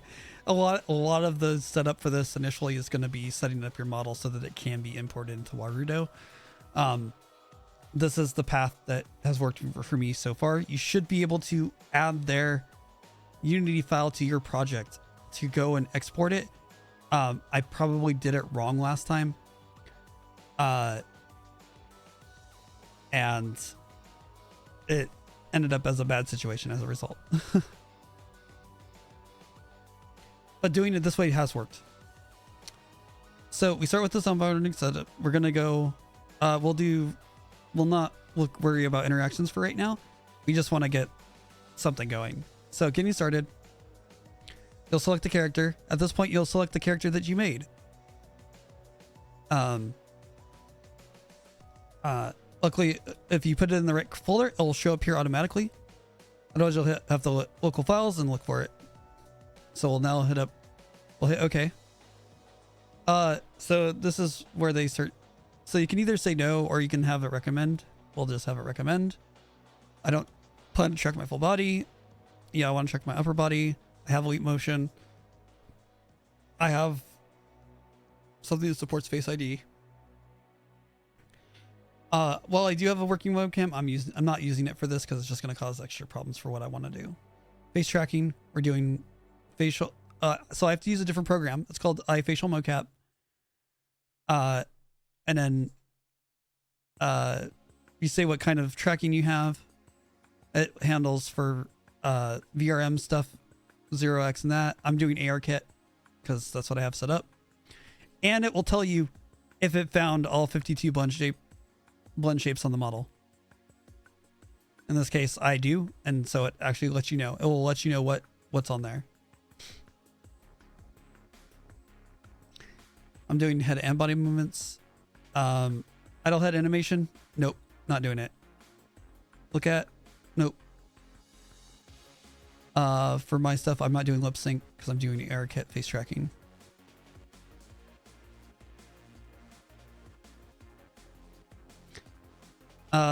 This was causing problems with secondary post tracking, so we're just doing post tracking with our leap motion controller for hand tracking. We're not using keyboard or trackpad to deal with this. We can mirror the tracking, and we're not only tracking the fingers, we're tracking hands and wrists as well. We're going to import the expressions that we have set. And so it automatically sets stuff for me here. So it grabbed joy, angry, sorrow, fun, the hide eye patch. So basically custom blend shapes that I made that aren't the blend shape stuff got added in automatically via this. So it's going, and it's already generated a blueprint for key expressions. So I can customize that later to hook into whatever I need to, which in this case would probably be my mouse and maybe Stream Deck. So this one handles joy, currently handles joy, sorrow, fun, eye patch, look at camera, all the eye stuff, all the face stuff, tired, all of this stuff. And then you can, like, if you want to just auto, it's like all backspace will clear expressions. Okay, that's fine. Here you can go, I want to pick an environment. I want to keep the current background. I want the background to be transparent. We'll do transparent background because that's how I'm set up here for my stream. And at this point, it's cool. If you're using OBS, we recommend a Sprout 2 plugin for OBS Studio. Capture Warudo window instead of using the game capture or window capture. We go, okay. I've already set up Sprout 2 because of VNyan, so that should already be good to go for here. So now we have our character. So at this point, it should show up.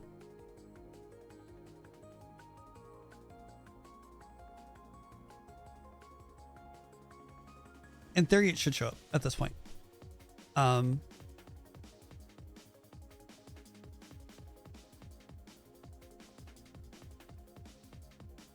don't know where my character is.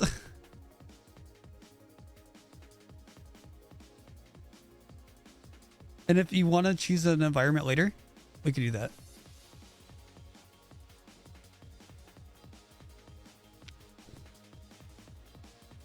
I don't know where in 3D space my model is.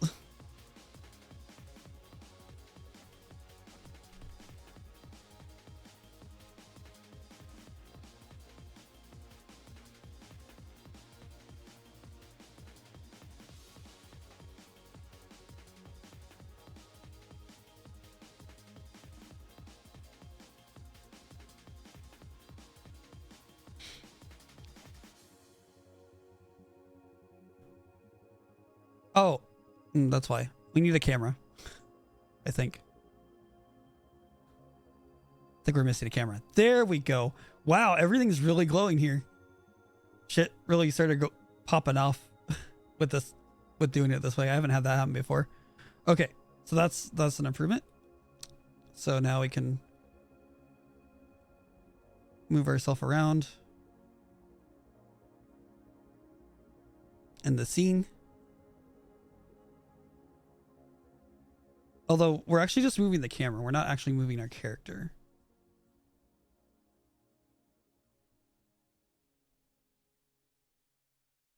So we're definitely not scaled correctly for this environment space.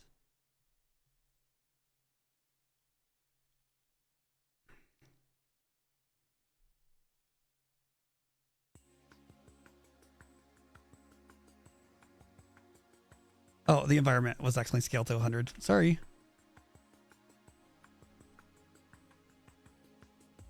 There we go. Now I'm actually in the room. The scale was wrong. That's the first time I've seen everything glow like this. That's actually pretty sick. So the emissions are really working now. So yeah, we have my model here.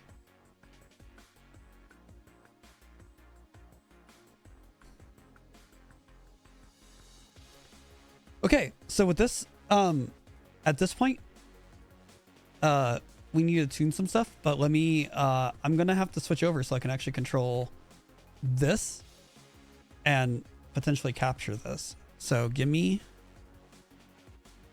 but a second. I don't think this stuff has to be set up still. And I don't have, yeah, we're gonna have to see how this works out. Okay. So give me a minute. I will disappear off the screen. Pew. I'm still going to be here, though. Oh, wait. No. I need to transition back. Wait, which one scene is this? Is this just chatting alt? Just chatting alt. And then hide Vinyan. And then I need to add a source. This is the part I haven't done yet. So we'll have to see how this goes.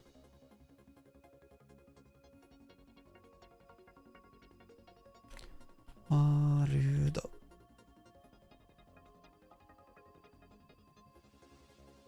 Warudo. Oh shit. Okay.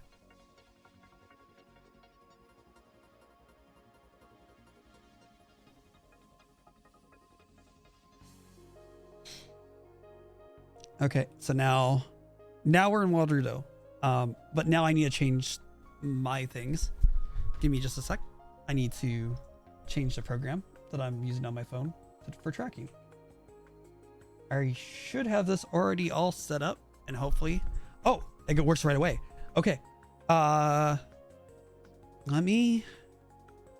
So here's the thing. There's a lot more tracking shit going on than before. I can lean in. So hi guys. Also, there's a lot more expression on this model. So I can squint now properly. Let me see if I can get the hand tracking working properly. It's probably just my thing tracking that. Bugging out. Oh, we have it. I need to adjust it a little bit more, and I'm a little bit too wiggly. I'm also doing the alternate rotation to my body, so I need to change that too.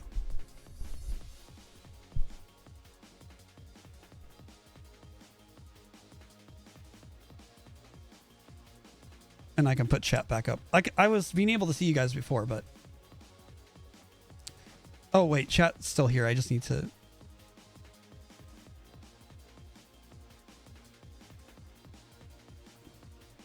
move it down.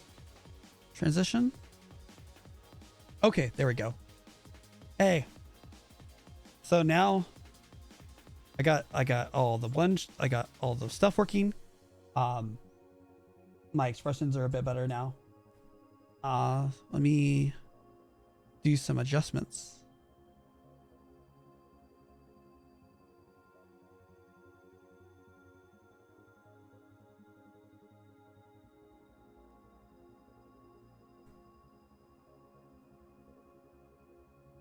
Okay, now I can rotate my body a little bit, or I can, you know, not rotate it at all. I can move it left or right a bit more. Facial expressions are a lot more expressive. Wow, that's actually turned out better than what I had it set up before. I need to adjust the arms a little bit. They're clipping a little bit too there, and I need to adjust where that is. As you can see now, there's a green thing right there. So I can actually, this is a full 3D environment, so I can actually move myself around a little bit, and it's not, it's off. So we'll need to fix it. So what we're going to do, whoops, I need to click off of that. There's a controller position offset that we can move that moves that. So we'll put that back to 0. So that's not the way we want it to move. We want it to move a little bit up actually, but we also want it to move forward. And so now when I do hand stuff, it's coming up high. Okay.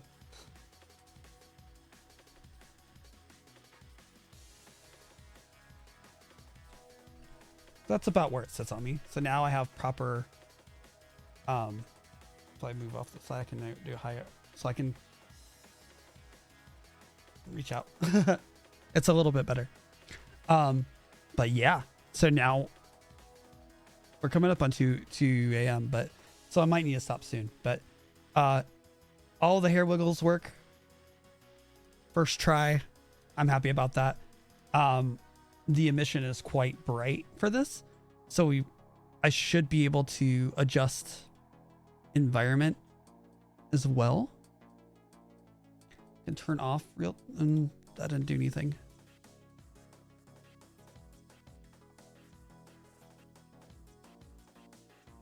Okay. So this is what's post-processing on. So there's all the bloom stuff comes up.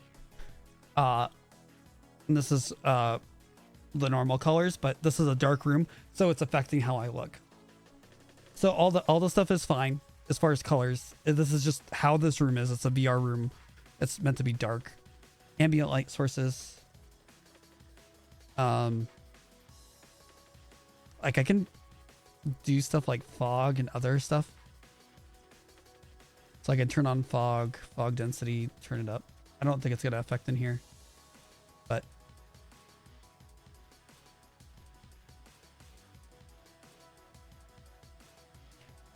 and this is the part that I hate so much. I said the tracking's so much better. It's no longer freaking out. Like my eyes twitch a little bit when I squint, but it's a lot more consistent, and like all of the blend shapes just seem to work better. It's really, really strange. I don't know why. But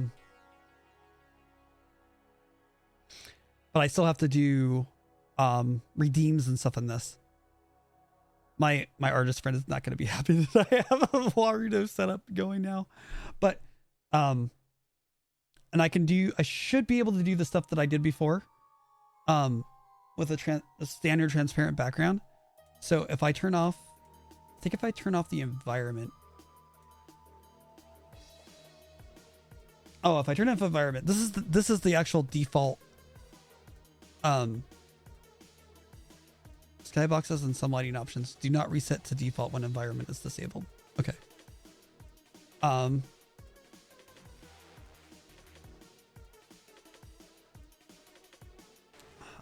I do need to change some of the lighting stuff. Or this is something I have to look into. There's like, I can probably add another environment. Oh, I can only have one environment. Okay.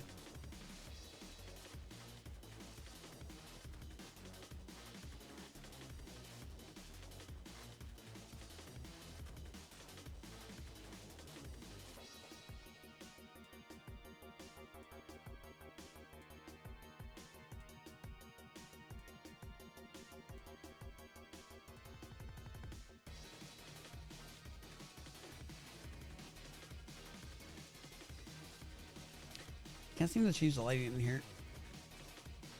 So that's something I have to figure out. There's a lot more to this program.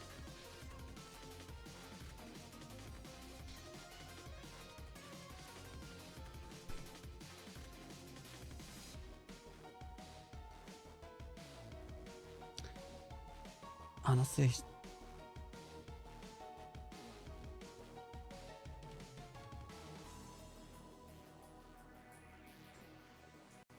yeah, I shouldn't even need to change anything. This is like really good as it is offhand. I think the only thing I need to change is where my arms sit, because I shouldn't be clipping in to my center part too much.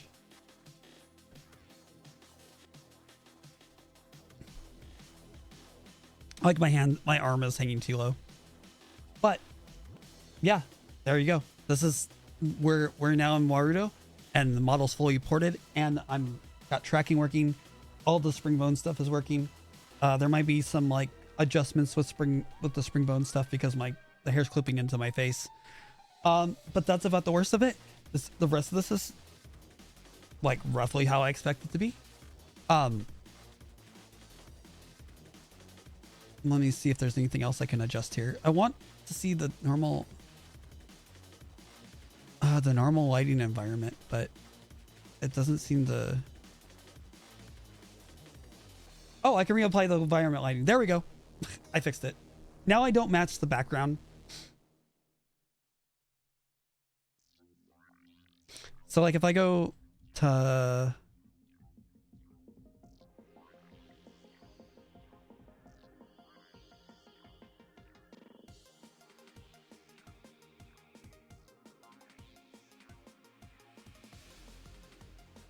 I just turned off real-time lighting.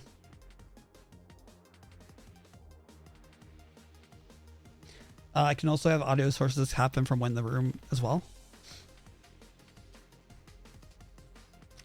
But yeah, like it's a bit of work, but the short of it is that you grab their you grab their like project, you add it to the Unity hub, making sure you have the correct version of Unity.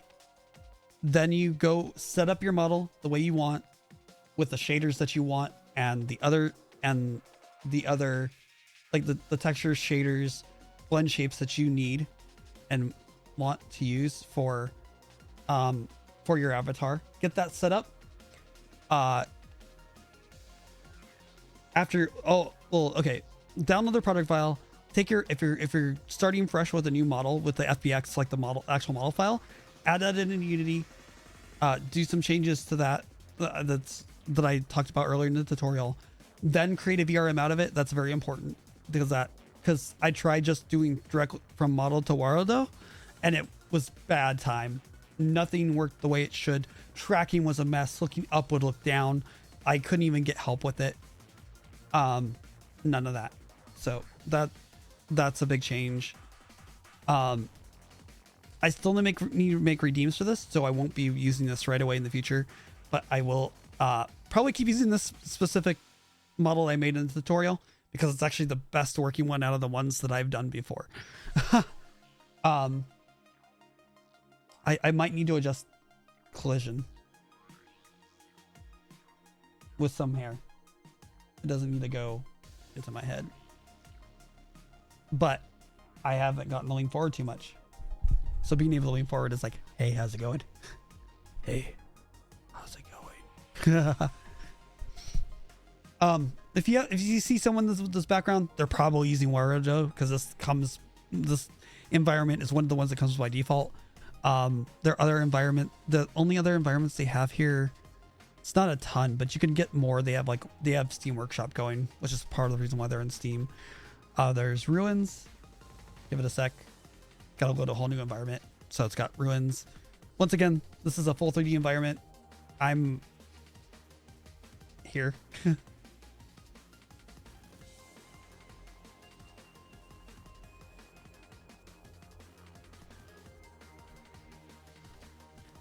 me see what the lighting looks like for this if I don't already have it on. Whoops.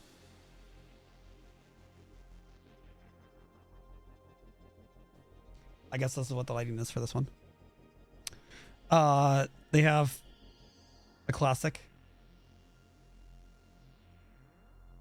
Although I probably don't belong here. It's a classroom.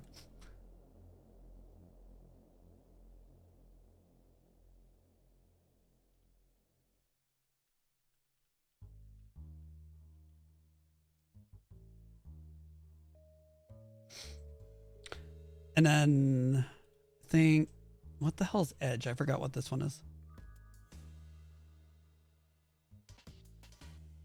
Oh, that's a steep fall. It's like an apartment. Wow. And by the way, while I'm moving the camera around, I'm still being tracked. I'm still here. I just can't walk around because I don't have that stuff set up. In theory, this has enough stuff here where I should be able to walk around this environment. But yeah, this is where I'm at. If I turn on, and I think I can still like in any of these things, if I don't like me having whatever the environment color is, I can always just turn off or turn off real-time lighting. Or I need to have the color on for the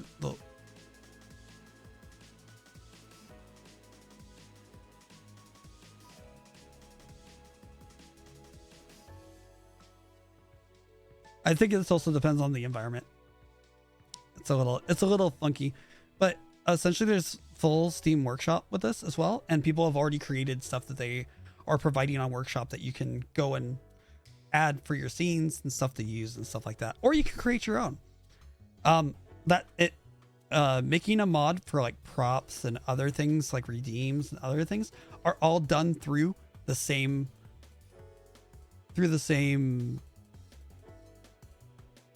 brain. Why brain? They're all done through the same SDK project that I was able to bring this model in through.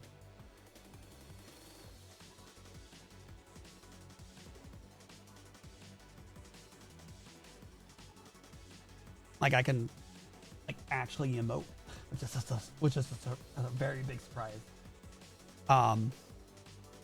The only thing I want to do is get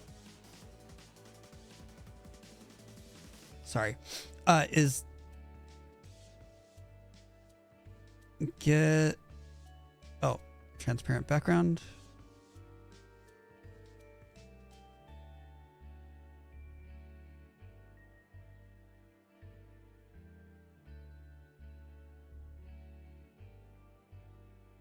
Let me see.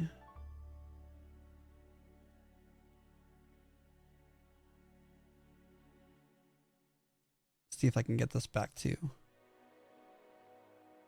Oh, there we go. Well, that's halfway there. Let's get a little bit further and see if I can get the transparent part to work, because that hasn't yet.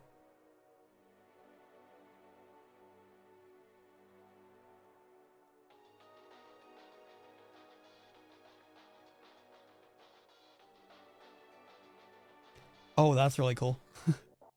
Because these things have admission, those show up. I haven't actually tried messing with lighting like that before, so there we go. That's a proper lighting for me. Cool. That's something I'll have to remember. We're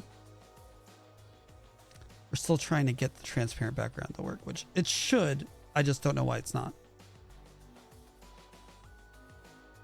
Transparent background. And then do I need to do something different though?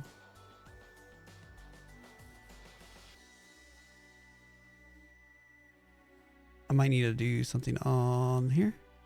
Oh, that's why. Okay. Pre-multiplied alpha? Maybe? Boop. Ah, there we go. Okay. Okay. Now there we go. Now I've got proper transparency. That was a setting I had to change inside of OBS to get this to work. But that also means now that like that can just be a toggle or something.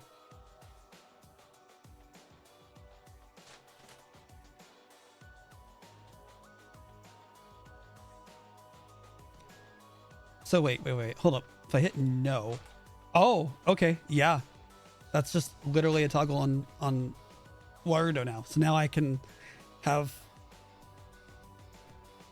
everything up. And let me see.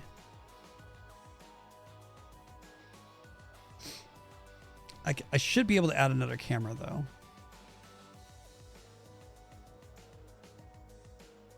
Okay, here's another camera.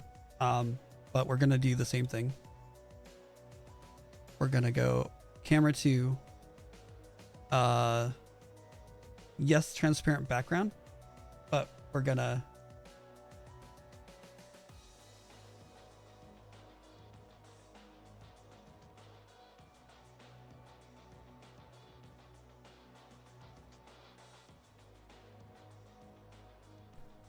I need to have the right camera angle. How do I... Is there a way to like raise this?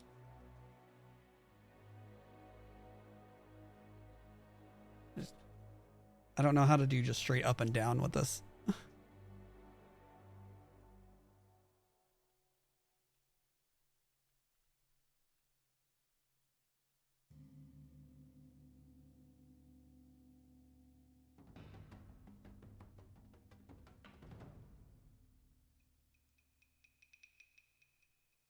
But now this is set to this camera. So now I can set up however I want with this. It's a little bit more freeform. I need to... There's a lot I still have to learn with this, but at least now we have a basis for doing Warudo stuff. And this is the, just as a quick little thing, this is the actual settings application that runs separately from the window that I run in.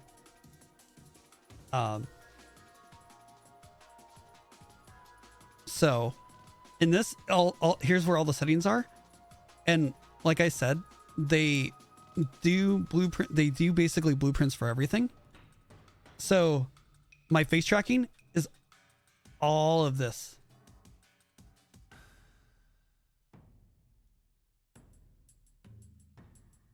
Like it literally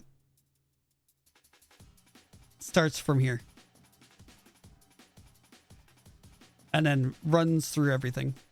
It runs through switching blend shapes and smoothing the blend shapes, and then setting them. It just makes this for you automatically, but it allows you to tweak it. That's not something I can really do inside of VNyan, though. So this is a bit more, even more than VNyan. This is more of a power user application.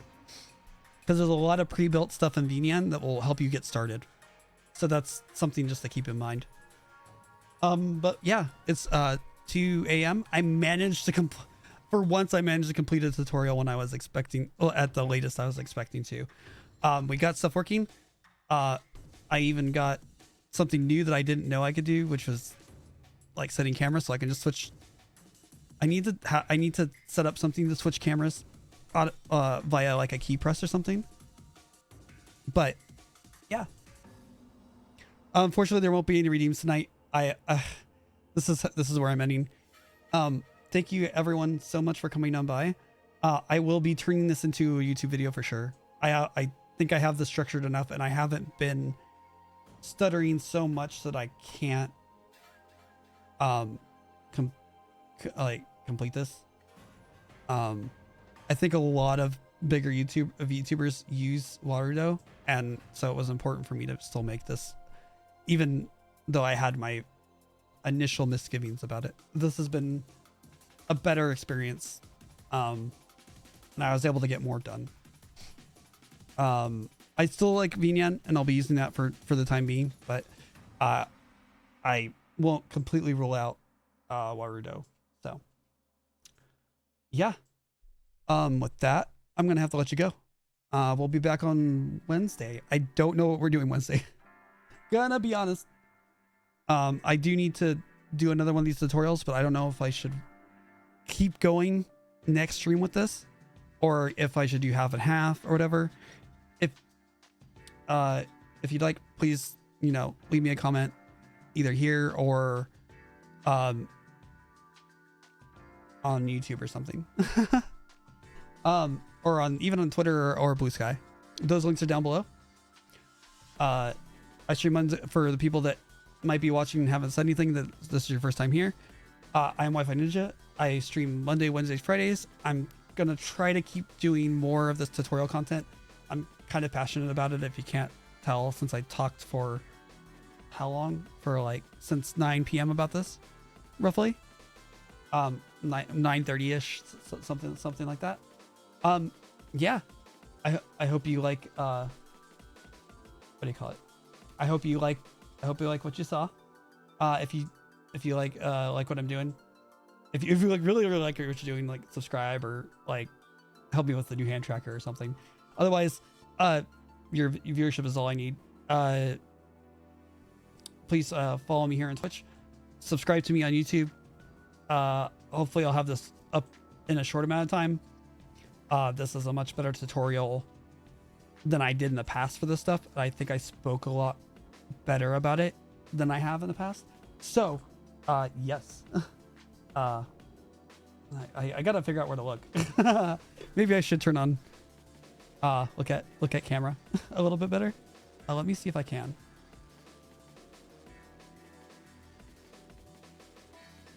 Do I have?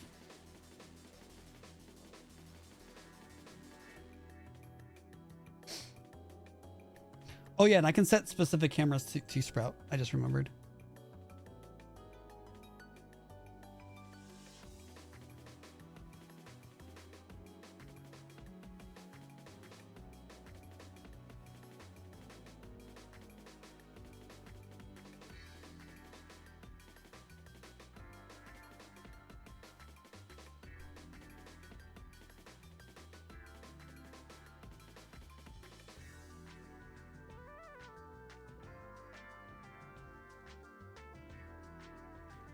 I kind of have to like look down here. Let me see if I can adjust a little bit. So I'm more looking at it. Okay. Oh, that's much better. Okay, I can. That's close enough to where my actual camera thing is. Okay. But yeah, with that, yeah. If you like all that stuff, follow me on the things. With that, I'm gonna have to let you go. I hope to see you guys on my stream next time. Yeah. And but yeah, I'll be back on my VNN for the time being until I get the redeem things figured out, and then I'll do a separate tutorial for that.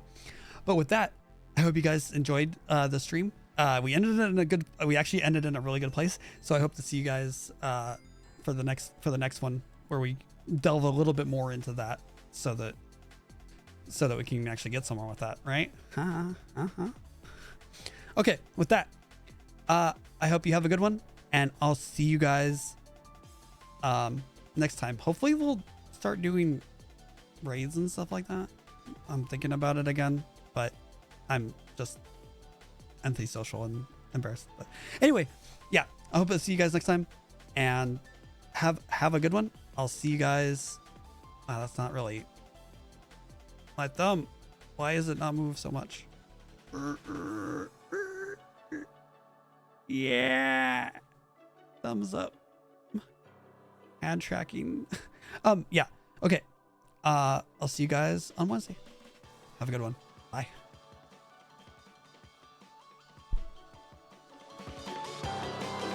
Gotta change the song.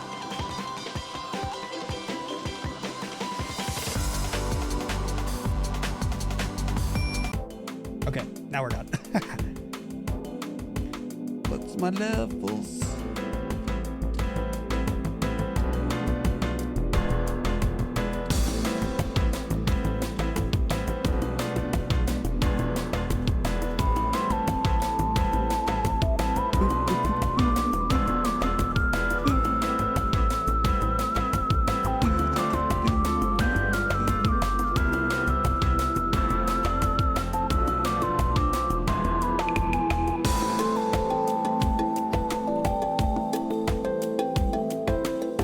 Nothing super clever for the end message this time, but yeah.